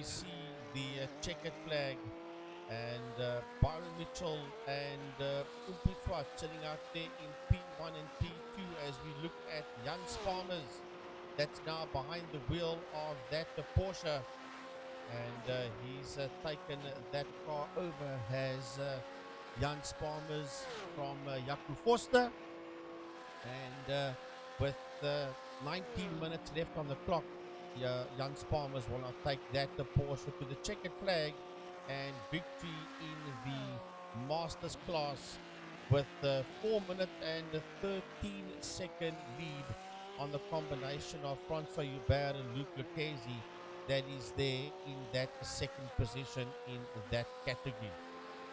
But Byron Mitchell and Yuri Umpiswar, man, have they done it right.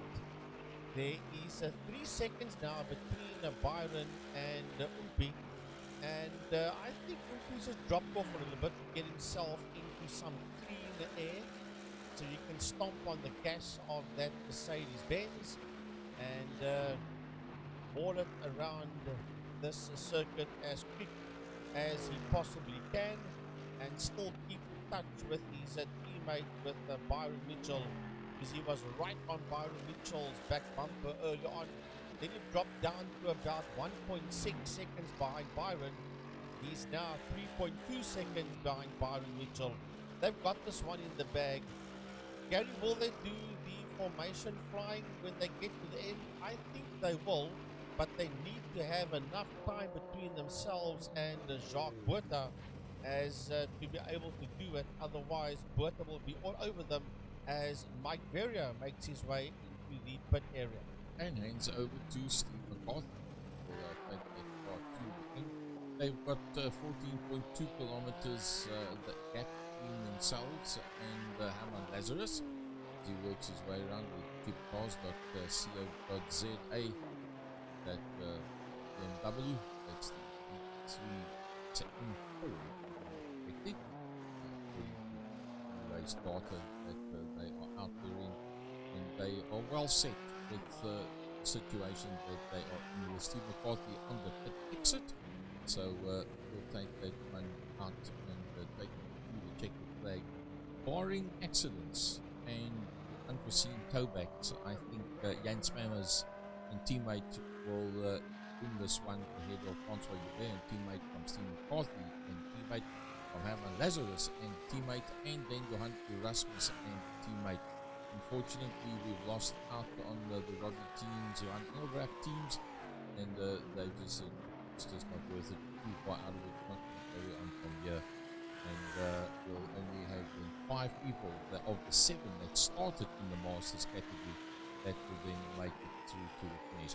A lot of effort and interest gone into the Jacques Botha car.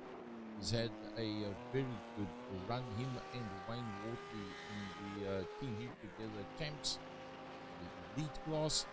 And Stephen Kearney did confirm with us that they have in fact won a title before, and they are quite happy with the situation as it is now, that this will be their 2nd title in endurance racing for 2022. Oh yeah, they do believe it. Yeah, they won, as Steven said, the title before. I think we can just confirm, because I don't keep tabs on stats. I don't think they've won a 6-hour before. They might have, but I just can't remember, because there's so much racing that we are involved in that you tend to sometimes forget that. But Corne Briet sits there in that 4th position. He and Raymond Duggan share that iRSA Racing green Ferrari, and they are 1 lap behind Byron Mitchell, and they are 9 minutes behind 3rd place man Jacques Botha, and they are 2 minutes and 35 seconds ahead of Lucky Stein. So Corne Briet them as the clock runs out. They're approaching 14 minutes to go. They would have secured that 4th position. But look at Umpi Swart, my goodness, from 3.2 seconds, he's just bombed it right in there on the back bumper of Mitchell. Now, Did he up the pace and catch Mitchell, or did Byron slow down and wait for him? If we put the last laps up, we'll be able to see exactly. No, Mitchell did a 6:31, Umpi did a 6:33. The matter of fact, Umpi was slower than Byron Mitchell, so maybe the lap before that, Mitchell might just have lifted up a bit and said, "Come, Umpi, come and join me, and let's do this," with 13.5 minutes left to go. Probably fine if you see this, the lap time at the end of this one would be that Umpi Swart was noticeably quicker than Byron Mitchell. Yes. On that previous lap there was 2.3 seconds in it. It's now closed up at 2.3 seconds, and whatever the lap was previous to that. And you probably find that Garth has said to them, "Hey guys, you guys faffing around 1.5 seconds apart, and you're looking at Jock Burton and Corne Burton. Ooh, Jaco Stein's just had a massive incident. Let's see if we can pick that one up." And he's now told the boys to get it all together so that it was up on screen. And that shot was exactly what we could see. Let's see if we can get a slight different play on that one. So one shot, go back to Jaco Stein. Let's see how this one goes. This one is in front of me. Still wants to play with. But you get an idea of what happened to Jaco Stein in between the leaves of that tree there at the Nürburgring in the city of Nürburg in Germany. The time is now beginning to run out. There's 0.7 of a second between Mitchell and Swart as we go back to our same tree again. The tree's grown since the racing started, because it wasn't like that at the beginning.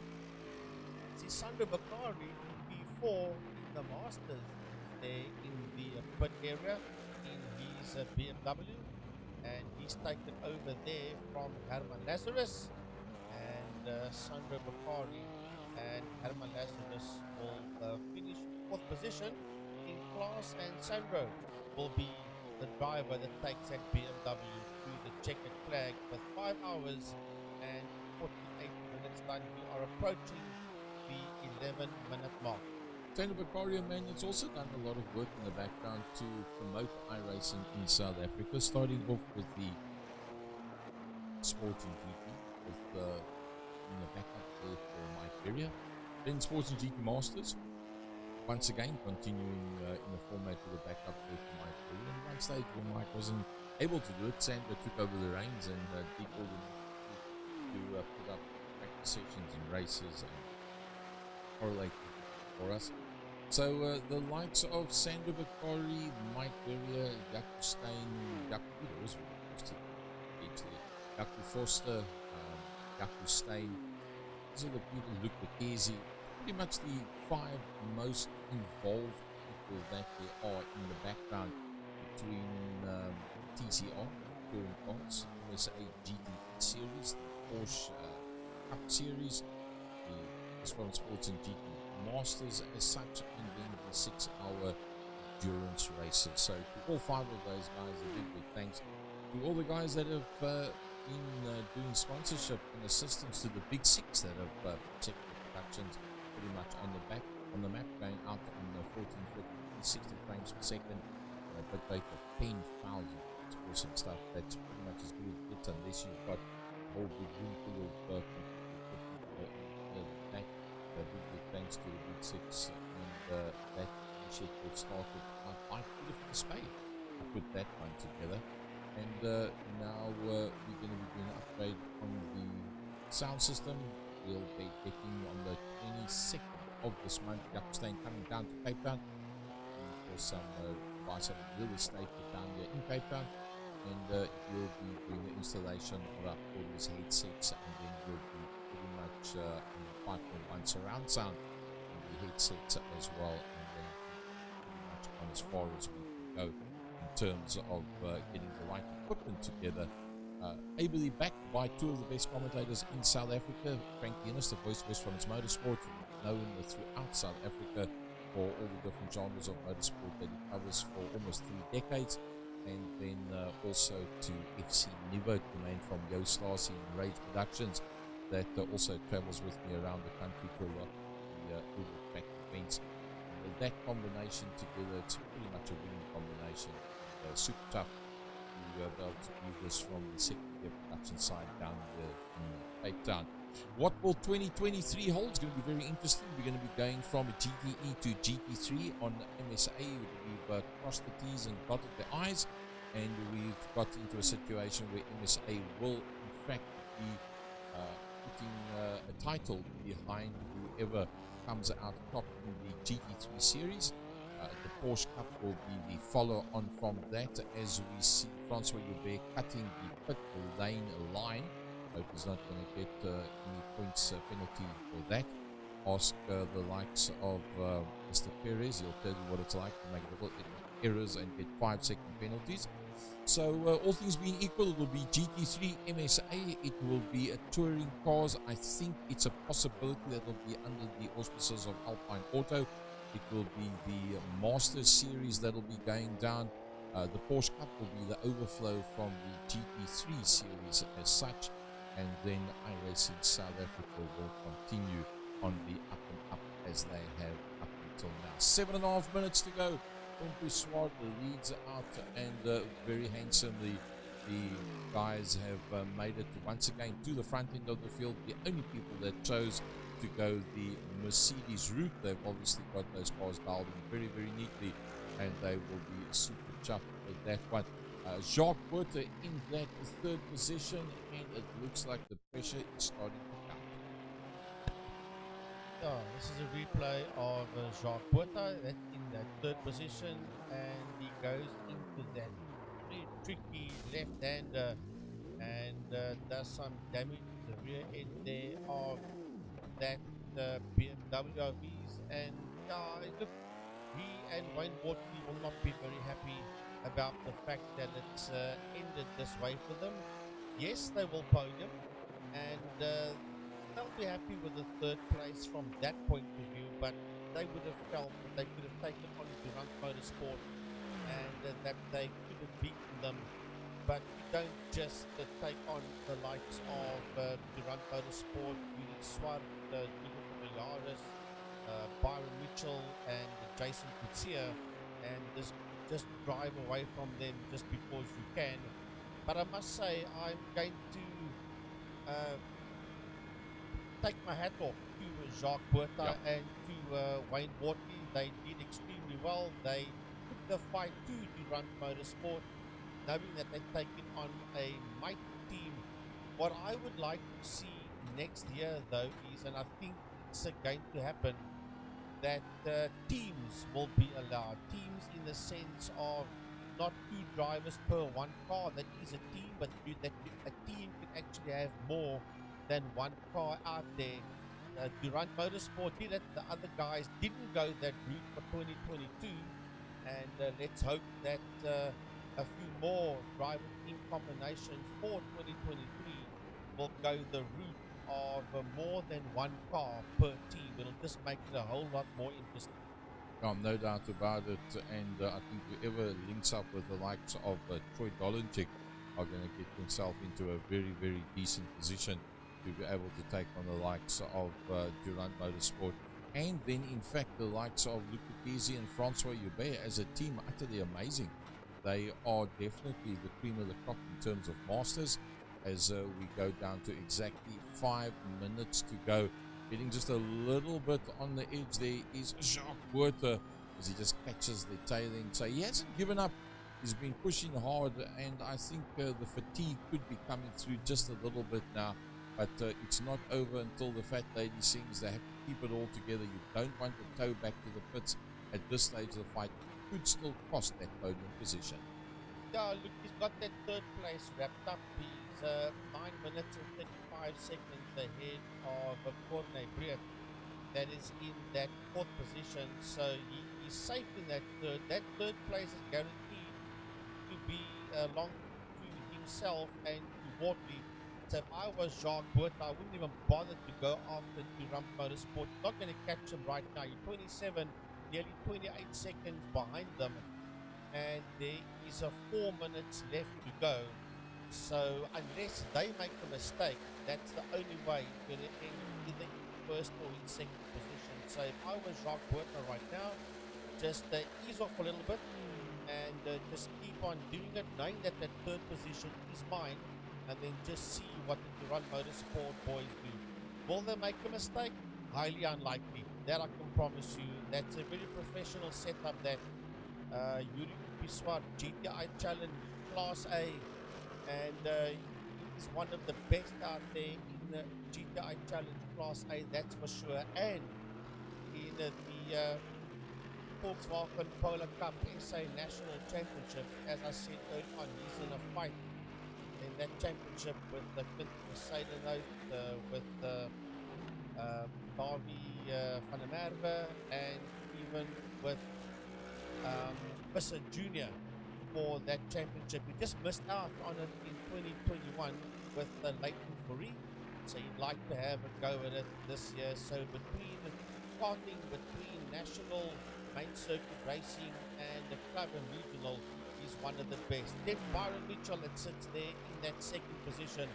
Byron Mitchell, Clubman's driver, GTI Challenge driver, and a man that also races single seaters at the Cologne International Raceway as well. So these two young men, and karting, he's was one of the top karters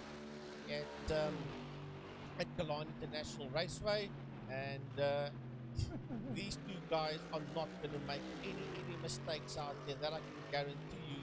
As the clock ticks towards 2 minutes to go, they mustn't play around too much, these guys, otherwise it could end in a whole heap of unhappiness.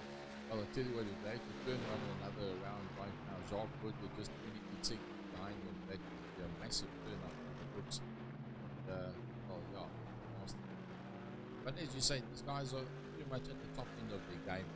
And remember to watch the racing on sport books. You'll see the likes of Olympic, Morris, all of these guys that's going to be racing.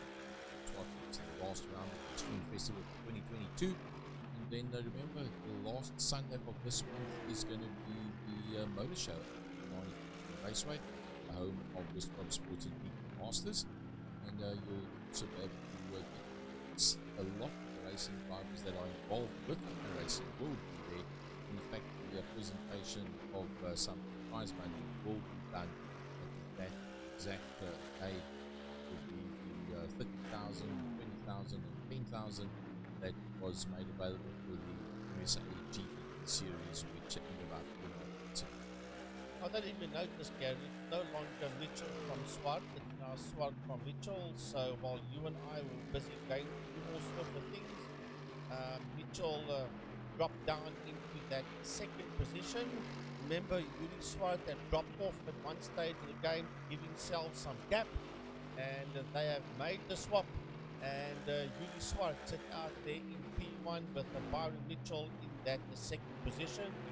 Will it end that way? Will they swap again? I don't know. It doesn't really matter at the end of the day, because endurance racing goes about a team winning, not about a specific driver.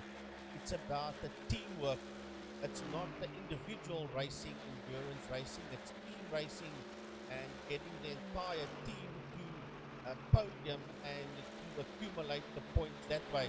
Now, here comes Mitchell. Oh man, they mustn't get it wrong right now. The time is up. 6 hours. He's done 6 hours. He's finished. No! What have they done? What the heck have they done? Right on the last, it was getting too good, too lekker, and Umpi Swart made it through there, but Byron Mitchell didn't, and Byron's not going to be that far ahead of Jacques Buertner right now. And well, Jacques Buertner will see the seconds that have changed.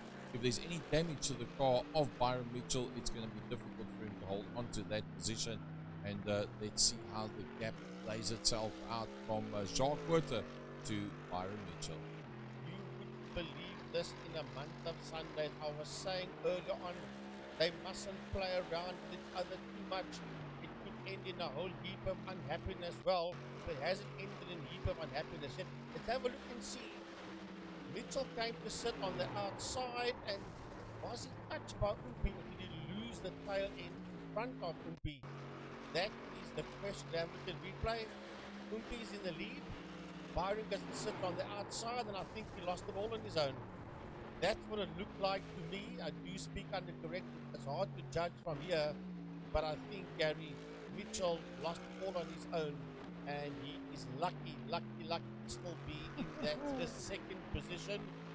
I don't think that was intentional. I think that was an accident, but I don't even know why he tried to go sit on the outside of Umpi at that point in time.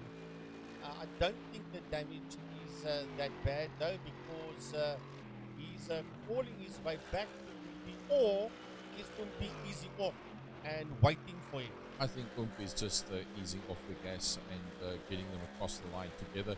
See how Yeah, they... he's lifting. He's lifting. Lifting right off. They've still got 16 seconds on Jacques Buerter, and you'll probably find they're going to go side by side down the long straight, and the two teammates together working very well together. Same size livery on those cars, just the edges, the one being yellow, the other one being red, as they work their way out into the straight.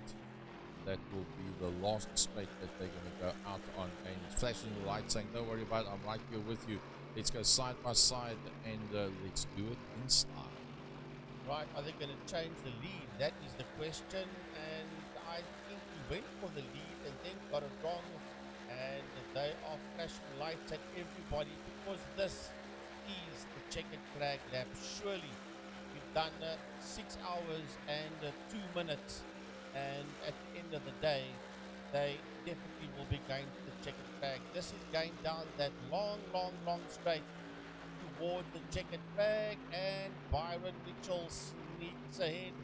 Then Umpi sneaks ahead, and The last corners is very tight, so they're going to have to do it very neatly to get through there and actually come across the line as level with one another as they possibly can. How's that for a class act? well, it doesn't matter. Now they're playing around. Now that is pretty silly to be doing that. And I saw the checkered flag. Camera view that we had there didn't show us the checkered flag. It was a blimp view, so we didn't see the man with the checkered flag. So Yuri Swart won that one from Byron Mitchell in second, and then after the checkered flag, they decided to have a little bit of fun with each other. And it caught me unaware, because I didn't expect to see them cross the line from that camera shot. But no harm was done. Umpi Swart brought it home in P1. Byron Mitchell will bring it home in that second position.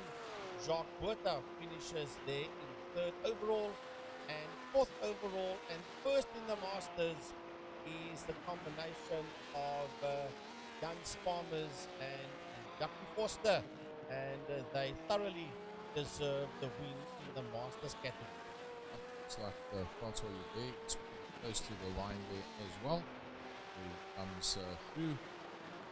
That is in that Luke Lucchesi, Red Bull, Pantera Racing, and they come through and take the checkered flag, and that for the second place in class. Guns Farmers is the lead car in the class, and almost a lap between them. So he's got to work his way quite a long way around the circuit. Still there, you'll see the number one, the green number one, just below the 6-hour Enduro 2022 under the iRacing South Africa banner. That's the number one, and that is the man that's going to come through first in class, fourth overall in the race. The lead being won by Umpi Swart. See that tree's going a little bit further. Umpi Swart, Byron Mitchell, and Jacques Buerter, first, second, and third in the leads. And this man, the lead car in Jan Spammers in the Masters class. Judging by what I'm seeing on the leaderboard, that's going to be the last car on the lead lap as well, because Francois Hubert, yes, he is a lap down. He has taken the checkered flag already, but he will finish second together with Luke Lucchesi in the Masters. So only 4 cars on the lead lap. Yuri Swart, Byron Mitchell, Jacques Buerter, they've crossed the line already. This man that sits in 4th position, and he is the leader of the Masters category, Jans Palmers together with Jaco Forster, they will bring it home in P4 overall and P1 in class, and they will be the last driver car combination on the lead lap. Well, I think Young Farmers can be very, very happy with that, and I think him and Jaco Foster must definitely get a nomination for driver team of the day. And then I think Jacques Butter and Wayne Wortley, I think, must be another Yes. nomination for car driver combination on the day. If you could do two people, I would split it between the two of them. That's for sure, definitely, and that was my train of thought as well. That's a long straight now. Young Palmers can just blink his eyes for a little bit. He knows he's got a few more corners to go, not much under the bridge. He works his way, and that's the bridge pillar you just saw there on his left hand side. That's pretty much flat out up until roundabout there. Then you climb onto the brakes for the first time, and then around that corner, there's the pit lane on his right hand side, the final right hander, and fourth overall, and P1 in the Masters goes to the combination of Guns Palmers and Jaco Foster. I think that was very, very well done by them. Next one going to come through there will be Jaco Stein. And I think Jaco Stein should be pretty tough what they've done. They've been very competitive, didn't make many mistakes at all. And, you know, even to come in the top 5 or 6 in a race like this, you've got to be of the best in South Africa, not just in iRacing South Africa, not just in Sports and GT Masters, not just in touring cars. You've got to be amongst the top 10 in South Africa to be able to do something like this. So, under the Audi Sport Bridge, he goes for the final time towards the checkered flag. He's the 88 car of Jaco Stein for iRSA Racing Red. And he has also done, his last lap was a personal best there of a 632.660. So a PB there right towards the very end of this one for Jaco Stein as he takes that Porsche around the last couple of turns and towards the checkered flag. Very, very interesting stuff. I'll tell you what, something completely different.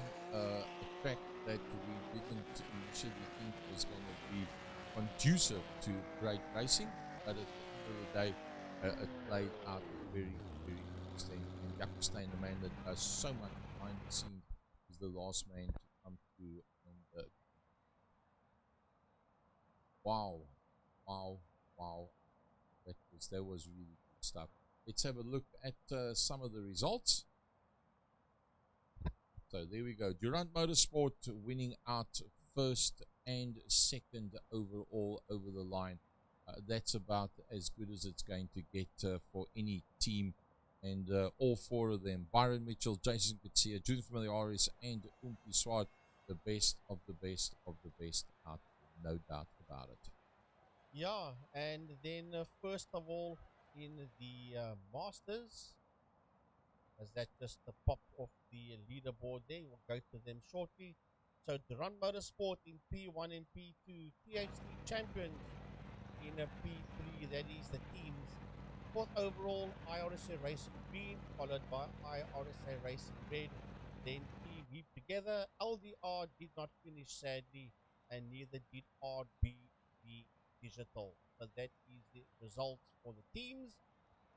Giving you the results of the drivers, they connected to the teams. Obviously, then Team Heap Together links, winning out the Masters category from Team Pantera Racing, April 24/7, and Eugene fourth, Scuderia Bakari, fifth, TIU Energy Drink SA, and then Team Bolt Racing and a DNF there for Gazoo Racing.